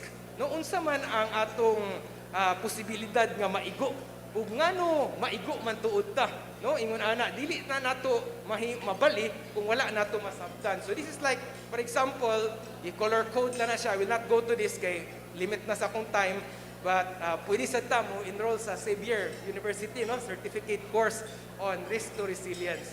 Next please. Ako lang i-define ang resilience, pero pwede man ninyo basahon diya, no? Ang ako lang, kung mingon get ta resilience, number one element, ato ning abilidad. Remember, no? Akong gingon, ato ning abilidad. Dili siya pwede usa lang ka elemento. I will not say that a house can be earthquake resilient. A house can only be earthquake resistant. Pareha sa atong relo ug sa cellphone, 5-meter water resistant, 10-meter water resistant. Naalay limit ang iyang resistance. But resilience is much larger than that, no? Matuingon is Ma'am Jing ganiha, it's not about housing, no? Kung maingon ta na, it's really about the community. Kay lagi pananglitan na ay mga balay nga dili gyud sila mabahaan. Pero kay baha man sa uban dito sa ubos magpa-deliver unta sila food panda. Pero ang balay sa taga food panda nga driver, bahaunon man, dili gyapon makakaon bisag na ay kwarta kay dili sila maka-deliver, no? So, resilience really takes no muna a system or a community that needs to transform timely. Kini no, resilience dili lang lagi pareha nga building nga di madutlan og linog, ba kayo no, or dili gyud mabahaan bisag unsa nakakulba ang tubig. Kay naman sakto na resist, absorb, accommodate. But what we want to emphasize here is transform. I really appreciate the humility of Mayor Oka earlier saying, daghan na nahimo, but there is still a lot to be done. And in order to do that, we need to transform, no? Transform and timely. Dili pwede nga sunod sa kay mga baan na paghihapon, no? Number 3, structures and function. As I've said, dili ra about sa balay, kundi ang function sa community, even the livelihood. Hopefully, ma-disrupt lang kadyot, timely makabangon na dayon. In fact, no, si Manyen, professor po sa Manchester, was saying it should be viewed as the ability to bounce forward. So, muna ba, kung sa Google, ang resilience kay kalig-un. Pero sa ako murag kulang, no? Ang resilience is kana bang makasugakod ka nga mahimo pag yung mas maayo bisag adunay sakuna ingon ana, no? So more than pang atong pwede mahimo unta. Next please. So medyo lisod siya sabton kay very broad, no? And that's why usag gina siya ka kurso gyud kung gusto ta mag-study og resilience.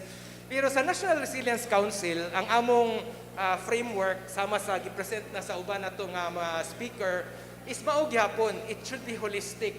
Dili lang ang infrastructure atong gitanaw where we look at housing, naamang good may scorecard and we are partnered around 7 to 8 LGUs across the country. Kunya gascoring gyud mi, no? Nga nabay ingon ani, nahimo ba ang kini, no? Ingon ana. So dili lang housing, kay kung wala lagi balay, na unsaon na lang pagnegosyo or kung wala pa negosyo, unsaon pud paghimo sa balay, etc. no? So lateral nga coordination kinahanglan ani apil na din sa health, etc. etc. Even human security, no, for some of our LGUs, kay ang Zamboanga City is also one of our project cities. Next please.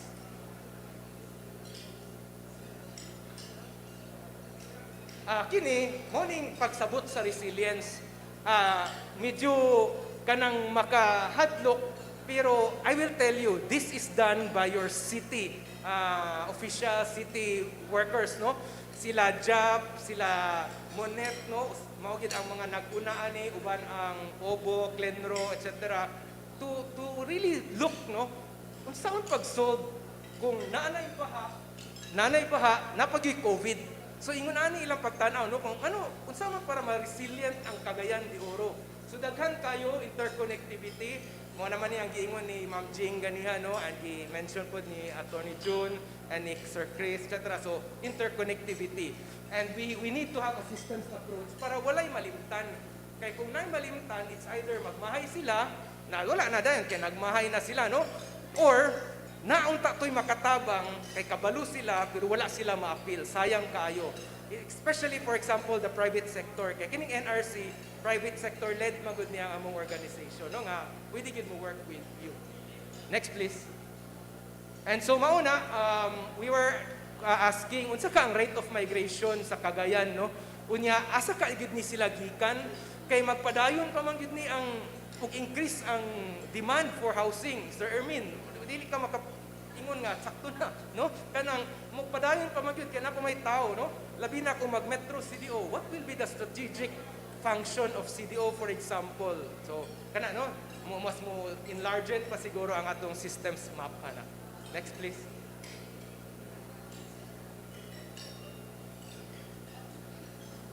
Mga third to the last slide. Kini siya, ako lang i-post, although na-mention na ni Mayor Oka Ganiha and some other. This is a paper also published by my co-presenter, no, si Ma'am Tony. He was just saying that housing and informal settlements is particularly challenged because of climate change. No? And if we zoom in, one click please. Mga example lang, extreme rainfall. Unsa ang possible impact sa urban areas? Mao to no, daghan na rin mabahaan. Nya unsa gid ang possible impact for informal settlements? So pwede gid sa ni siya estudyohan, no? So mo ni ato mga challenges nga pwede makitan po nato, no, ahata maka opportunity for partnership. Next please. Appeal pa gani ang biological changes, no, like COVID or kung mag-evolve magaling simbako. Next please.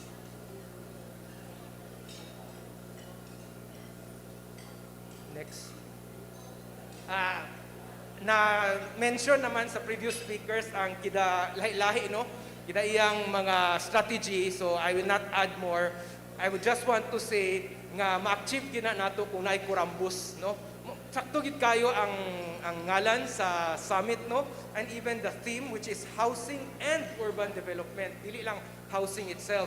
For example lang, very quickly, dili lagi masolve kung magsige lang padako sa kanal, no? Basin pwede gyud atong mag-roof gardens ba ta, mag-rainwater catchment ta, mga ingana nga dili lang ang kanal ra gyud ang pag-asa ng bayan, no? Dili unta ingon ana. So green-gray infrastructure daghan kayo pwede ato magamit ana.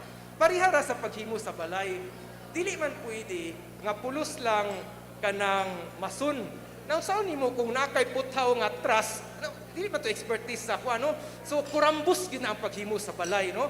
Bisag na engineer, di man pwede, di man ko kabalo sa ugsakto pagmasa ana, no? Bisag unsa pa ka nga engineer diha, kurambos gyud, no, paghimo sa balay sama sa paghimo sa atong komunidad.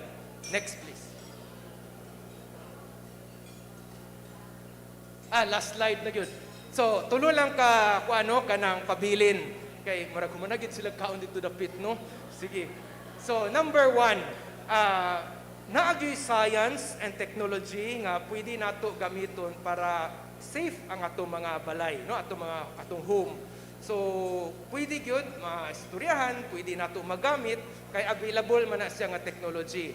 Ang uban medyo mahal tinuod, no, pero ato man sa tan-awon nga mas mahal man ang inyong kinabuhi, sir ug ma'am, no. So ato nang pwede istoryahan naaman si Shopsy dinhi nga pwede mo fund daw, no.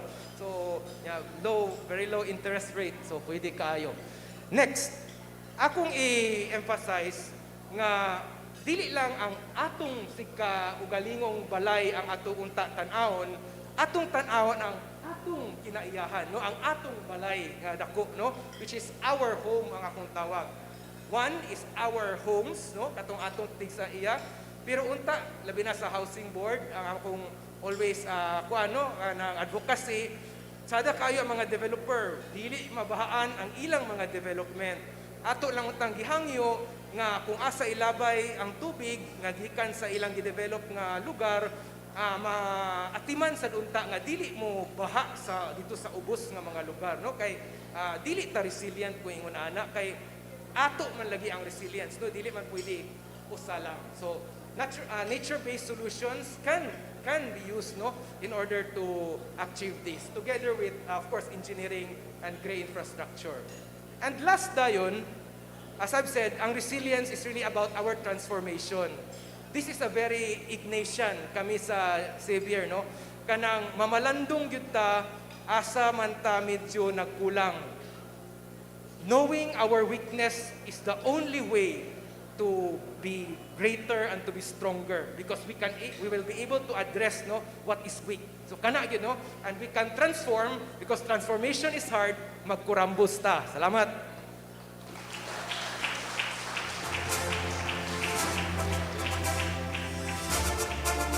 Thank you very much. Daghang salamat kay Engineer Dexter Eslo. nga mo'y nagpresent sa ato ang unsay concept gyud sa resilience, which was mentioned earlier by our presenters and now given more breadth and meat lugar sama sa meat na atong gikaon bag ulang, no?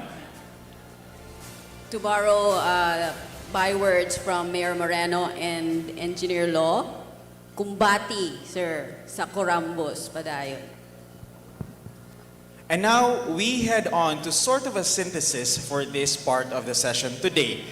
We would like to call on our presenters, our speakers, especially those who are joining us via Zoom. I would like first to call on to be present on their screens and to also share their video, Dr. Ana Marie Caraos, and of course, Mr. Christopher E. Rollo, as we shall be heading into the round table discussion.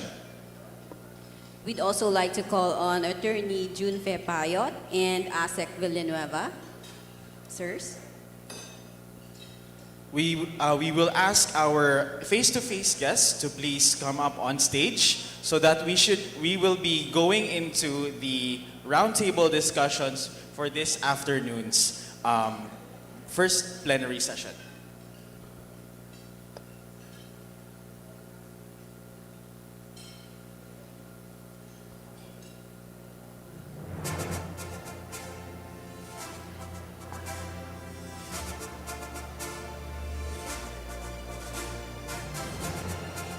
Engineer Law, sir?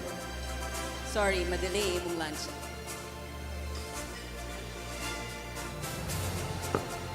For the roundtable discussions, the speakers and presenters will be asked 2 questions and each one of them will be given the opportunity to answer. So these questions mainly revolve around the theme of today's housing summit, which is a collaborative engagement in housing and urban development.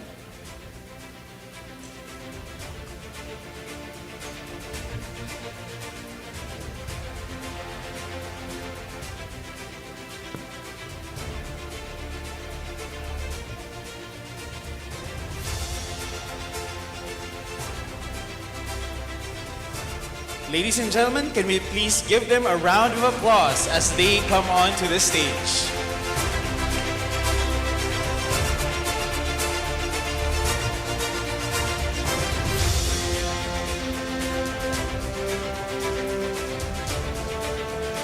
We shall also be joined, of course, by our virtual presenters or speakers. We have with us Mr. Christopher E. Rollo and Dr. Ana Marie Caraos.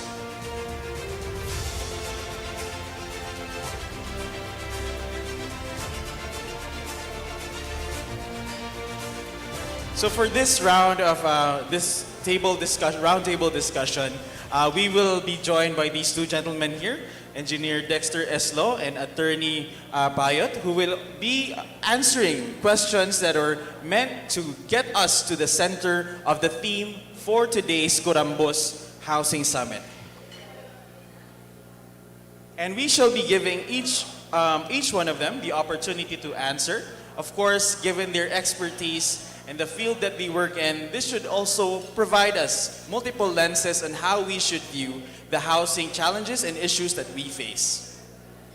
And now, just to give the first question for our guests, anybody can come forward and, of course, answer the questions or volunteer themselves to go first.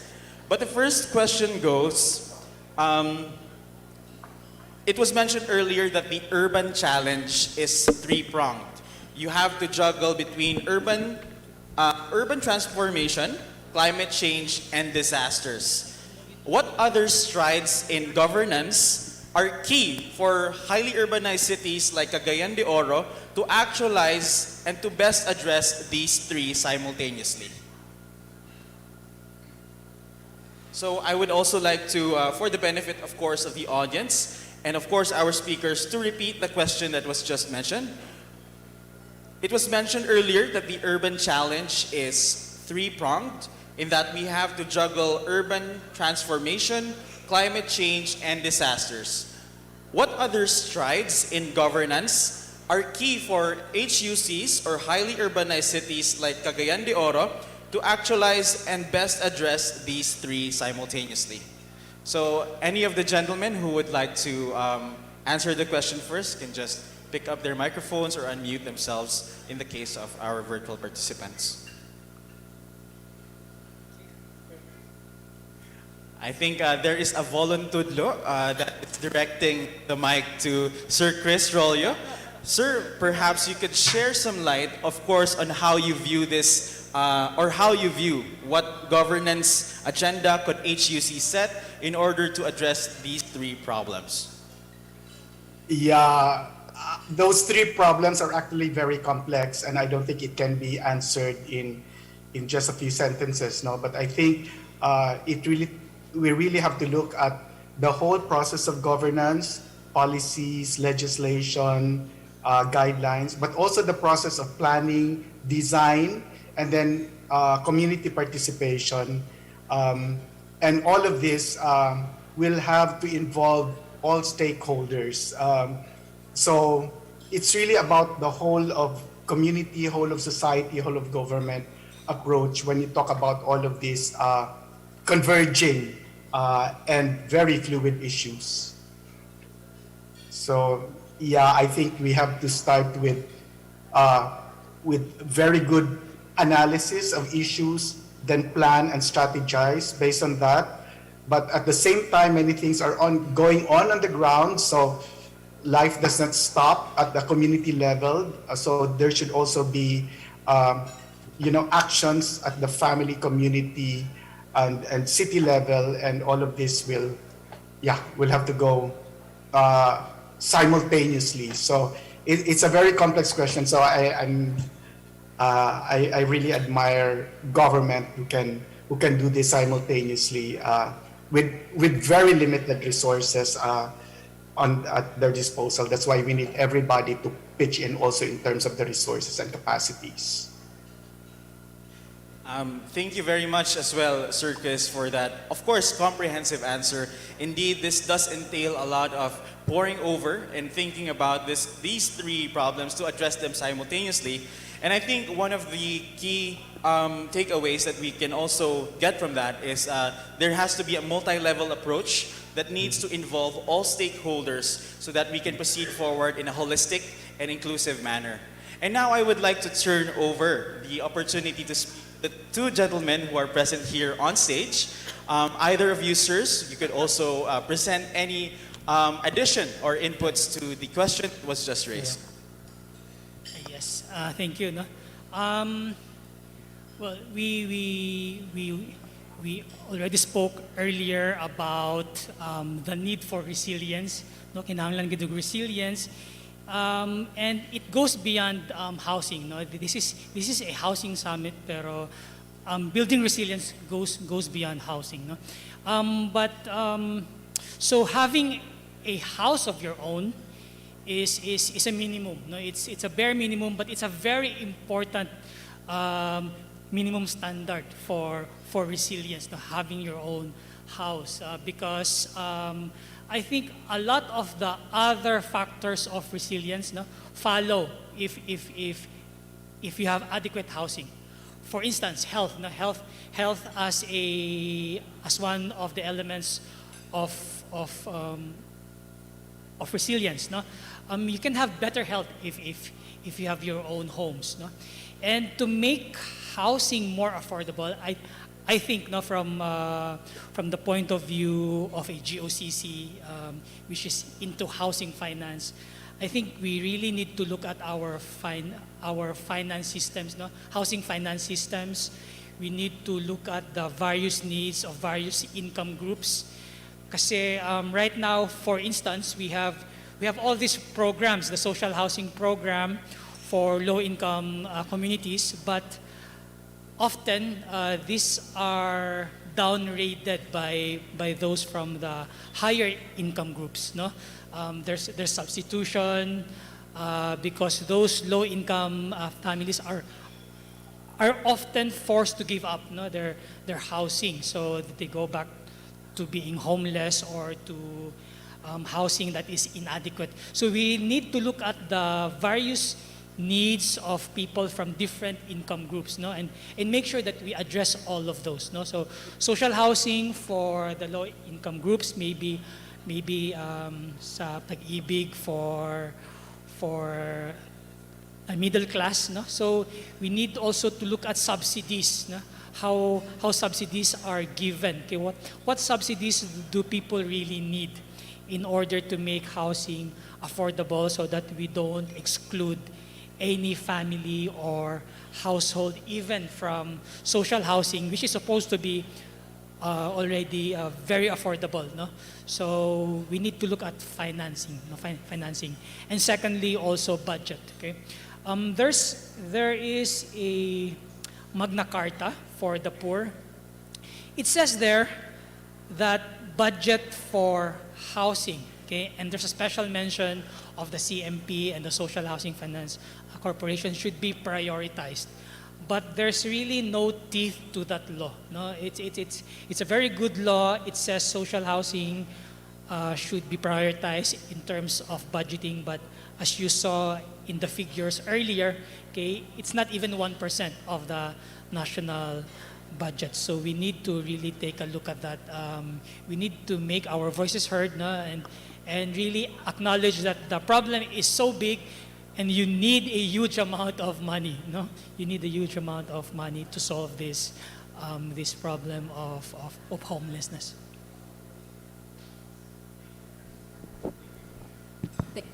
Thank you very much, Attorney. Indeed, no, we look at resilience as an entire system, and one of the strategies that we can promote, or one we should is worthy to look at, is ang security of tenure. And of course, one of the main strategies that we could also look into is improving how we access this through financing mechanisms and a deep review of how we can further get it to the people. And of course, even looking at actualizing laws such as the Magna Carta for the poor and other that may also involve these stakeholders nga mupod ang ato ang tumong nga matabangan. And of course, since we did talk about the resilience as a system, I would also like to call on the last speaker to contribute to this question, Engineer Dexlo. Sir, maybe you also want to add to this, sir. Nothing more. I think Attorney June and Sir Chris already covered it. I just want to emphasize the role of the private sector, who is the, like, NRC is being led by private sector, that we can really work with them. There is what they call now the CSR 4.0. So industries, companies do not just go like food, feeding, things like this, but more developmental projects that are lodged in their CSR. There's a company, for example, that provided decent housing for some of its employees. So, ingon ana, no, very developmental nga mga CSR sa private sector. And I'm sure they will be interested and willing to invest on climate resilience because their investments are there. So, pwede gyud kaayo. Kami dayon sa academe, mga uyamot, wala man mi ma-fund sa inyo, mga sir ug ma'am. Pero gusto mi nga, kay nagtuon naman gyud mi, gahimom na mi og thesis, kada tuig, pila ka buok, kana untang mahimong magamit o magamit ninyo, no? So pwede gyud kayo akong i-invite, no? Dili lang ang XU, of course, no? Daghan man lain nga university and colleges in the city nga pwede inyong i-partner, matun-an nato ug insakto aron makatabang og giya kung unsa nga klase nga development pananglitan ang maayo. Na lang, thank you. Daghang salamat, Sir Dex, and I think it's very worthy that you mentioned as well that the private sector is very much involved in also the welfare and overall resilience of our systems. And there is also a need, of course, I think this was also mentioned in Attorney Payot's presentation earlier, that public and private is not the only partnership there is. It's also for the people, and that's how we should direct our developmental projects too, and of course who we should involve in these projects. And I think it's also again worthy of noting that Cagayan de Oro also has its own private-public partnership for the people code, or P4, which I think is something that we can bridge towards any partnerships that may come out of this discussion. Where the private sector comes in, where the academe comes in, where the public investment comes in. And thank you very much, gentlemen, for those inputs. We will now be proceeding to the next question. It's the very essence of Corambus, right, Jap? Pooling of resources. Earlier, Sir Chris, you mentioned about limited resources, and then the two gentlemen here also mentioned public-private partnership. Reading up on how other places, other countries address social housing in their own milieus, there's talk about diversifying social housing suppliers. And I'd just like to ask the three gentlemen their thoughts on how this can happen in a Philippine setting.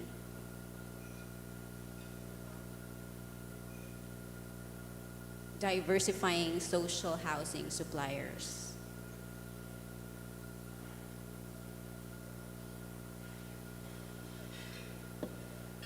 How might this happen in domestically? Hello.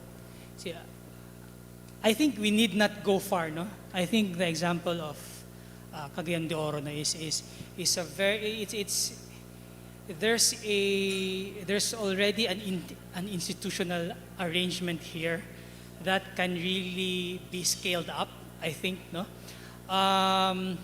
For the longest time, the local governments were out of the picture when it came to social housing. Specifically in the community mortgage program. No? But in recent years, we have realized that we needed to work more closely with local governments. Not only because they're the ones who approve the permits that you need for building houses, no?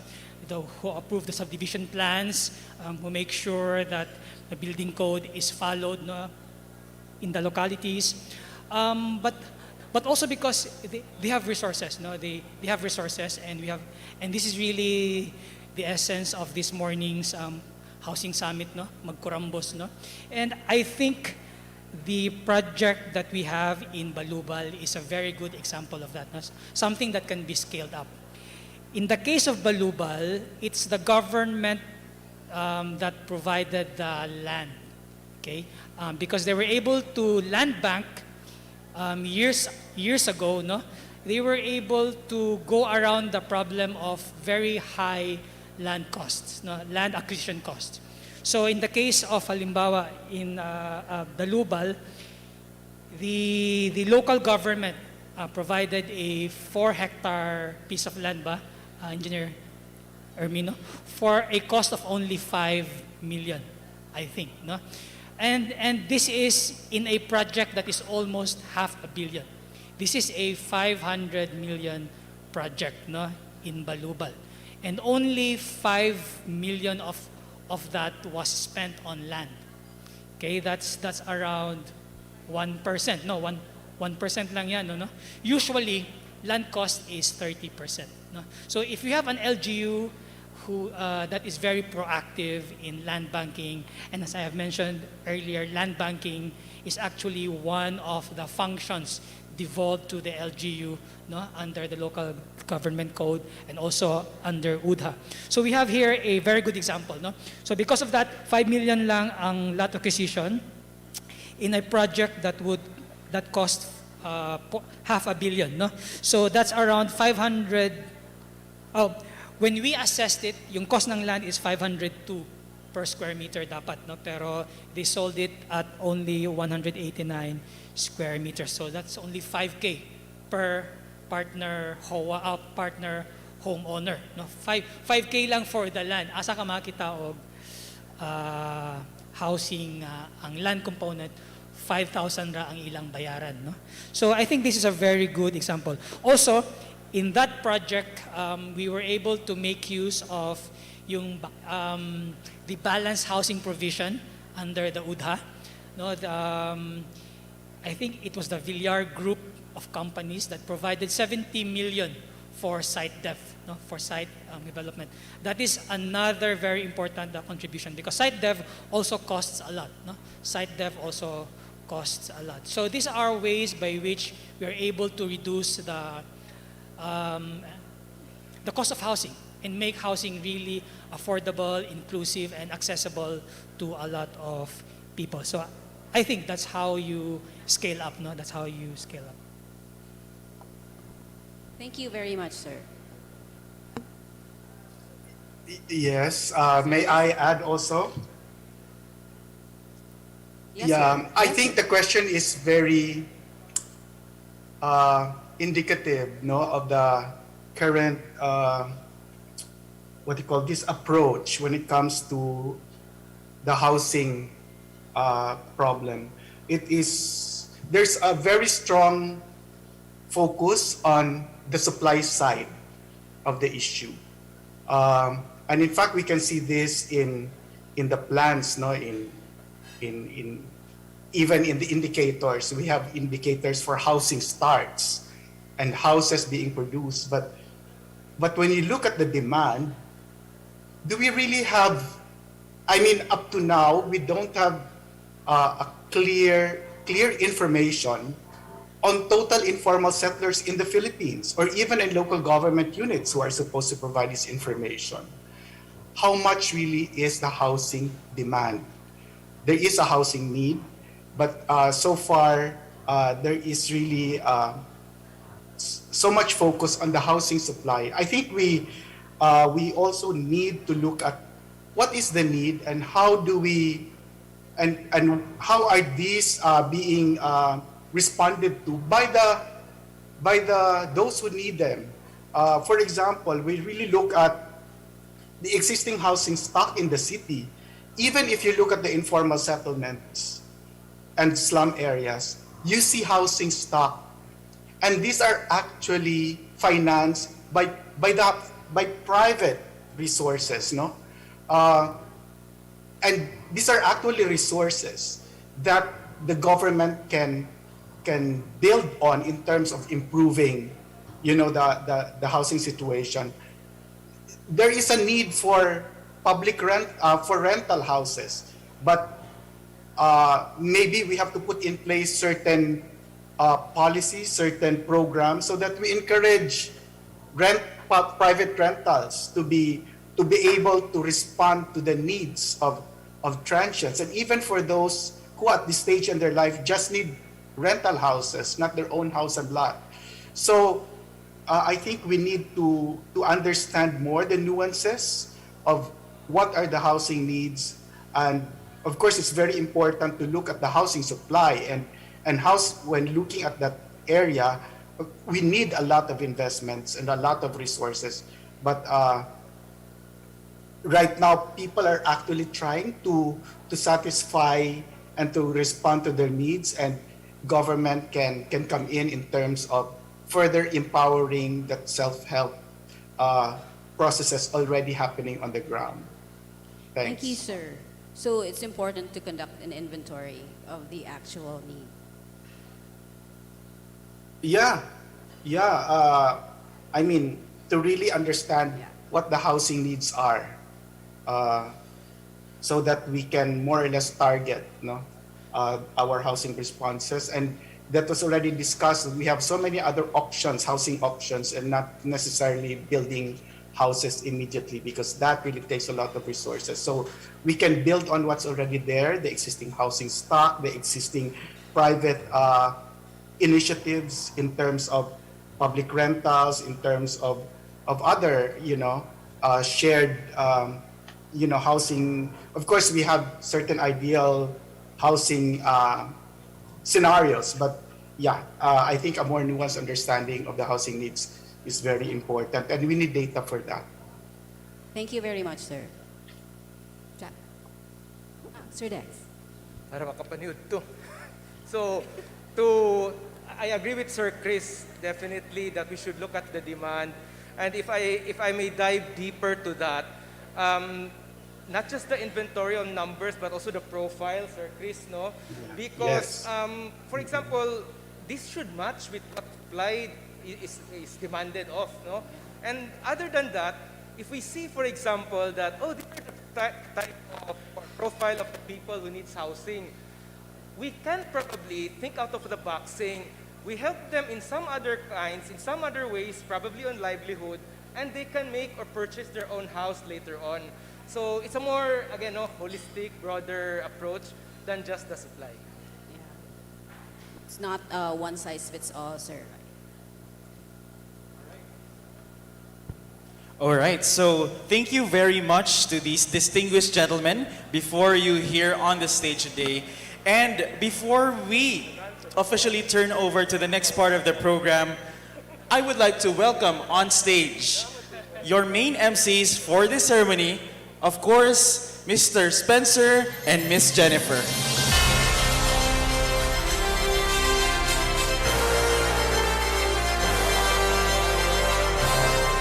So, thank you so much, Jap and Ma'am Monette. Ayan.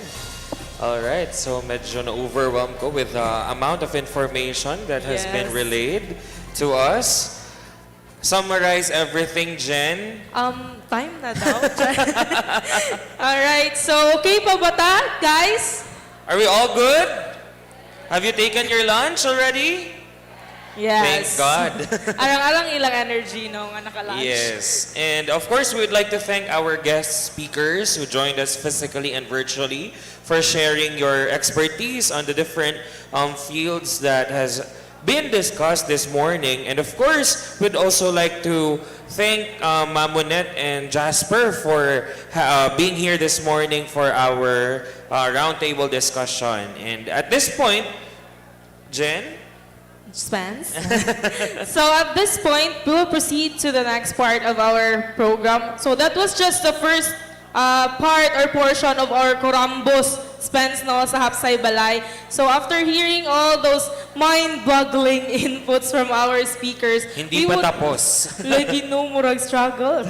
Bitaw, so we would also like to acknowledge, of course, our partners, especially in delivering the mandate of the city, providing decent shelter to our informal settler families. Yes, Jen. And earlier this month, we were able to award our award for the appreciation of the 9 years ni Mayor Moreno and for the partners that has been with us during the 9-year term of Mayor Moreno, and they were acknowledged, they were recognized for the efforts, for the collaboration, for the teamwork that we had for the past 9 years. And today we'd also like to take this opportunity to take two partners of the City Housing and Urban Development Department who were not able to receive their award during the Pahinungod, and now we will be awarding it on stage to be awarded, of course, by Ma'am Eileen Sanoan, our local investment and economic promotions officer, and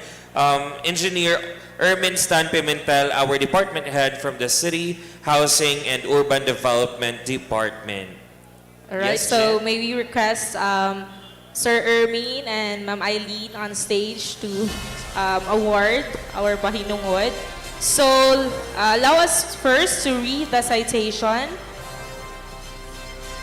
A city is tended by many hands, fueled by many dreams, powered by many engines. It cannot exist without the network of pillars that support it, nor advance without the confluence of drive that propels it. Cagayan de Oro is fortunate to have as its champions institutions whose support and partnership has contributed to its growth, competitiveness, resilience, and ascendance to core city status in the Philippines, fourth economic center, Metropolitan Cagayan de Oro. With profound gratitude, the City of Cagayan de Oro recognizes and honors Social Housing Finance Corporation, given this 22nd of June 2022 in the City of Cagayan de Oro, Philippines, on the 72nd anniversary of the Declaration of Cagayan de Oro City. Signed, Oscar S. Moreno, City Mayor of Cagayan de Oro City. We would like to request our Executive Vice President for SHAFC, Attorney Junfe Payot, together with Ms. Janet Lumayag, the Area Manager of the Social Housing Finance Corporation. How about a round of applause, ladies and gentlemen?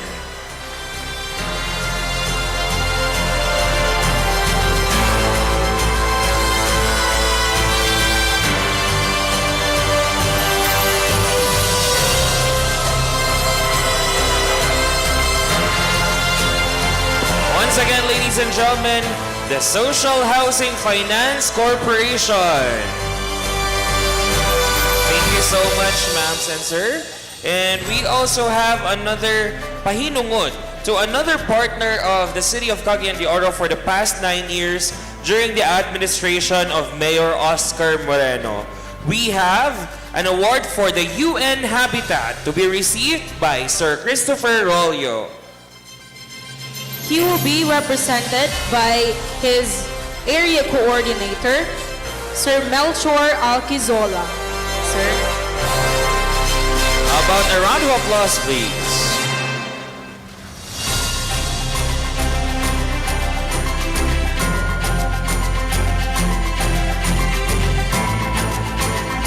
Thank you so much, UN Habitat, for being always with the City of Cagayan de Oro, the local government of Cagayan de Oro, in our projects. All right, thank you so much to our partners, SHAFC and UN Habitat.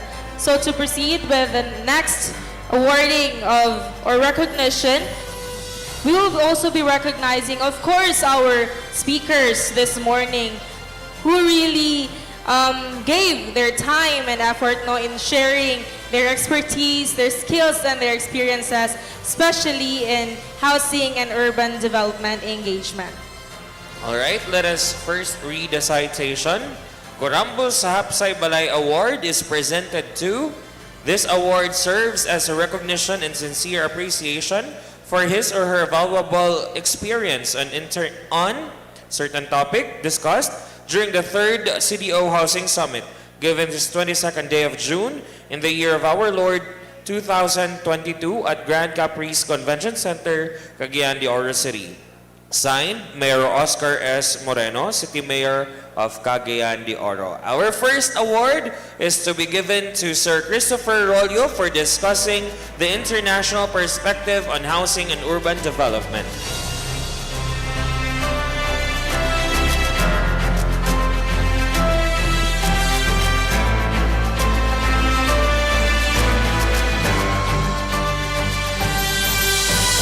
Another Corambos Hapsay Balay Award is presented to Dr.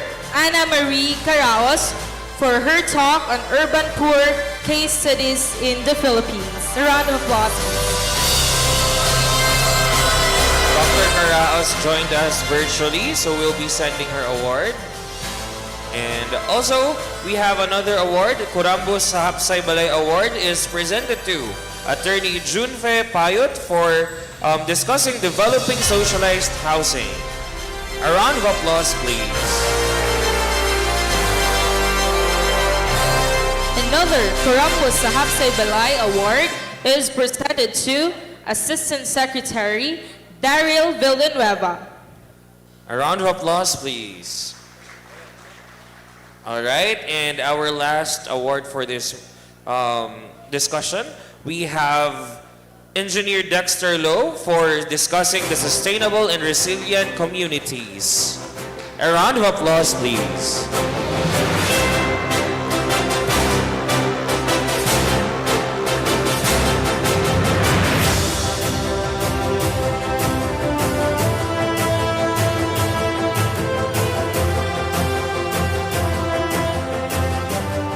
Once again, we would like to thank all our speakers who shared this morning, and we will have more talks this afternoon as we have our breakout sessions. But before that, Jen? Yes, before that, Spence, we will first be hearing one of the very important dignitary that we have, but he will be giving his message to us through a recorded video.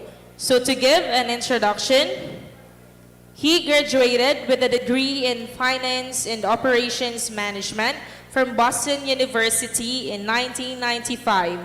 He previously served as the representative of Valenzuela's 1st District from 2001 to 2004 and from 2013 to 2016. He was the mayor of Valenzuela from 2004 to 2013 and best mayor in Kamanava year 2008. Kamanava stands for Caloocan, Malabon, Navotas, and Valenzuela City. He ran for and won a position in the Senate during the 2016 elections. In September 2018, during the 18th Congress of the Senate of the Philippines, Senator Gatchalian urged on real estate players to help solve socialized housing shortage. He appealed to local and foreign real estate players to help the government provide affordable and high-quality socialized housing to underprivileged Filipinos. In a keynote speech he delivered during the International Forum and Property and Real Estate Awards Gala Night, Senator Gatchalian recognized the pivotal role of property developers in meeting the housing needs of the country. Ladies and gentlemen, to tell us more about the housing development experience of the city of Valenzuela, let us all welcome Senator Sherwin Gatchalian.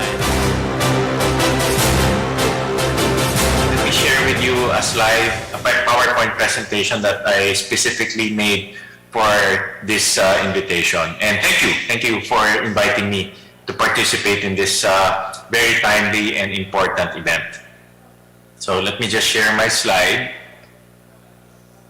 Right, so housing remains to be one of the biggest challenges of our country, and getting data from the HUD-C office, or the department that is in charge of housing, in 2017 to 2022, we still need about 6.8 million units to fully satisfy the requirements of our constituents. And over the years, because we keep on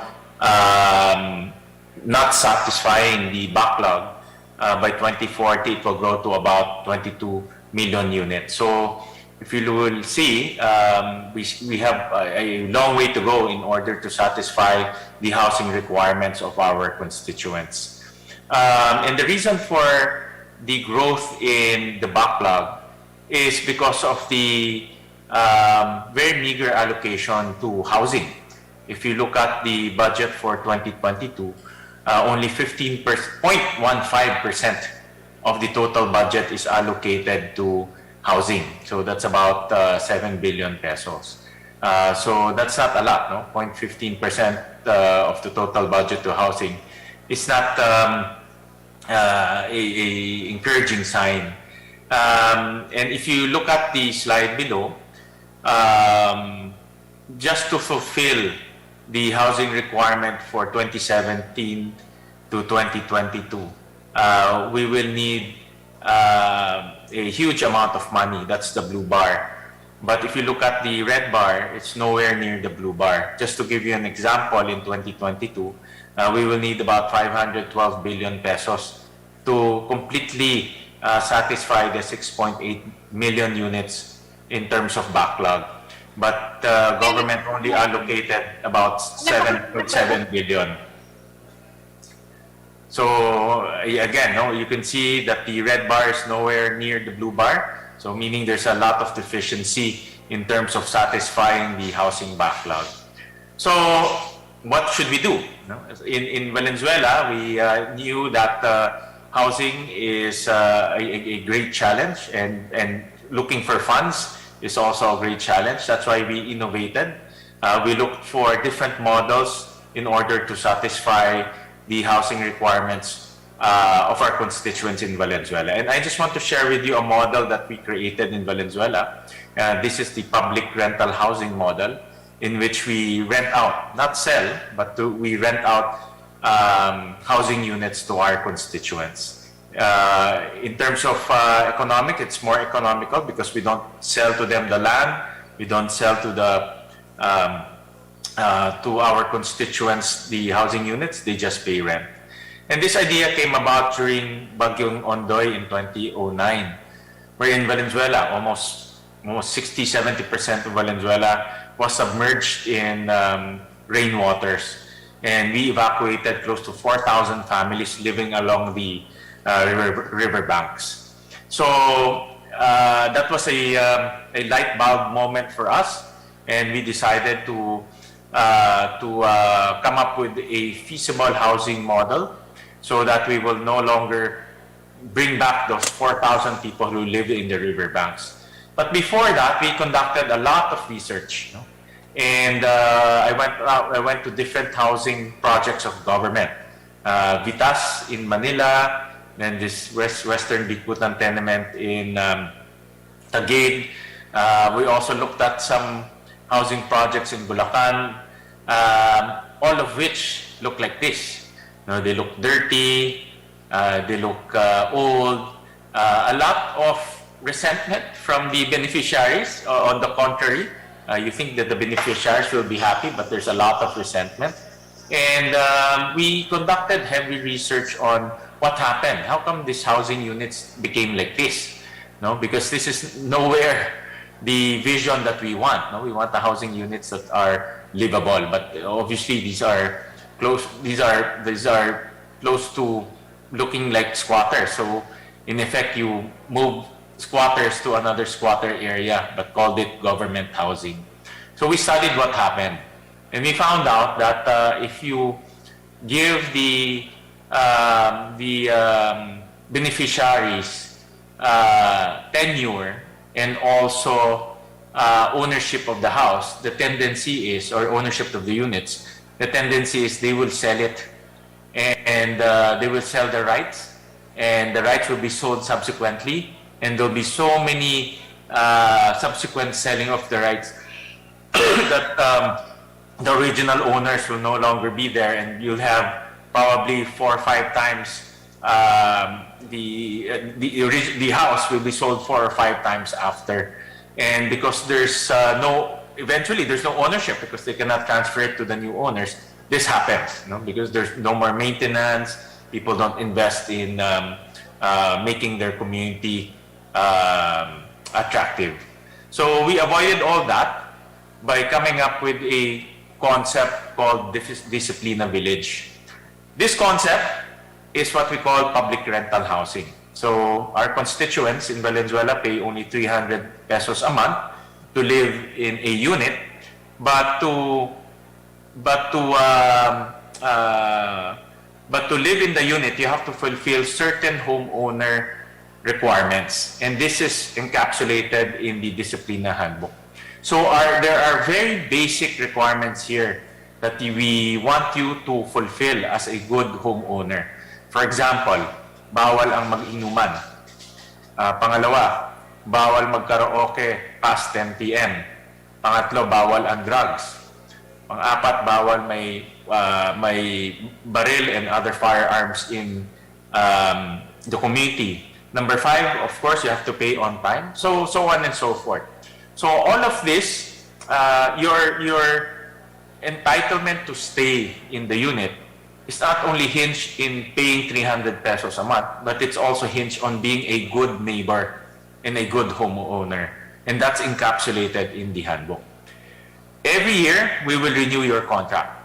And if we find out that you are not fulfilling your mandate under the handbook, and you are a bad homeowner or a bad neighbor, we will not renew your contract. What we want here is to maintain discipline in the village. What we want is to maintain discipline among the homeowners, because we also found out that that our constituents who were living in the riverside, they also come from different and various backgrounds. May mga drug addict, may mga drug pusher, some of them have criminal records. So we have to make sure that we don't transfer that attitude to Disciplina Village, because what we want is a disciplined homeowner and a disciplined community. So we launched our first Disciplina Village. This is Disciplina Village Ugong, and all of these homeowners came from the riverside. We moved all of them here. This is a 3-story building that the local government built in partnership with Gawad Kalinga. So we partnered with Gawad Kalinga. Gawad Kalinga was our builder. The LGU was a funder. The LGU also was the landowner. And this was so successful that we expanded it to Disciplina Village Bignay we expropriated 11 hectares of land, and we transferred close to about 2,000 homeowners in Disciplina Village, Bignay. About 3,700 beneficiaries were transferred here. So this is one of the biggest, or probably the country's biggest in-city relocation site. We did not transfer them outside of Valenzuela. They were transferred in Valenzuela. And before we transfer, we made sure that facilities are complete. My eskwelahan, my high school, my daycare, my park, my transport terminal, so people can go to work. We also built a what we call a PS center, which is the de facto mini city hall in that area. So we made sure that the facilities are complete. So the concept here is a livable city, and we don't want it to look like one of those former housing projects of government. What we want is a sustainable community that is a sustainable community which has highly disciplined homeowners and community members. So just to give you an idea, before we used to have about 3,000 families living along the riverbanks.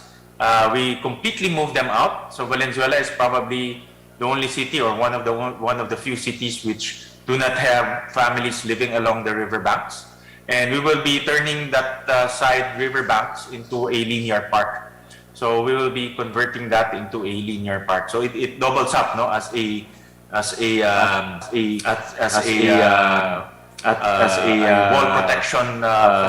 wall protection facility, and also a linear park. Because of the success of Disciplina Village, we're now replicating Disciplina Village in some of our barangays. Our goal is to completely convert our informal settler families into homeowners.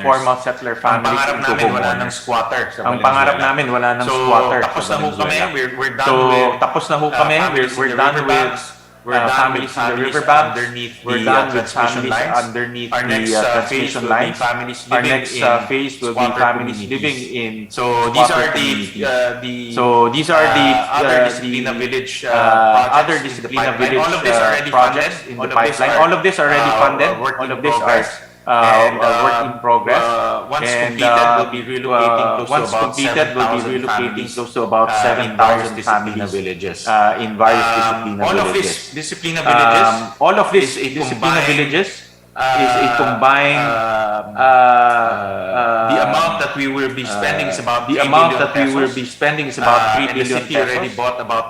And the city already bought about 20 hectares of land to relocate close to about 7,000. Kulang pa nga ho yan, no? Because we still have a lot of families living in private lands that are squatters. So our goal is to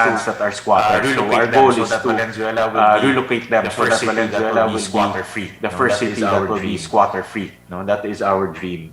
So Disciplina Village, the vision is developing disciplined, sustainable communities to promote prosperity and dignity among members. And we found out that the beneficiaries, they don't really if they would put so much weight in the unit or not. What's important for them is they have what's important for them is they have clean and they have safe community, and they have a community that is self-sufficient in terms of facilities. With 300 pesos, you cannot ask for more. With 300 pesos, you cannot ask for more. That's amount equivalent to a CMP project of the national government. What we found out from the beneficiaries, it's okay to lease as long as my community is as long as my community is clean, is safe, my community is clean, the community members are disciplined and respect each other. So far, since 2009, after almost after almost 12, 13 years, we've only evicted less than a dozen families. All of them are paying on time. All of them are following the rules with discipline. And all of them are good community members in discipline. So I just want to share with you this new model that we are promoting in Valenzuela. In fact, I talked to the Department of Housing people to look at public rental housing as an alternative model. Because you don't amortize the land, you don't amortize the building, it's cheaper. And with the local government taking all of these the facilities, lead it's in faster putting up all of these rather than facilities, national it's faster rather So than again, national thank you very much for So again, thank you very much for inviting me to this event. I hope I've shared some best practices from Valenzuela City. We're doing our part helping in addressing the national government in addressing the housing backlog now and in the future. Daghang Thank you. salamat, Senator Win Gatchalian. A round of applause, please, ladies and gentlemen. And of course, we are inspired, no? If they can do it, then we can also do it. And we are actually doing it right now. Yes, so we are very much inspired now with the housing development experience of Valenzuela City. But don't worry, guys, because Cagayan de Oro City can also do that, right? With the collaboration of our partner agencies. Yes, so wala sila nag-agree. We can do it, right? Agay, yes. Mura Yes. magwala nag-lunch. Kaya ba? Kaya? Kaya, kayo. So pagpa-ugnat sa ato ang mga kuano, atong mga dugo, we will now have another activity, oh, di ba? So we will be having an activity para dili ta katulgon. We will be meeting with several individuals who have prepared also their presentations, their talks, no? And you will be assigned to 4 different groups with 4 different topics. So just to run down, no, we have 4 topics naka-ready for this afternoon's discussions. We have the urban development and Metro CDO. We also have informal settler families and the population. Land use and affordable housing. And lastly, sustainable and resilient communities. So we will have ushers and usherettes to guide you sa ato ang table assignments, and you will be grouped into 4 with 4 different sets of speakers and reactors. So I'm sure our chewed people are out there ready to assist you, to assign you to your respective groups this afternoon. And of course, our speakers, our guest speakers are also ready to present their topics to you. So, pwede siguro sila manindog, Jen? Yes. We are assigned to different breakout sessions. So, open sesame. So, we will be divided into 4 groups, man. So, I think our ushers and usherettes are ready to assist you. Yes, and also we would just like to give you an idea of who are presenting this afternoon. For the Urban Development and Metro CDO, we have 4 presenters. We have the City Planning and Development Officer of Cagayan de Oro, Environmental Planner Ramir M. Balkin. We also have for the NEDA Region 10 Regional Director Milo Faye Aurora Carino, and we have City Councilor Ian Mark Nakaya, and from the University of Science and Technology of Southern Philippines, Dr. Francis Simene. Also, prior to that, Spence, we would like to request the help and assistance of Grand Capri's personnel for the opening of the other venue for the breakout session. So you will have your breakout sessions for at least 1 to 2 hours. And while we are grouping you po, please don't forget to wear your masks and of course limit your interactions while transferring to another table. Alright, gamay lang ang pahimang no para sa tanan nga nag-participate. Once again, we'd like to remind everyone to have an orderly manner of proceeding to your respective groups so that we can already start with our breakout sessions. To proceed, for the breakout session 2, informal settler families and the population, we have our presenters. We have Miss Melissa Marie Nolasco, our division head for estate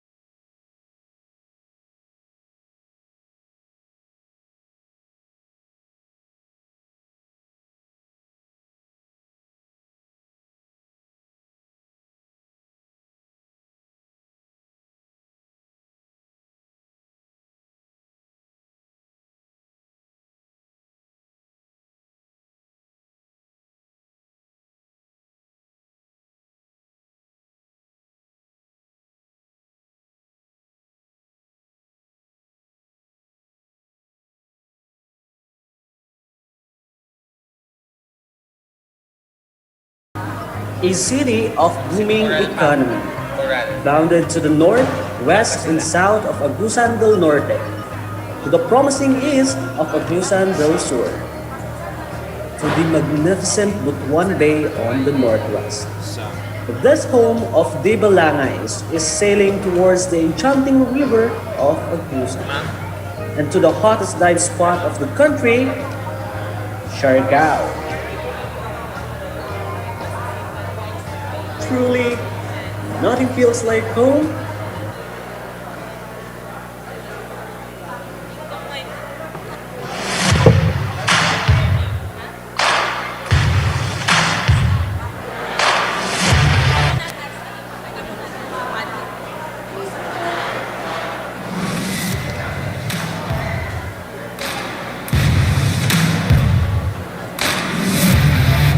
Paging Miss Velmay Valuador to please come on stage. Thank you.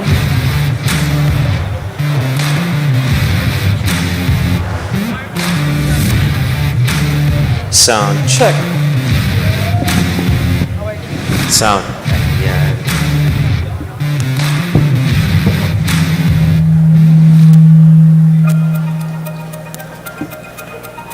In northern Mindanao. Check.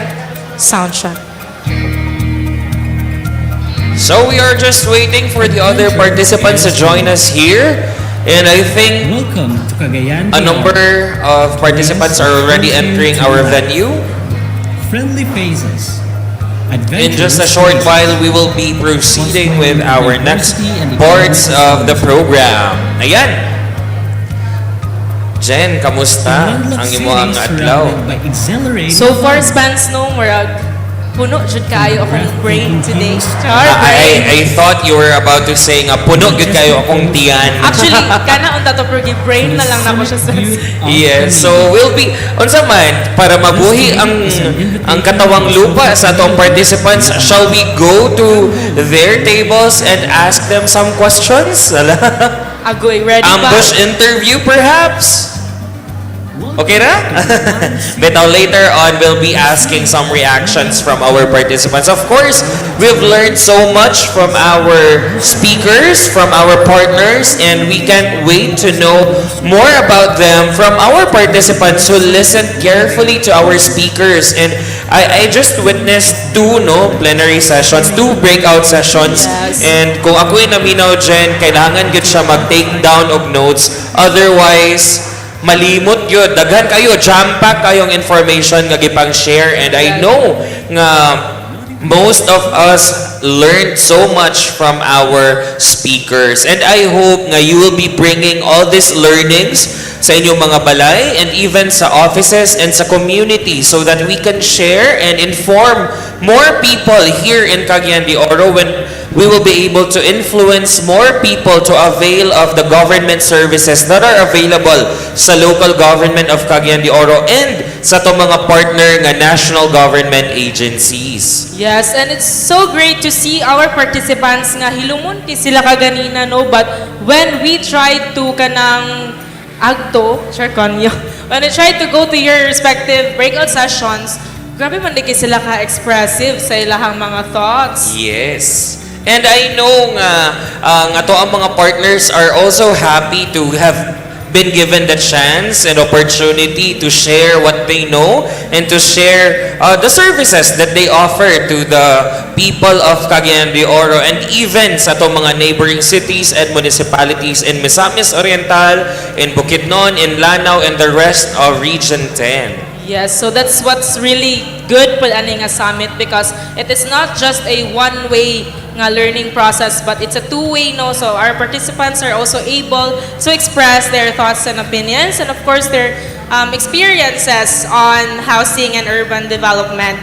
And not just ato ang speakers ang ga-share but they're also able to express themselves, fans. Yes. And may we know if nakaabot na ba tanan participants, nakabalik na ba diri sa hall or are we waiting for the last batch from another breakout session?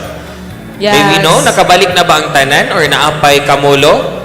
Yes, alright. Nakabalik na ang tanan and busog na sila after the afternoon So, kung na snacks. siyang importante, no? Busog atong tiyan, no? Atong brain today. You know what, Jen? What's very important when you are learning, just, I don't know if it fits or if it suits everyone, but for me, kailangan busog while ga learn. Yes, kay according to our science teacher, kulbaan. Yes, so after learning 4 different topics, the urban development and metro CDO, informal settler families and the population, We also have land use and affordable housing, and of course, sustainable and resilient communities. I know kinahanglan gyud og energy para ma-sustain ang ato ang level of energy pag mag-learn. And I hope nga you enjoyed your day. Kay today is not just for Chud, today is not just for LGU CDO, but to all of you who are here with us today nga nag-learn together with us. And we hope that this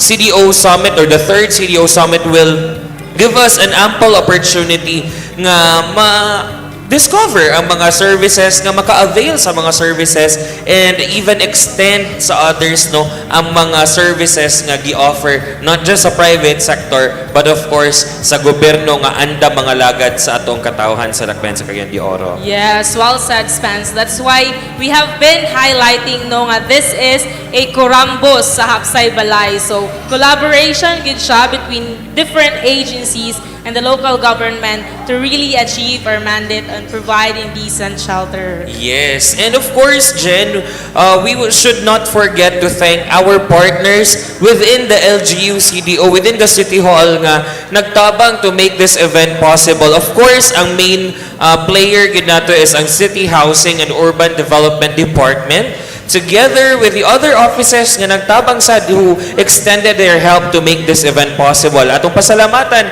ang Oro Trade and Investment Promotion Center by Ma'am Eileen Sanoan. Thank you so much for being here. And the team pod kaganina ang atong moderators who are also from the Oro TIPC. Yes, Pam. So, Ayaw sa kalimti. Hala, gikalimtan niya, Sir Ermin. Hindi kinalimtan, Spence. Ang City Information Office, no? Nga nag-full coverage kaganina. Salamat kayo for allowing us to have a coverage sa ato ang event and of course for giving me an opportunity to host this third CDO Housing Summit. Yeah, so let us not forget we are live via Zoom and our YouTube channel, our Facebook. So thank you so much sa ato ang CIO personnel and of course ang akong banggitan nga co-host karon Spencer. Wala na, walahin na. Ay, tawag ka sa Spence. And of course to our department heads nga nag-support din thank you so much for giving us your time. Earlier na ang mga nagkalain-lain nga department heads sa City Hall nga naghatag po silang suporta diri and I saw some very familiar faces. Ayan. So now, we'll proceed with our program na Jen kay I think ready na ang tanan para sa another nga performance. So, para ma-energize po gikan sa draining or mind-boggling kaayo nga information nga atong nadawat, we will be hearing another presentation, song number from none other than our Cagayan de Oro City Chorale. A round of applause please, ladies and gentlemen. Salamat City Hall Chorale for being with us today.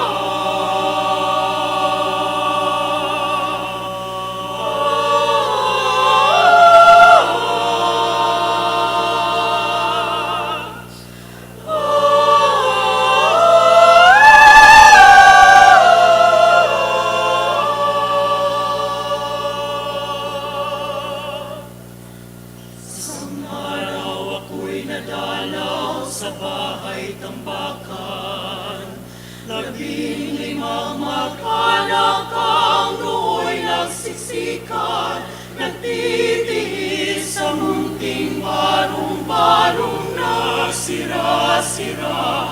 Habang doon sa isang mansyon, halos walang nakatira. Sa lilim ng bablang karot, sila no'y nakakulong sa init ng iyong at mga sirang gulong, pinagtagpi-tagping basura, pinatungan ng bato. Hindi ko maintindihan kung bakit tawag sa ganito ay bahay.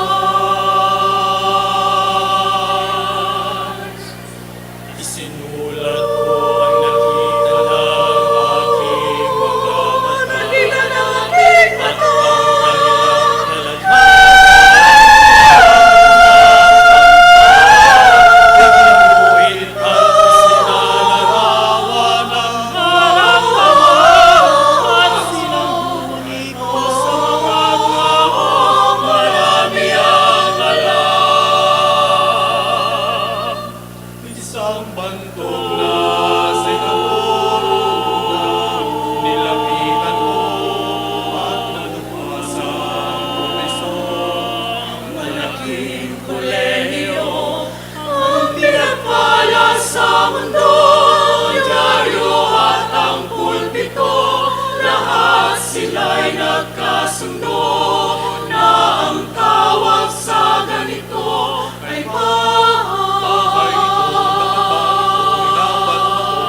Bahay itong dapat bang ituring dapat batong ituring na bahay. Bahay itong dapat bang ituring dapat batong ituring na bahay. Bahay itong dapat bang ituring dapat batong ituring na bahay. Bahay itong dapat bang ituring dapat batong ituring na bahay. Bahay itong dapat bang ituring dapat batong ituring na bahay. Bahay, bahay, bahay, bahay, bahay.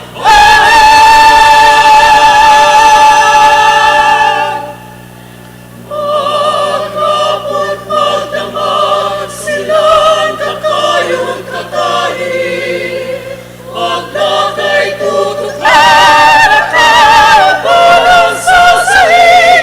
Sa habang nagutay-gutay ay pipilitin umimlay. Ihamak na mainam pa ang pahingahan ng mga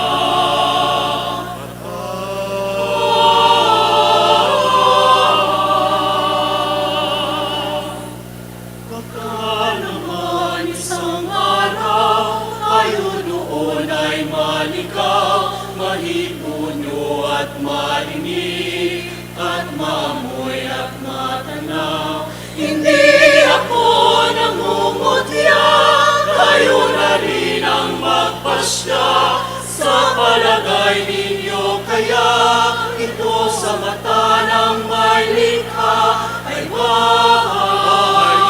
Dapat bang ituring dapat batong ituring na bahay. Bahay itong dapat bang ituring dapat batong ituring na bahay. Bahay itong dapat bang ituring dapat batong ituring na bahay. Bahay itong dapat bang ituring dapat batong ituring na bahay. Bahay itong dapat bang ituring dapat batong ituring na bahay. Bahay itong dapat bang ituring dapat batong ituring na bahay. Bahay, bahay, bahay, bahay, bahay.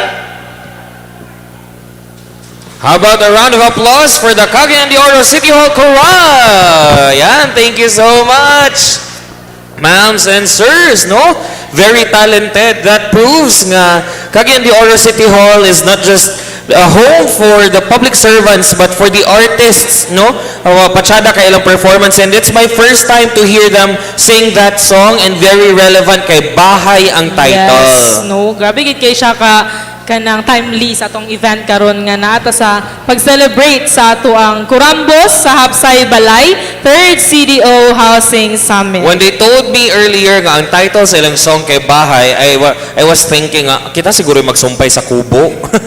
But it was a different performance, no? Na nambarot akong balahibo. In English, My feathers. all right, ladies and gentlemen, once again, that was Cagayan de Oro City Hall Choral. And now, from one performance to the other, kay karon atong i-award ang performances atong partners. Yeah. So earlier we were talking about kanang recognizing our partners, no? Kanang nahimog yung posible tungod sa ilaha. So today, Spence, we will be recognizing our partners from different sectors and clusters. So starting with our homeowners associations. Alright, so allow me to read the citation. Kurambos sa Hapsay Balay Award is presented to. This award serves as a recognition and sincere appreciation for the association's ongoing contribution in community building and continued work in the city's housing engagements. We salute your good deeds with gratitude. Given this 22nd day of June in the year of our Lord 2022 at Grand Capri's Convention Center, Cagayan de Oro City. Signed, Honorable Oscar S. Moreno, City Mayor of Cagayan de Oro City. Right. So before we proceed, of course, we would like to ask on stage our Honorable Oscar S. Moreno and our TRUE Department Head, Engineer Ermin Stan Pimentel, and of course, Kagawad Edgar Cabanla, 2nd District City Councilor of Cagayan de Oro City. Once again, may we request Mayor Oscar S. Moreno, Engineer Ermin Stan Pimentel, and Kagawad Edgar Cabanlas to join us on stage for the awarding of our certificates. Yes.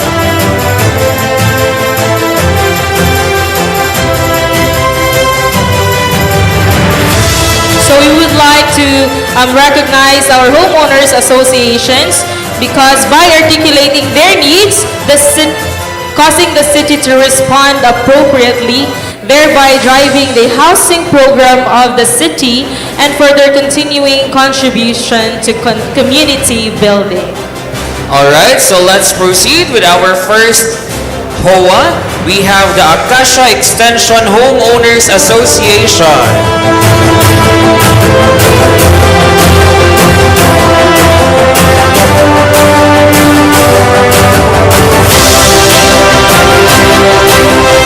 We also have Muslim Christian Women Homeowners Association Incorporated.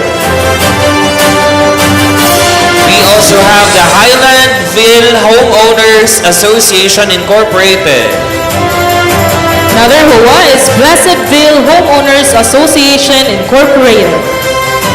We also have the Bermudo Village Homeowners Association Incorporated. We also have Consolacion Neighborhood Homeowners Association Incorporated.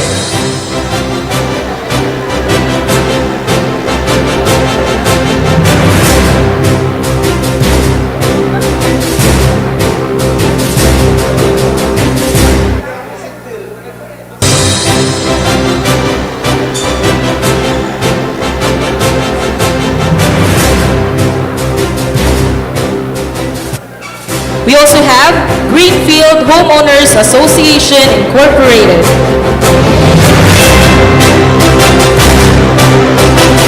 We also have Medalla Milagrosa Village Phase 1 HOA Incorporated. We also have Virgen del Rosario Homeowners Association Incorporated.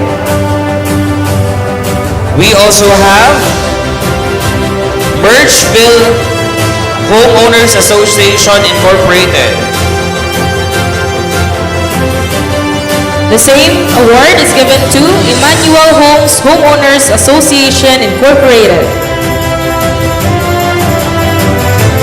We also have the Caritasville Homeowners Association Incorporated. Also, we have Granville Homeowners Association Incorporated.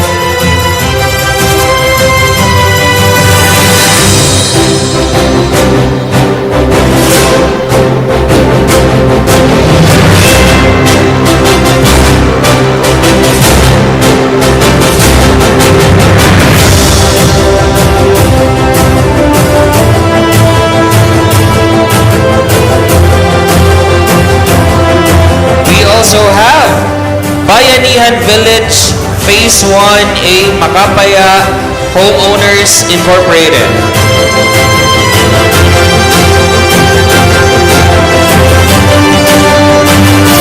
We also have Granville Homeowners Association Incorporated.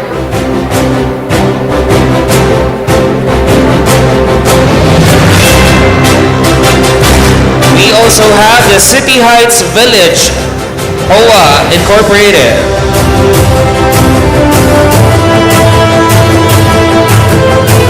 The same award is presented to Japan Non-Grant Aid and Relocation Project HOA Incorporated.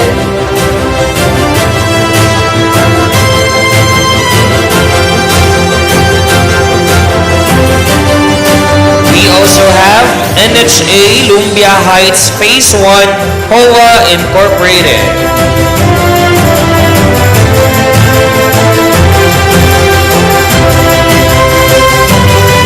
Another is from Pagatpat Resettlement Project Phase 2 Homeowners Association Incorporated. We also have Graceville Homeowners Association Incorporated.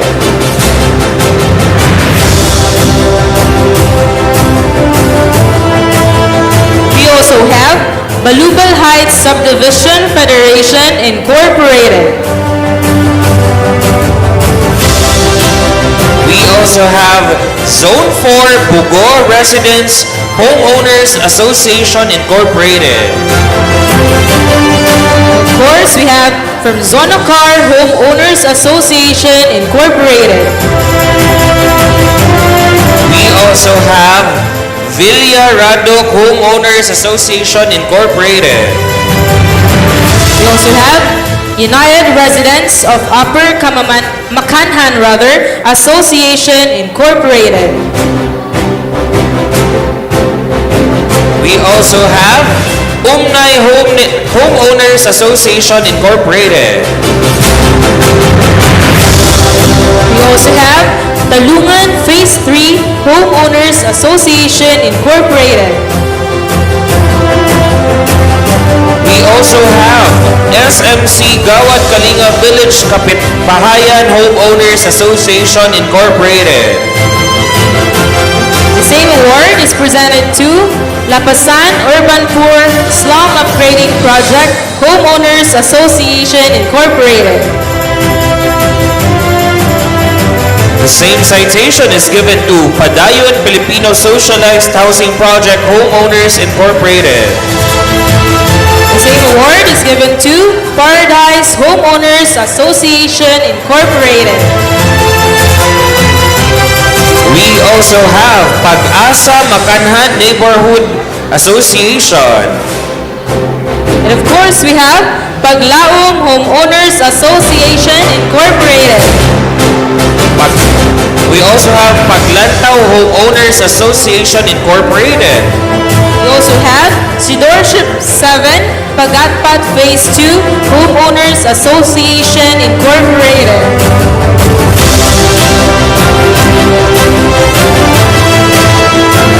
We also have Sidorship 7 Pagatpat Phase 1 Homeowners Association Incorporated. We also have CDO Pag-asa Homeowners Association Incorporated. We also have Oro Habitat Phase 2A Homeowners Association Incorporated. Alright, so ubay-ubay gina itong mga Homeowners Association here with us today, and we are 73 HOA strong. A round of applause, please. Yes, so they are actually just the batch 1 of those homeowners associations. So we would like to ask our batch 2 to kindly prepare on the side.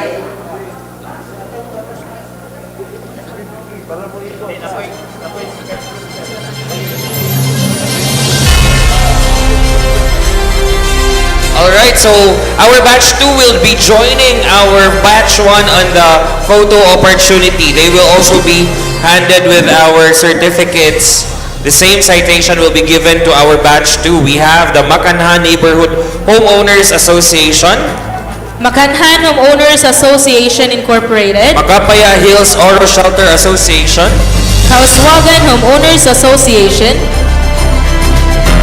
We also have Kauswagan Homeowners Association, We have Benaoro Homeowners Association, Adelphi Extension Neighborhood Association, Akasha Extension Homeowners Association, Amfana Homeowners Association Incorporated, Balangay Pangandoy Homeowners Association Incorporated, Berjaya Village, Gawad Kalinga Village, Kapitbahayan Hoa Incorporated, Kawilihan Village Homeowners Association Incorporated, Sidorship Kanituan Homeowners Association Incorporated, Sidorship 2 Manuel Vega Homeowners Association Incorporated, Sidorship 3 Ipunan Homeowners Association Incorporated, Sidorship 4 Malubal Homeowners Association Incorporated, Centennial Village Homeowners Association Incorporated, Cheese Escudero Homeowners Association Incorporated, Xavier Ecoville Homeowners Association, FS Catanico Homeowners Association Incorporated, we also have the Filipino-Chinese Chamber Lower Hoa Incorporated, Filipino Chinese Chamber New Hoa Incorporated, Filipino-Chinese Chamber Old Hoa Incorporated, Filipino Chinese Chamber Upper Hoa Incorporated, Veterans Hope Garcia Lot Homeowners Association Incorporated, Gawad Kalinga Shell Homeowners Association Incorporated, Gawad Kalinga SMPDO Kapitbahayan Hoa Incorporated, Golden 36 Homeowners Association Incorporated, Habitat for Humanity Phase 3 Homeowners Association Incorporated, Habitat for Humanity Resettlement Phase 1 Hoa Incorporated, Indahag Habitat Village Phase 1 Homeowners Association Incorporated, Indahag Habitat Village Phase 2 Resettlement Hoa Incorporated, Isla Cupa Socialized Housing Project Hoa Incorporated, LGU 19 Homeowners Association Incorporated, Lutheran Village Homeowners Association Incorporated, and the rest of our Homeowners Association. We request Mayor Moreno and Kagawad Cabanlas and Sir Erwin to stay on stage for our next set of awardees. We have the Key Shelter Agencies or the National Housing Agencies. At first, we have our Department of Human Settlements and Urban Development. May we request any representative from the issue? We also have the Social Housing Finance Corporation. May we request our representative from the SHAFC?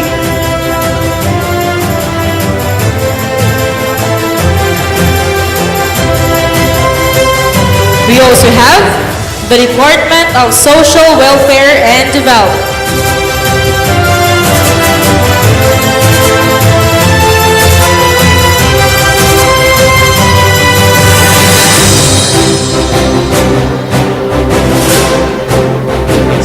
We also have the Bureau of Internal Revenue, the Registry of Deeds of Cagayan de Oro, and we also have the Department of Environment and Natural Resources.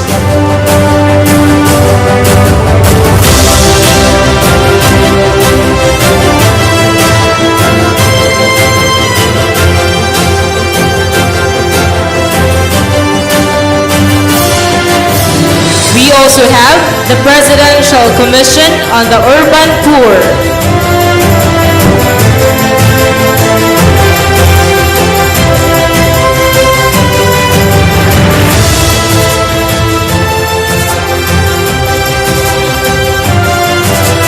also have the pagtutulungan sa kinabukasan, ikaw, bangko, industriya at gobyerno, pag-ibig.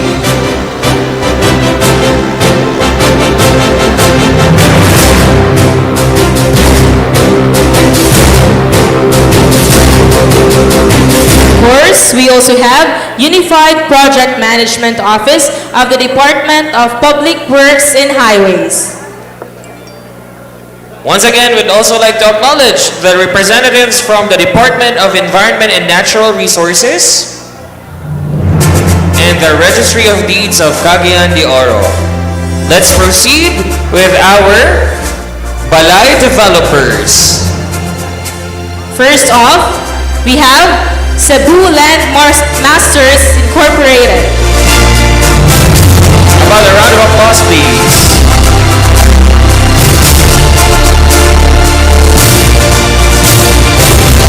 We also have representatives from the Camellia Group of Companies.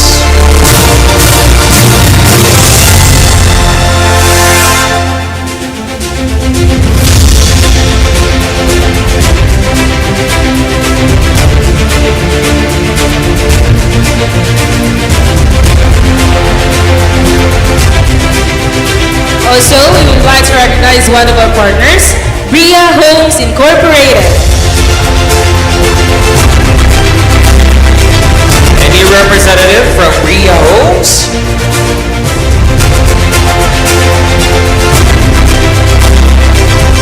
We also have from South Cove Incorporated.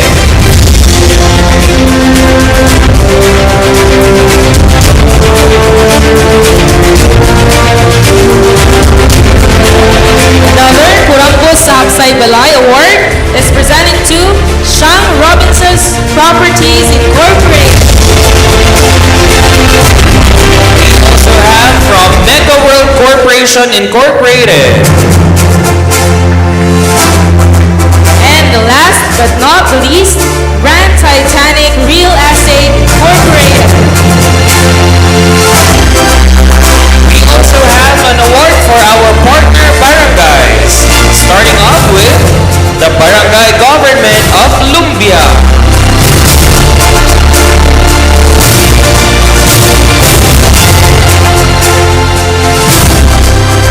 We would also like to award to Barangay Government of Tagloan.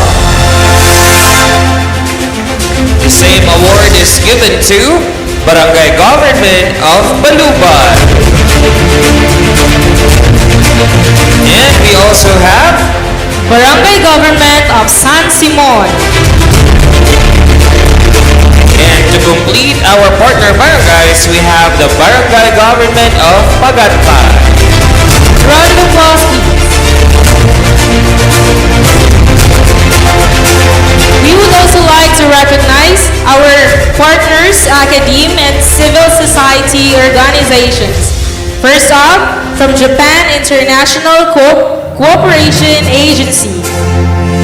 We also have from Xavier University Ateneo de Cagayan.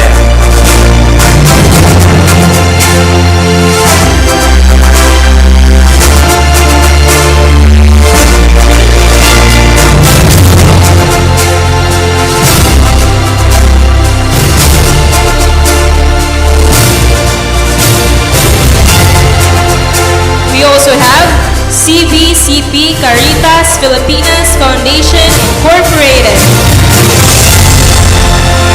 The same award is given to UN Habitat Philippines. The same award is presented to Filipinas Shell Foundation Incorporated. We also have an award for the Oro Habitat Foundation.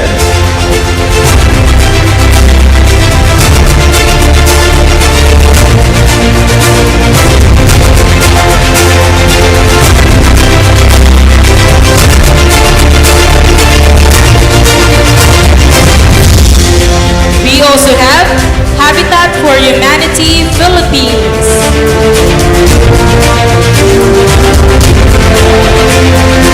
And of course, to our Archdiocese of Cagayan de Oro.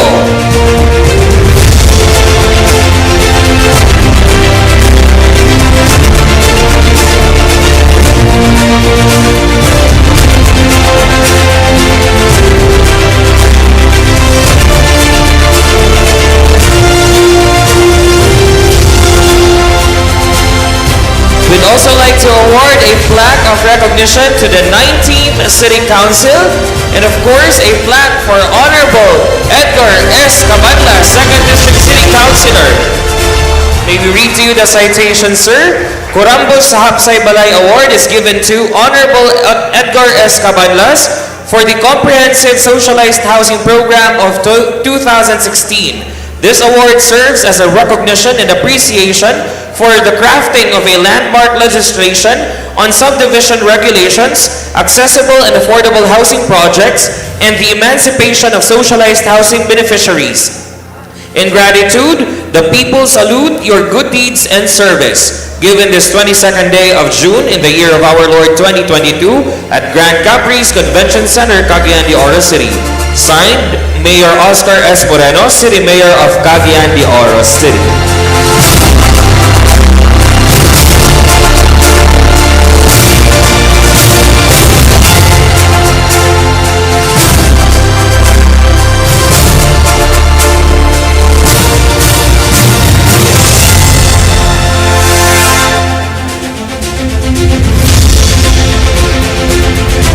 And of course, ladies and gentlemen, our awarding ceremony wouldn't be complete without awarding the man of the hour, the person who crafted and orchestrated everything for the housing development programs of Cagayan de Oro City. No less than Honorable Mayor Oscar S. Moreno!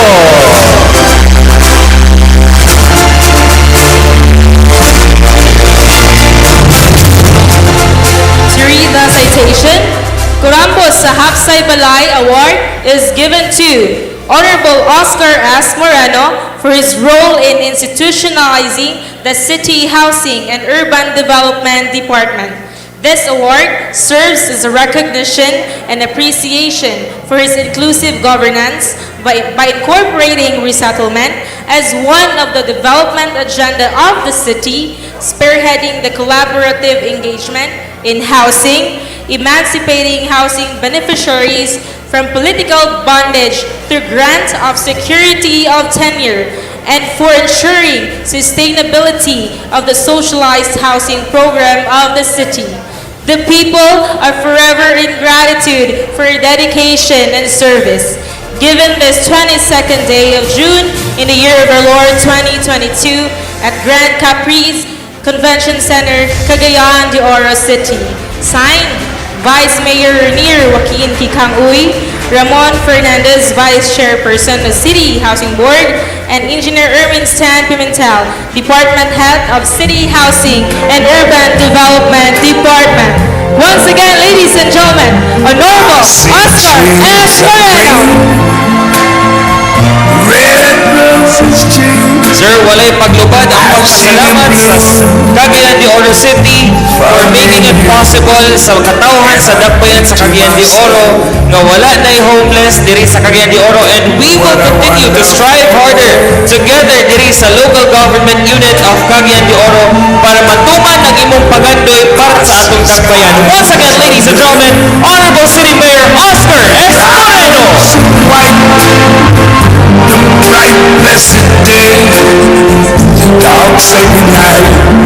Ganun, sir. Of course, you are not excused. You will be giving your response message.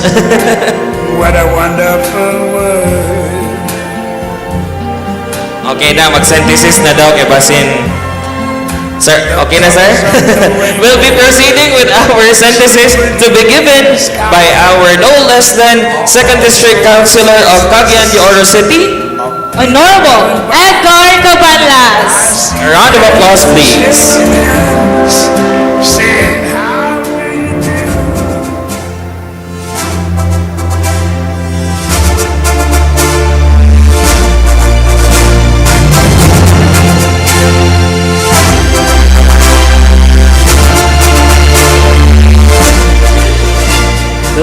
Salamat, Abe Kugong mana.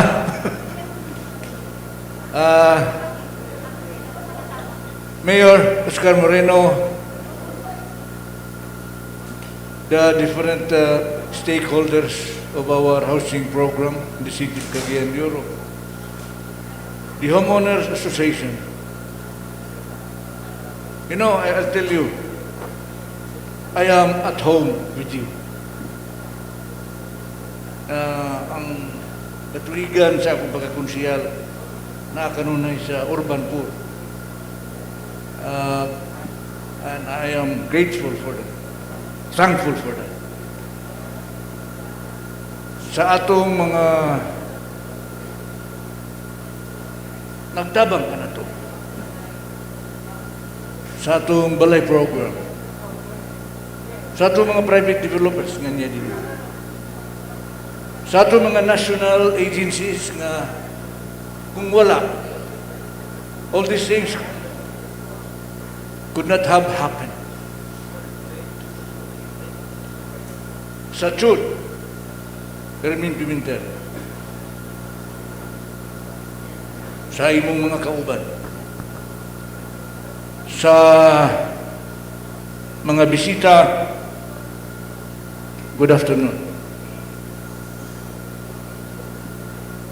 First, I would like to say that if this event this afternoon took place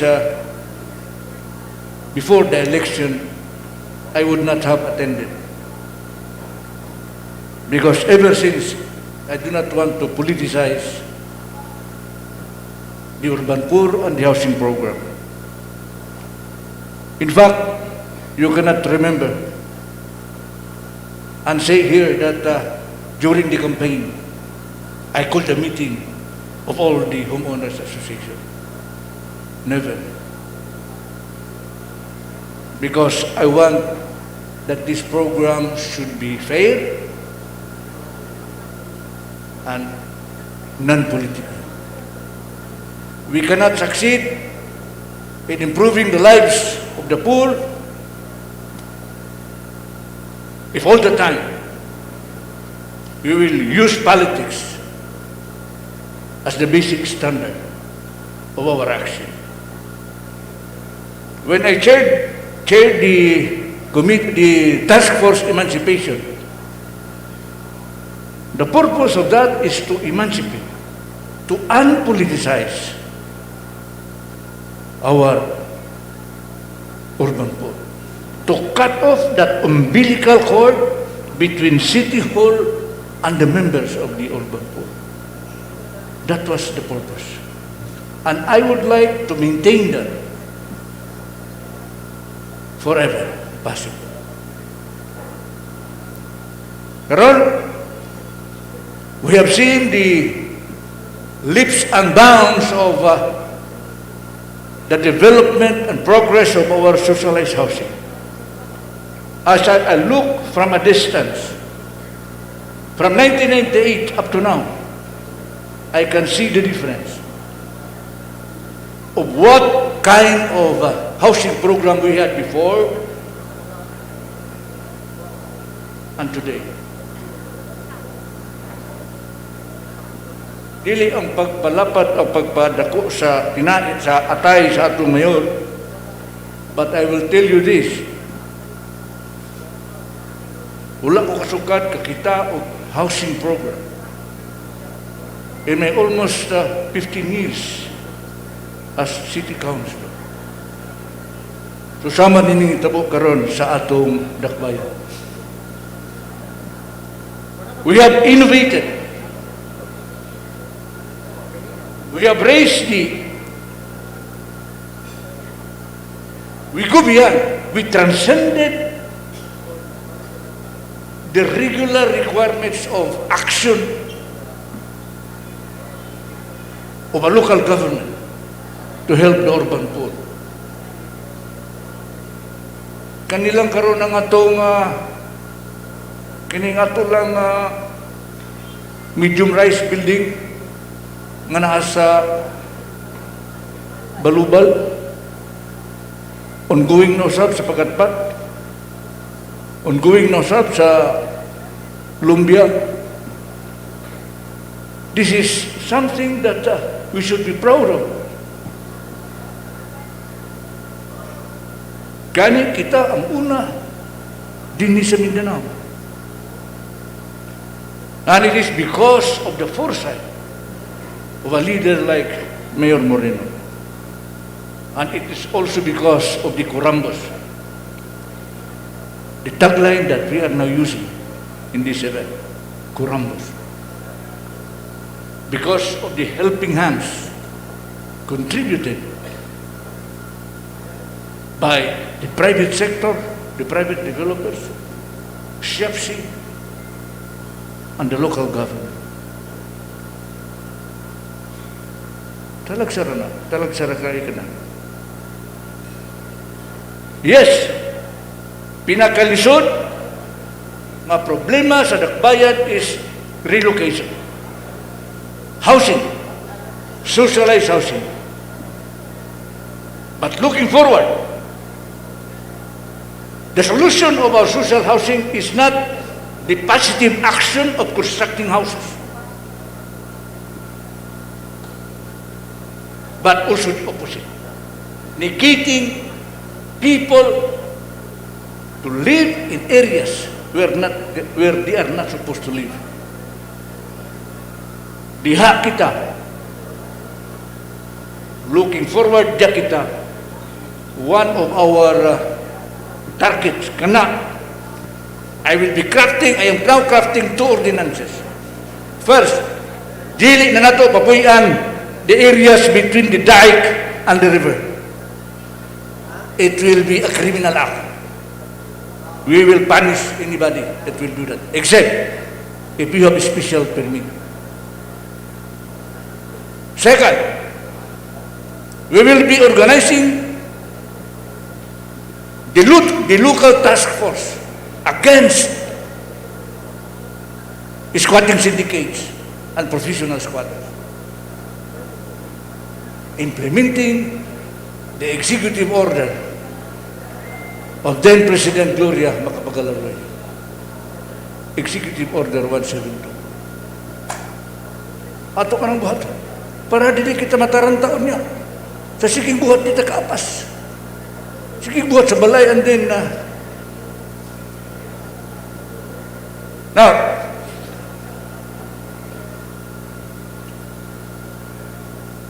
ang atong problema sa ang pamaagi sa atong palangga nga mayor wholesome socialized housing, balay, yuta. And now he is now trying to improve that. Kanang gitawag na to nga lot only. We will look on that issue, on that program seriously later on. Nga naman, para kung doon ay mga emergency nga mga relocation, sama karon kagubod na sa pantablon kay na ay demolition. Nakita'y ready nga lot only relocation for them. To do that, continue na to ang atong land banking. To do that, we have to seek assistance from the National Housing Authority. Partner na to sila.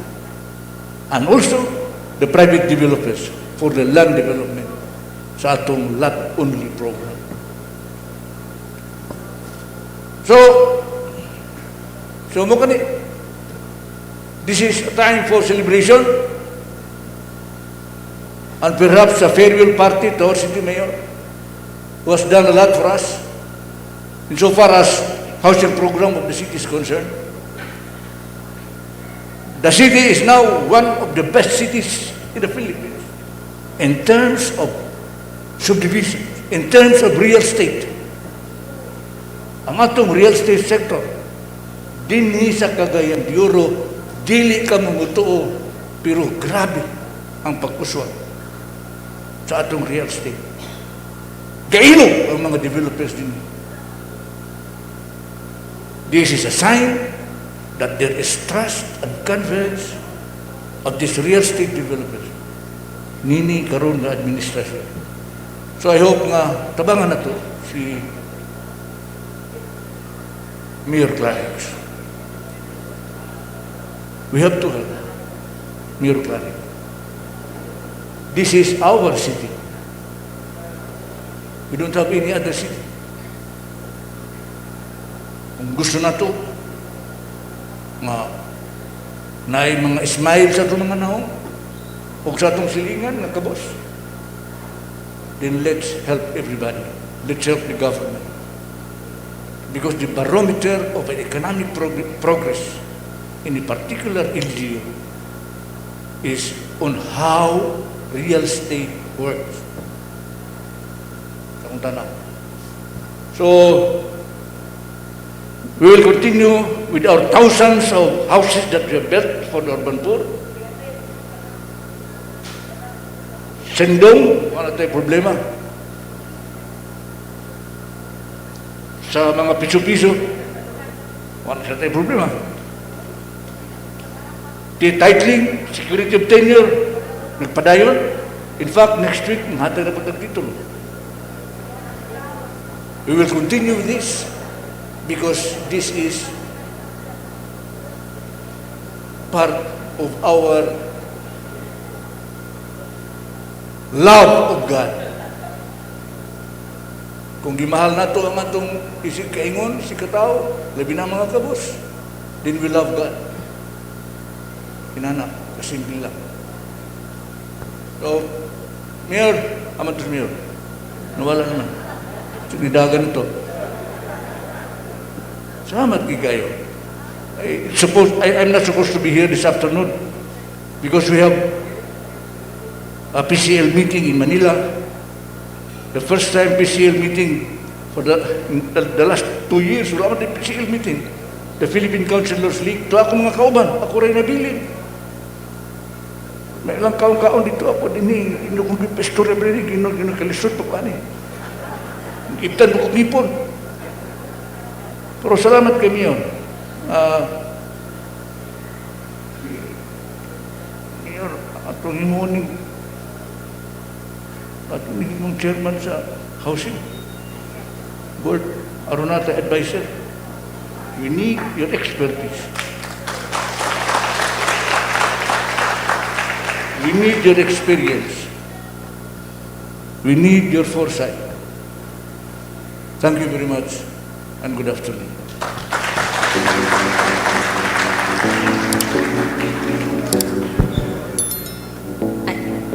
Thank you so much, Honorable City Councilor Attorney Ed Cabanlas. Thank you so much, sir, for sharing your time with us this afternoon. And grabe no, overwhelmed kaayo ko for today's video. Short vlog. We have learned so much from the different speakers, and of course, we have already we knew na daghan na kayo partners ang LGU CDO for the projects to be possible, no, to be made possible. Indeed, kurambos kit siya, no? Kurambos sa Hapsay Balay. So, that is the highlight of our third Cagayan de Oro Housing Summit for today. Alright, so daghang salamat kaayo sa tanan nga nag-participate. Let's give ourselves a round of applause, please.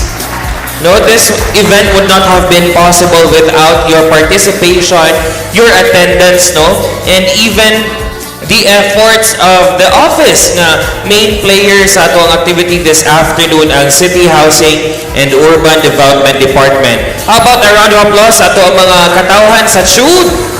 No, shout out sa tanan nga working committee for this event, and of course, we would like to thank the Almighty for making this event possible. Jen! Alright, so dili gid siya mahimong posible tanan, no, manang daghan jud kaayong salamat sa amuang mga sponsors, especially to name them, we have Social Housing Finance Corporation, Oriental Consultants Global Corporation, Jandor Ventures Corporation, Wicam Magnum Properties, Communities Cagayan Incorporated, Cebu Land Masters Incorporated, Kingdom Municipal Construction Group, Solid Farms Corporation, Globe Telecom, and Parasat Cable TV. Yes, and of course our 73 homeowners associations nga naada ni karon, Yes, our key shelter agencies, our partner barangays, civil society organizations, the 19th City Council of course, and Balay Partners Developers. Ayan, daghang salamat sa tanan for making this event possible. This has been your host, Spencer Palen from the City Information Office. Jennifer Drozo from the City Housing and Urban Development Department. And thank you so much for participating sa Kurambos sa Hapsay Balay 3rd CDO Housing Summit. God bless us all and see you all next time. May hapon sa tanan. We'd like to request everyone to please, from Truth, to join us for a photo opportunity. And to all our guests, magkita-kita ta sa mga sunod pang activities. Daghang For salamat. collaborative engagements with our partners. Alright, calling our